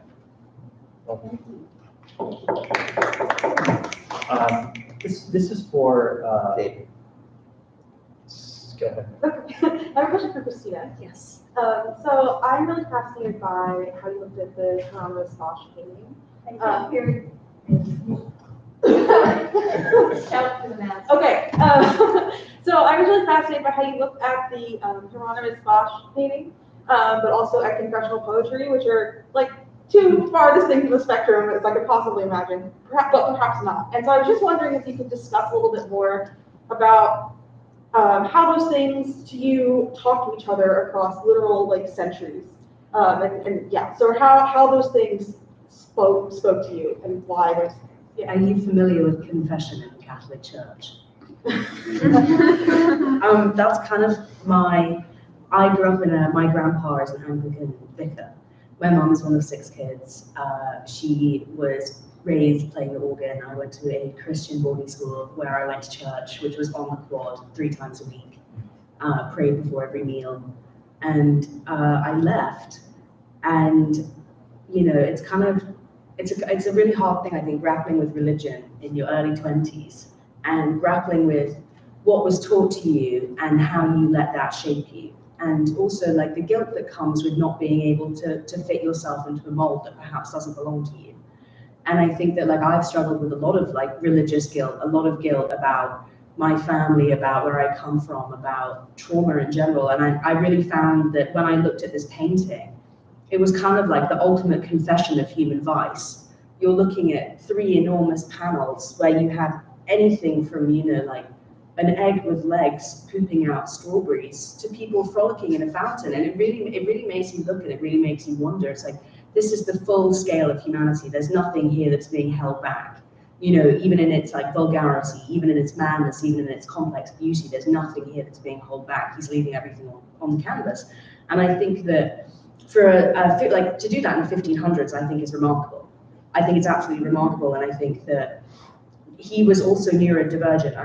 In my authorial preface, I mentioned that he suffered with St. Anthony's fire, which is ergotism, which is basically LSD on the brain. Ergotism was a fungus.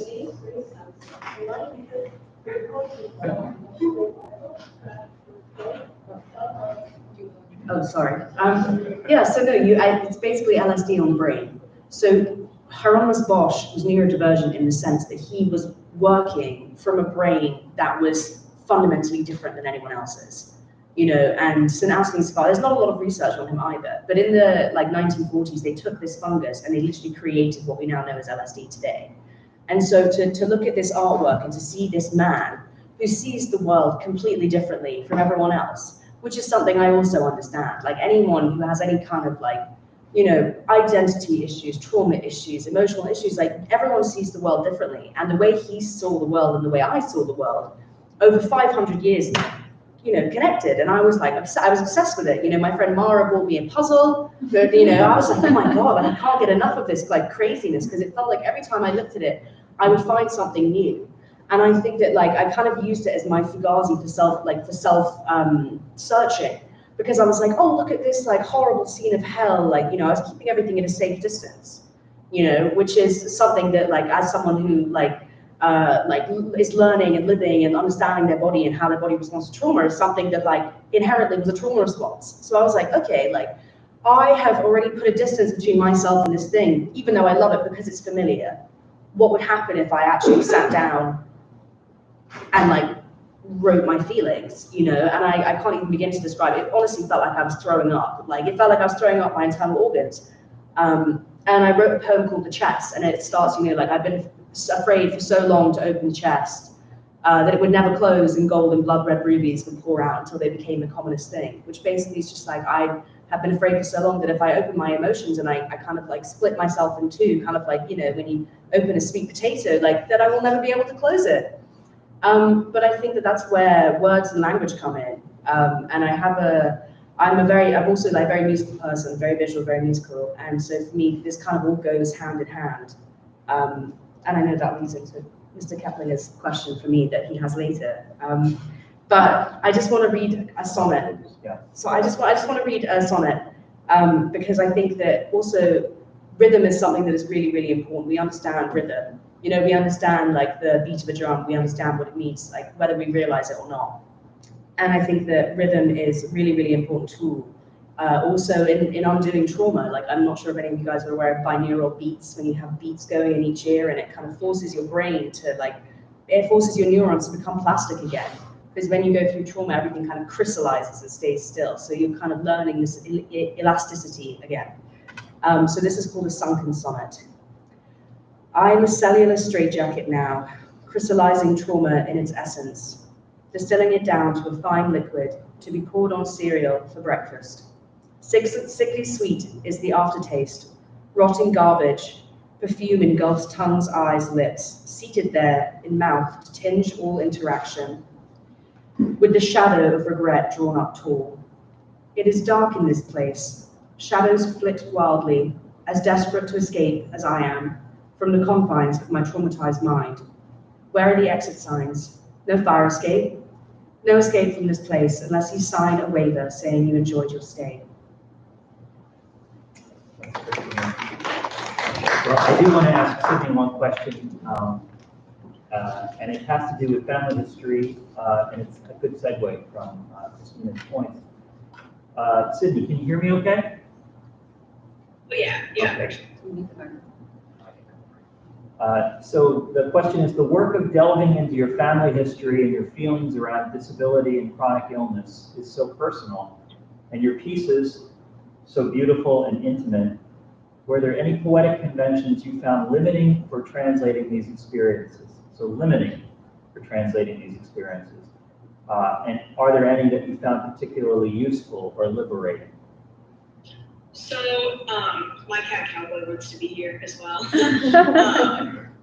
In terms of like forms that I found limiting, I would say that if I found them limiting in a negative way, I just wouldn't use them, to be honest. But I think that there are times when I would place limits on myself to sort of extrapolate like a different kind of creativity, like the erasure poems that I did of medical journals. Obviously that's limiting, like I can only use the words that are there, right. But because of that, it allows me to like sort of reclaim that language in a way.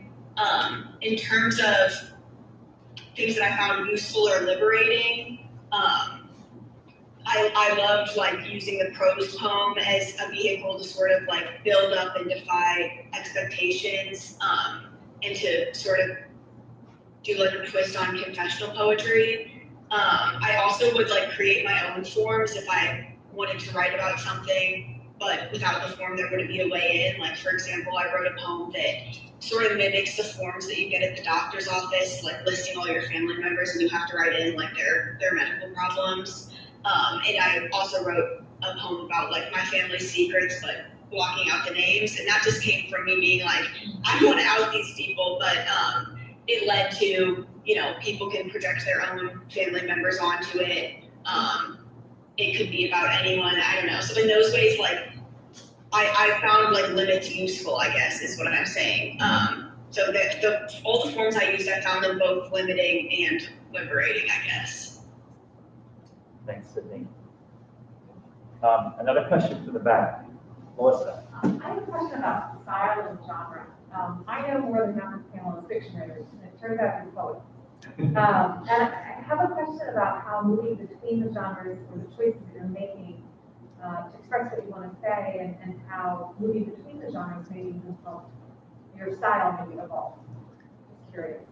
Now that you've outed yourself as poets. Felicity.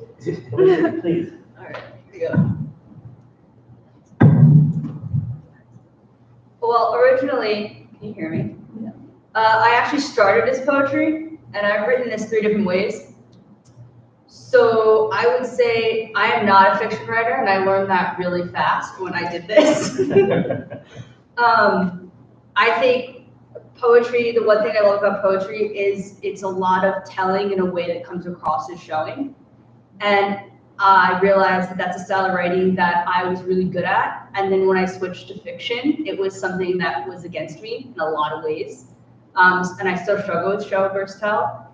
And then, but I think that when you go across genre, you learn your strengths and weaknesses as a writer, but you also learn how your writing is perceived as an audience member and a reader. And I think the biggest thing that I was able to notice is that even my own story and my own nonfiction elements that I included, I read a different way.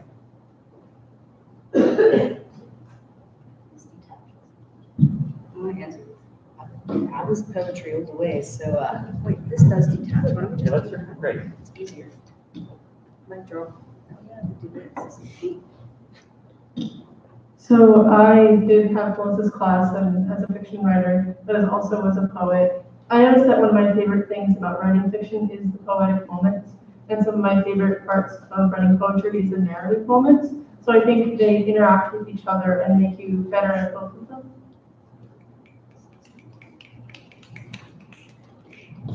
I guess I kind of have a non-answer to that question too. I think that across genres, I think that especially in the literature department, we're so lucky in the fact that there's so many different types of work that we can read that can influence us, like whether it's another poem, whether it's someone's authorial preface, whether it's someone's presentation.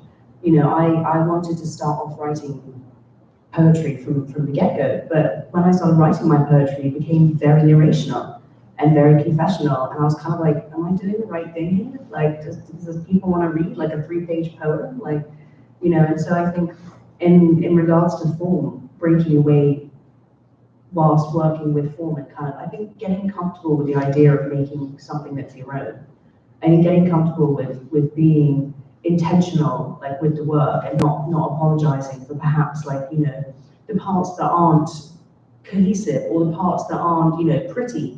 You know, a lot of the work that like the 4 of us have done, like it's not pretty. You know, like it's lonely and it's painful. But I think that like through the narrative and through like us telling our stories and through us, you know, exploring through different narratives, through music, through dance, through painting. You know, Grace is a fantastic musician and she, you know, plays the guitar and there's all these wonderful things that, you know, across genre, we must understand that literature is a visual and, you know, like a huge encompassing subject. That was my non-answer. Yes, Sydney wants to answer too. Oh, Sydney, do you have an answer? Yeah, I have a short answer. I've just been like an avid fiction writer all my life and only got into poetry in maybe like the last 5 or 6 years. And when I was first starting to read poetry, I was like, not for me. Like this just sounded like any, you know? But when I started reading poets who had like elements of fiction, like recurring characters, like a storyline, that sort of allowed me a way in to sort of, because I felt at home. I was like, okay, I get this, like we're in a story, you know? And then I was able to like read other poets that are more abstract and like don't follow those conventions. But I think because perhaps that was like my way into poetry, I, in my own work, have included like characters, a sort of like narrative arc. So yeah, I don't know, I find that combining those forms worked really well for me. Thanks, Sydney. Yes, great. Yeah, first of all, thank y'all for y'all's work. Can you hear me okay? Okay. And I want to kind of piggyback off of Professor Scholl's young question about fiction, particularly in the creation of characters and their associations with real people in their world, because a lot of your poems deal with, and short stories deal with taking very real things and real people and putting your own perspective into it. And so how do you reconcile the distance and the closeness of these characters, fictional or real, or combined really? Oof. You want me to go first? I'll jump on this. Hello. Yeah, all my characters are real. These are members of my family, you know, these are people I've grown up with. And so and I say this in my authorial preface, you know, if I had been in England, none of this would have happened. You know, no one in their right mind would want me airing their dirty laundry, you know, in Washington, DC to a beautiful atrium full of lit students. But, you know, unfortunately, I think that that's kind of how it has to be. I think that there's like this agency. When we go to college, you know, you go as a child and you develop a sense of agency, and you're given a sense of agency through the responsibilities that you're given, and the responsibilities that you give to yourself, and how you choose to show up to yourself. And I think that, like, for me, distance has been such a big blessing in having that time to kind of like crystallize into my own mold of who I want to be, whilst also like retaining elements of like perhaps the good things. And you know, I think that like when, especially for me in my work, like when I read it and read it and read it again, like I've taken things out. Like I've written heinous things and I've taken them out. You know, I've written lovely things and I've taken them out because it's like, it's not for me to crucify this person. You know, it's not for me to you know, drink poison and wait for the other person to die. Because it doesn't work. I'm sorry, no, that's, you know, that's a line from my poem, but you know, that's kind of how hatred works. And like, I think for me, talking about kindness and talking about forgiveness, at least for me, is how I'm trying to like close that gap, whether it's like forgiveness for myself for how I acted in those moments when I'm not proud, or forgiveness for the other people in the situation, like having compassion for them, and like understanding that perhaps, you know, like that, my side of the street was clean, but their side of the street was messy. And unfortunately, like, I wandered into the mess, or they chucked the mess on me, and I'm now rambling. So does anyone else have anything to say? Well, I think you touched on something that is significant for everybody on this panel, which is, even though this panel is about rebirth and reclamation, you'll notice that all of the pieces have to do with taking a stance from afar, from some kind of distance, whether it be a male point of view, or whether it be literal distance from home so that you can actually write these things and say these things publicly, or the distance of myth, or the distance of history, and you know, using Anne Finch in order to explore one's own experience, or the distance that illness brings us from our own bodies. My friend Kermit Moyer wrote an essay for the Washingtonian about 10 years ago about Parkinson's, and it's called A Stranger to Himself. There's a kind of distance that illness projects upon the body that makes us look at ourselves from afar. And it goes hand in hand with our best writing. There's something about stepping away from ourselves in order to see ourselves more clearly. So I had a question for you about that very thing, about the male point of view and the way that it provided tension against typical stories involving depression. And the question was, how did you handle the masking of depression in your project? And was there a scene or a chapter that in your mind grabs the problem especially well? Wait, specifically with depression? Well, you were talking about the masking of depression and the male point of view, and I wonder if there was a scene that felt for you like a breakthrough in understanding that. Yeah, that's a good question. I think the ending is definitely the biggest part where that is portrayed. My story ends with the character finally admitting that he needs help. And throughout his session with his therapist, he learns, as he's recounting his panic attacks and the death of his best friend and all of these things that happened, that he's not so far off from what she was going through. So he also might not be so far off from the end that she also met. And she died from suicide. And so I'm in a psychology class that I took specifically for this thesis because I was interested to learn a little bit about the DSM-5 and how diagnoses happen through mental illness in today's society. And in the class, I learned that there's something called college-induced depression. And I was like, oh, wow, this is great. Well, you know, but anyway, I learned that also statistically, I think I put it in my thorough preface. I was trying to find it earlier. I saw this question come. But I just didn't have it here. But I think it's about 28% of men hide their depression, and it's due to needing to feel masculine in society and needing to feel like they have everything under control.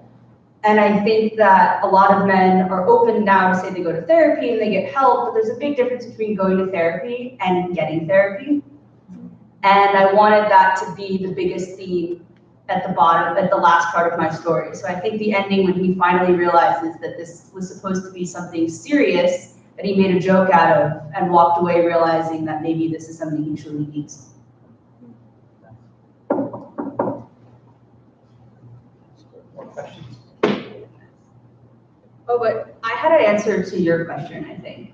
It was about genre, right? Or it was about, like, no, it was about keeping authenticity with yourself through things. Okay, so I think in every act of fiction, there's a sense of nonfiction. Obviously, as you write a character or story, you're using what you know. I mean, one of the biggest things is writing until you write what you know to start off, right? So when I was writing this first in poetry, I realized that I was writing from just my perspective as a speaker and writing from close friends and family. And then when I wrote this as a nonfiction piece, it was a memoir style. And I realized that when I was writing this, almost every draft I threw away because everything I wanted to say, I felt like I couldn't say it because I felt either guilty that somebody would read it that I knew, and similar to you, like airing the dirty laundry. Feel so guilty. Right, and then I also started feeling like I wasn't being true to myself.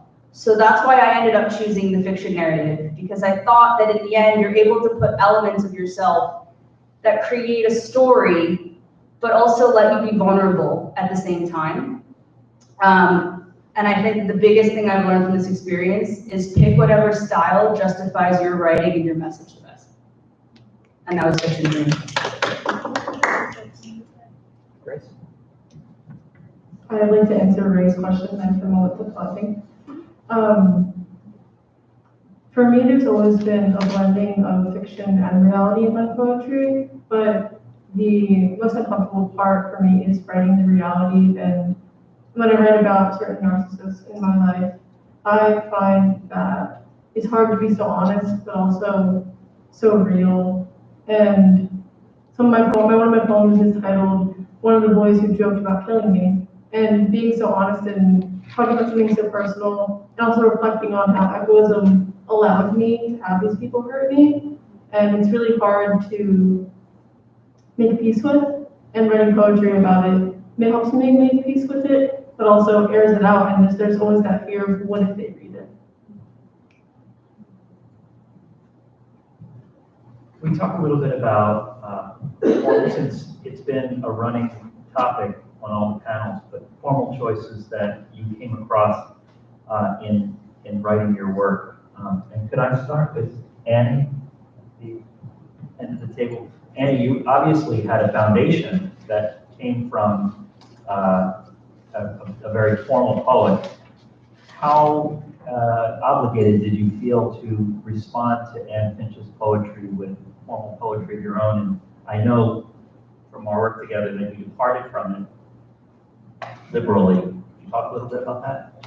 Yeah, I really wanted to avoid the idea of imitation and take on instead the idea of emulation. And I mean, I could have written a bunch of poems in the exact form she used, using strict meter and archaic language, but that would have sounded boring and nobody would want to read it. So I just decided to really broadly interpret the forms and ideas that she uses. I have a whole kind of suite of poems in the collection that has to do with the fable. That is her most prolific genre.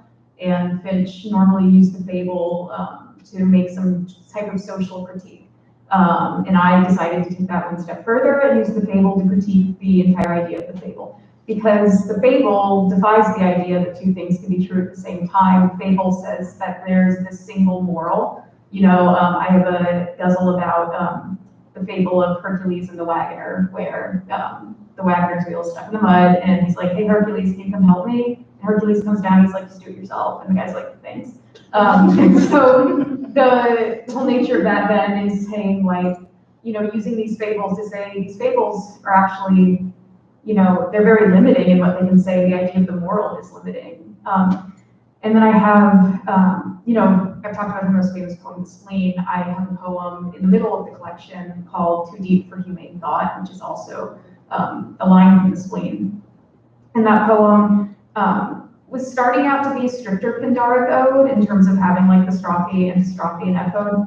But then I just decided that, it didn't feel right to be that strict. I decided to emulate instead a lot of like the core ideas behind that poem, the idea of irreverence, which I talk about in the video, the idea of looking at kind of psychology and mental health as something that we know all of the symptoms of pretty well, but we don't really know the cause. And just looking at these ideas in the way that she's looking at them. And it did stray a little bit from a lot of her original styles and forms, but I really think I wanted to keep the spirit of it. There's a friendship poem in there. A lot of women from that time, along 18th century, wrote friendship poems. Some of them were gay, some of them weren't. But I have a friendship poem about a few of my friends, and actually shout out to Shelby in the audience because she is named in it. So. You know, when you mentioned irreverence again, I think about all the poets that I love, and it's getting at this dialectics question. Emily Dickinson, Heavenly Hurt, it brings us, it's neither heavenly nor is it hurtful, it's both heavenly hurt. And Garcia Marquez, A Very Old Man with Enormous Wings, is a kind of irreverent fable that has a dialectic quality to it, the way you're describing it. That's an amazing answer. Thanks, Annie. Grace, do you want to talk about form in your poems a little bit? So for me, there's several prose poems in my collection, and the reason I chose that is I think there is no better form to capture echoism than a prose poem. In one of my poems, I describe echoism as a present that's never opened, and I think of the prose poem as this explosion that's this lot of words and this huge explosion confined in this small paragraph, and it doesn't have room and space to grow and change. It's just confined and claustrophobic.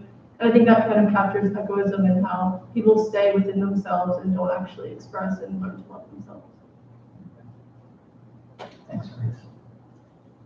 Christina, what about blues? Did you write any blues stanzas? I did, but they are in the collection. Well, I think when we talk about blues, I think, and we talk about beat, we talk about rhythm, we talk about call and response, and that communal aspect of singing. You know, you asked me about my connection to the Hieronymus Bosch, and so the only thing that got me through 10 years of boarding school, age 8 to 18, was the singing, was the hymns, was the collective release, the vocal release of music. And I remember I wrote a piece about that, you know, and I talked about how we were all beads with a God-shaped hole threaded on one string, and kind of like how that kind of kept me. And so with blues stanzas and writing call and response, you know, blues comes from a place of hurt, comes from a place of expressing your feelings, of expressing your pain.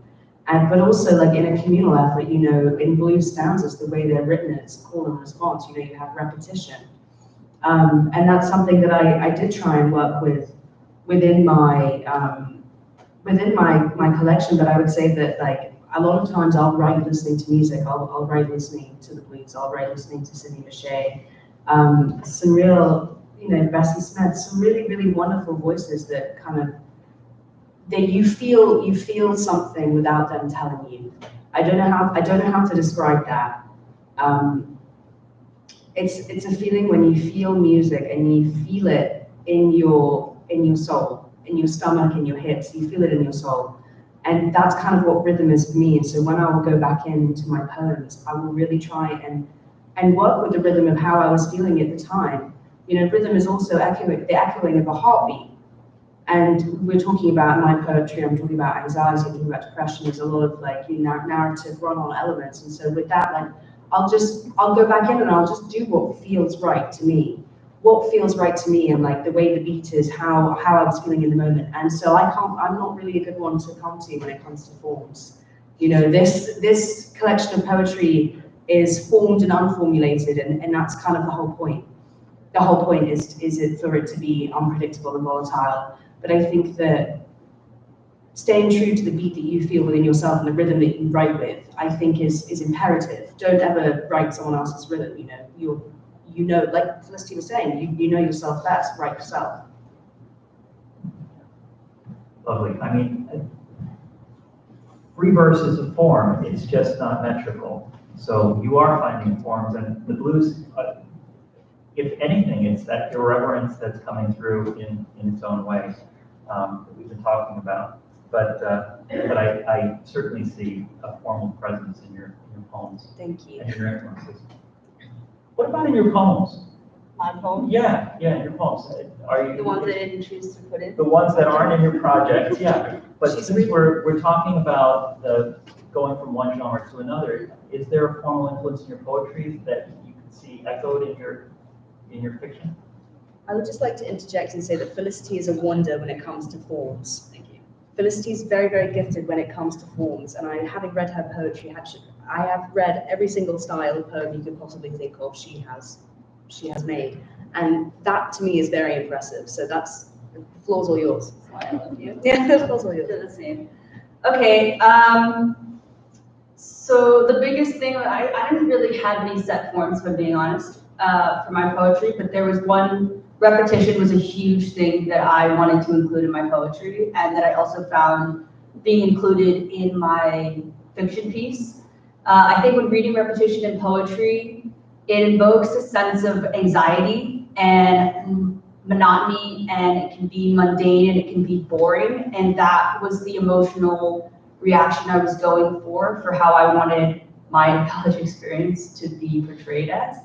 But I also think it's interesting because when writing about my fiction piece and writing in the sense of therapy is also a lot of repetition, and it's also a lot of taking responsibility and a lot of not taking responsibility and always going 2 steps forward and 1 step back. And then you get there and you accept it. And that's kind of, I would say, so repetition and rhythm would be the first 2 things that I would say I've repeated a lot. That's fantastic. The form of therapy. Yeah, taking responsibility and not taking responsibility, letting go and holding on. I think that That's plays amazing. into call and response as well. Yeah, that's amazing. Sydney? Yeah, would you mind if I actually read a short poem and then explain the form briefly? Sure, please. Okay, so this poem is called I Killed My Childhood Dog. By leaving that empty Cheez-It bag in the basement trash can, my sister shares the blame, she left the door open. We called all over, found him too late, his snout stuffed in the plastic, his fluid dark body still soft and warm. Days before, a swallowed tampon swelled up his intestine. He almost died, so when he came home and flopped down on the carpet, I curled around him. I rested my hand on the pink patch of flesh where they'd sliced him open, and I thought, thank God, thank God.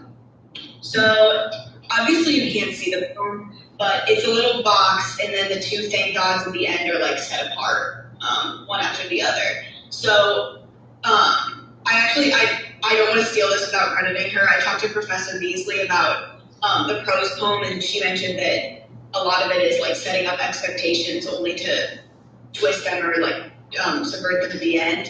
And in this poem, I wanted to like tell this contained story about killing my childhood dog. In these 2 instances, and like in that little box, there's so much pain. It's like the death, the surgery, and then at the end, what's set apart from that little box is this like holy moment. But you know, like that holy moment is all the more painful because you already know that like soon the dog will die. And so obviously, I could have put it as all one prose poem. I could have put the thing, or as all a prose poem instead of setting the thank gods apart. I could have put them at the beginning, and it still would have been, you know, sad. But I felt like the dramatic irony and the form, like, really did a lot for that poem. I don't know. Thanks, Sydney. We have time for one more question from the audience. Any burning questions out there? Or observations? I mean, I think the thing that most people won't be able to see is the ways in which the larger structures of the collections have evolved over the course of the capstone. So I'm wondering if any of you would be willing to talk about just sort of what you realized about your project that allowed you to organize it in a way that you feel more assured about at this point. Yeah. My collection started in deep-rooted anger, and I made no secret of that. I was very, very angry and experiencing a lot of things. My body was being hijacked. I did not know what was going on with myself, and I was furious.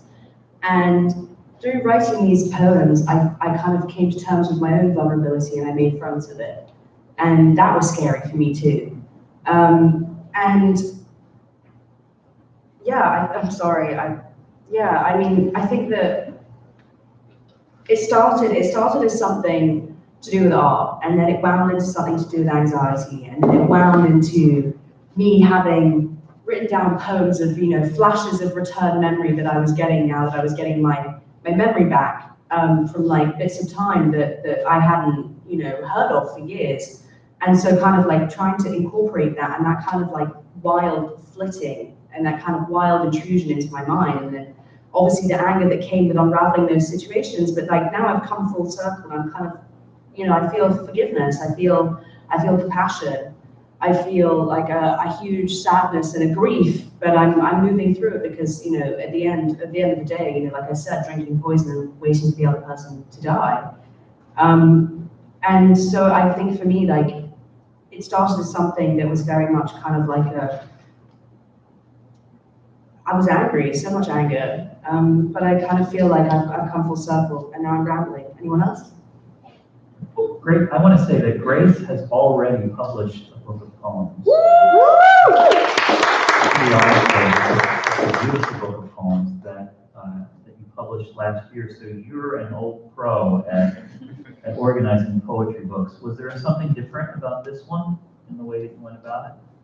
So when I started my collection for my thesis, I really thought that I was doing the same thing again, and I was writing about self-love and mental illness all over again. And then I wrote Scourge and realized I really wanted to write about echoism. And I added a series of echoism 1, 2, and 3 poems. And I realized that there was something so different, but also so similar. And that in my first collection, I was writing about echoism, but in a much more underground way, in that it would be about like beating yourself up or having guilt that is misplaced. And that now I'm much more clear about it, and I can really voice and put a name to the way I was feeling in a way that I couldn't with my first try. Annie, anything to say about miscellany? No. That's great. Sydney? Could you like repeat the question in a paraphrase? I caught like only every other word. We were talking about the process of organizing these poems so that they were not only units unto themselves, fully formed, but also in conversation with each other. How did that evolve for you? Yeah, I guess it was really hard for me at first because I just put together like every poem that I had that I thought was like good. And I was like, these don't relate to each other at all. But maybe like 2 poems did speak to each other a little bit. And I knew I wanted to write about illness. And then I was like, I have all these topics kind of like floating around that.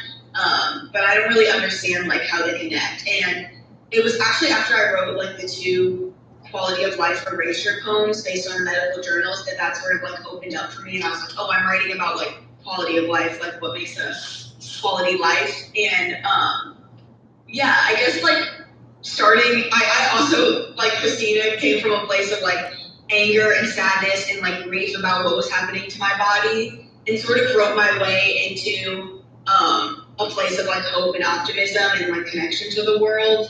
And being forced to see like my project as a whole forced me to sort of like cover the whole range of emotions instead of just writing my anger and grief, which might show up in one poem and then like the hope shows up in another. Obviously there are poems that show like the whole range, but yeah, it forced me to literally like come to terms with my own grief and find like hope in it.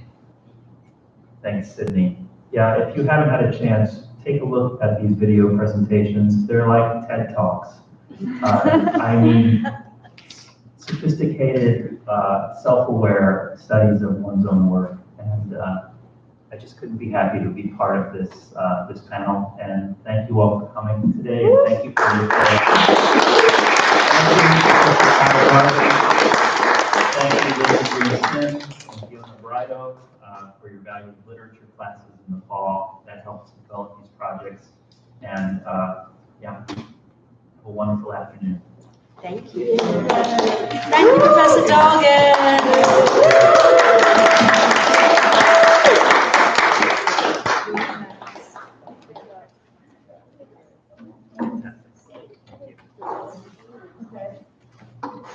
That was really fun. Sydney, I love your book. Thank you. Sydney, I you. Oh no, that's okay. I See you. Your dead dog poem. I didn't even laugh when I laughed really hard. It's so funny. Thank you so much. Do you know how they saw in real life? When I was 5 years old, I was in the car with my mom on the way to school, and she ran over my childhood cat. She thought it was my scooter, and she ran it over. And I had to sit there and get in the car with my brother and watch my mom wrap up my childhood cat. And she like, for me, it's one thing, but for her, I can't even imagine what that feels like. She still likes it to this day. She feels me like this. I don't know. Isn't that nuts? Yeah, so that was true, but I don't know, I talk about that. I know, because we want to make that mom.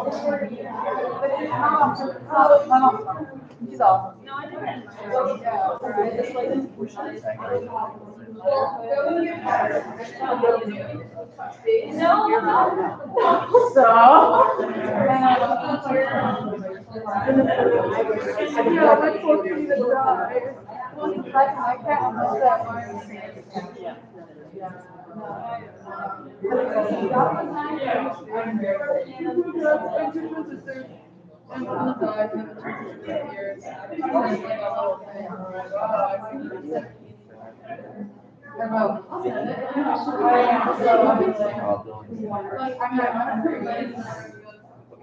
Thank you again. I get to live to everyone.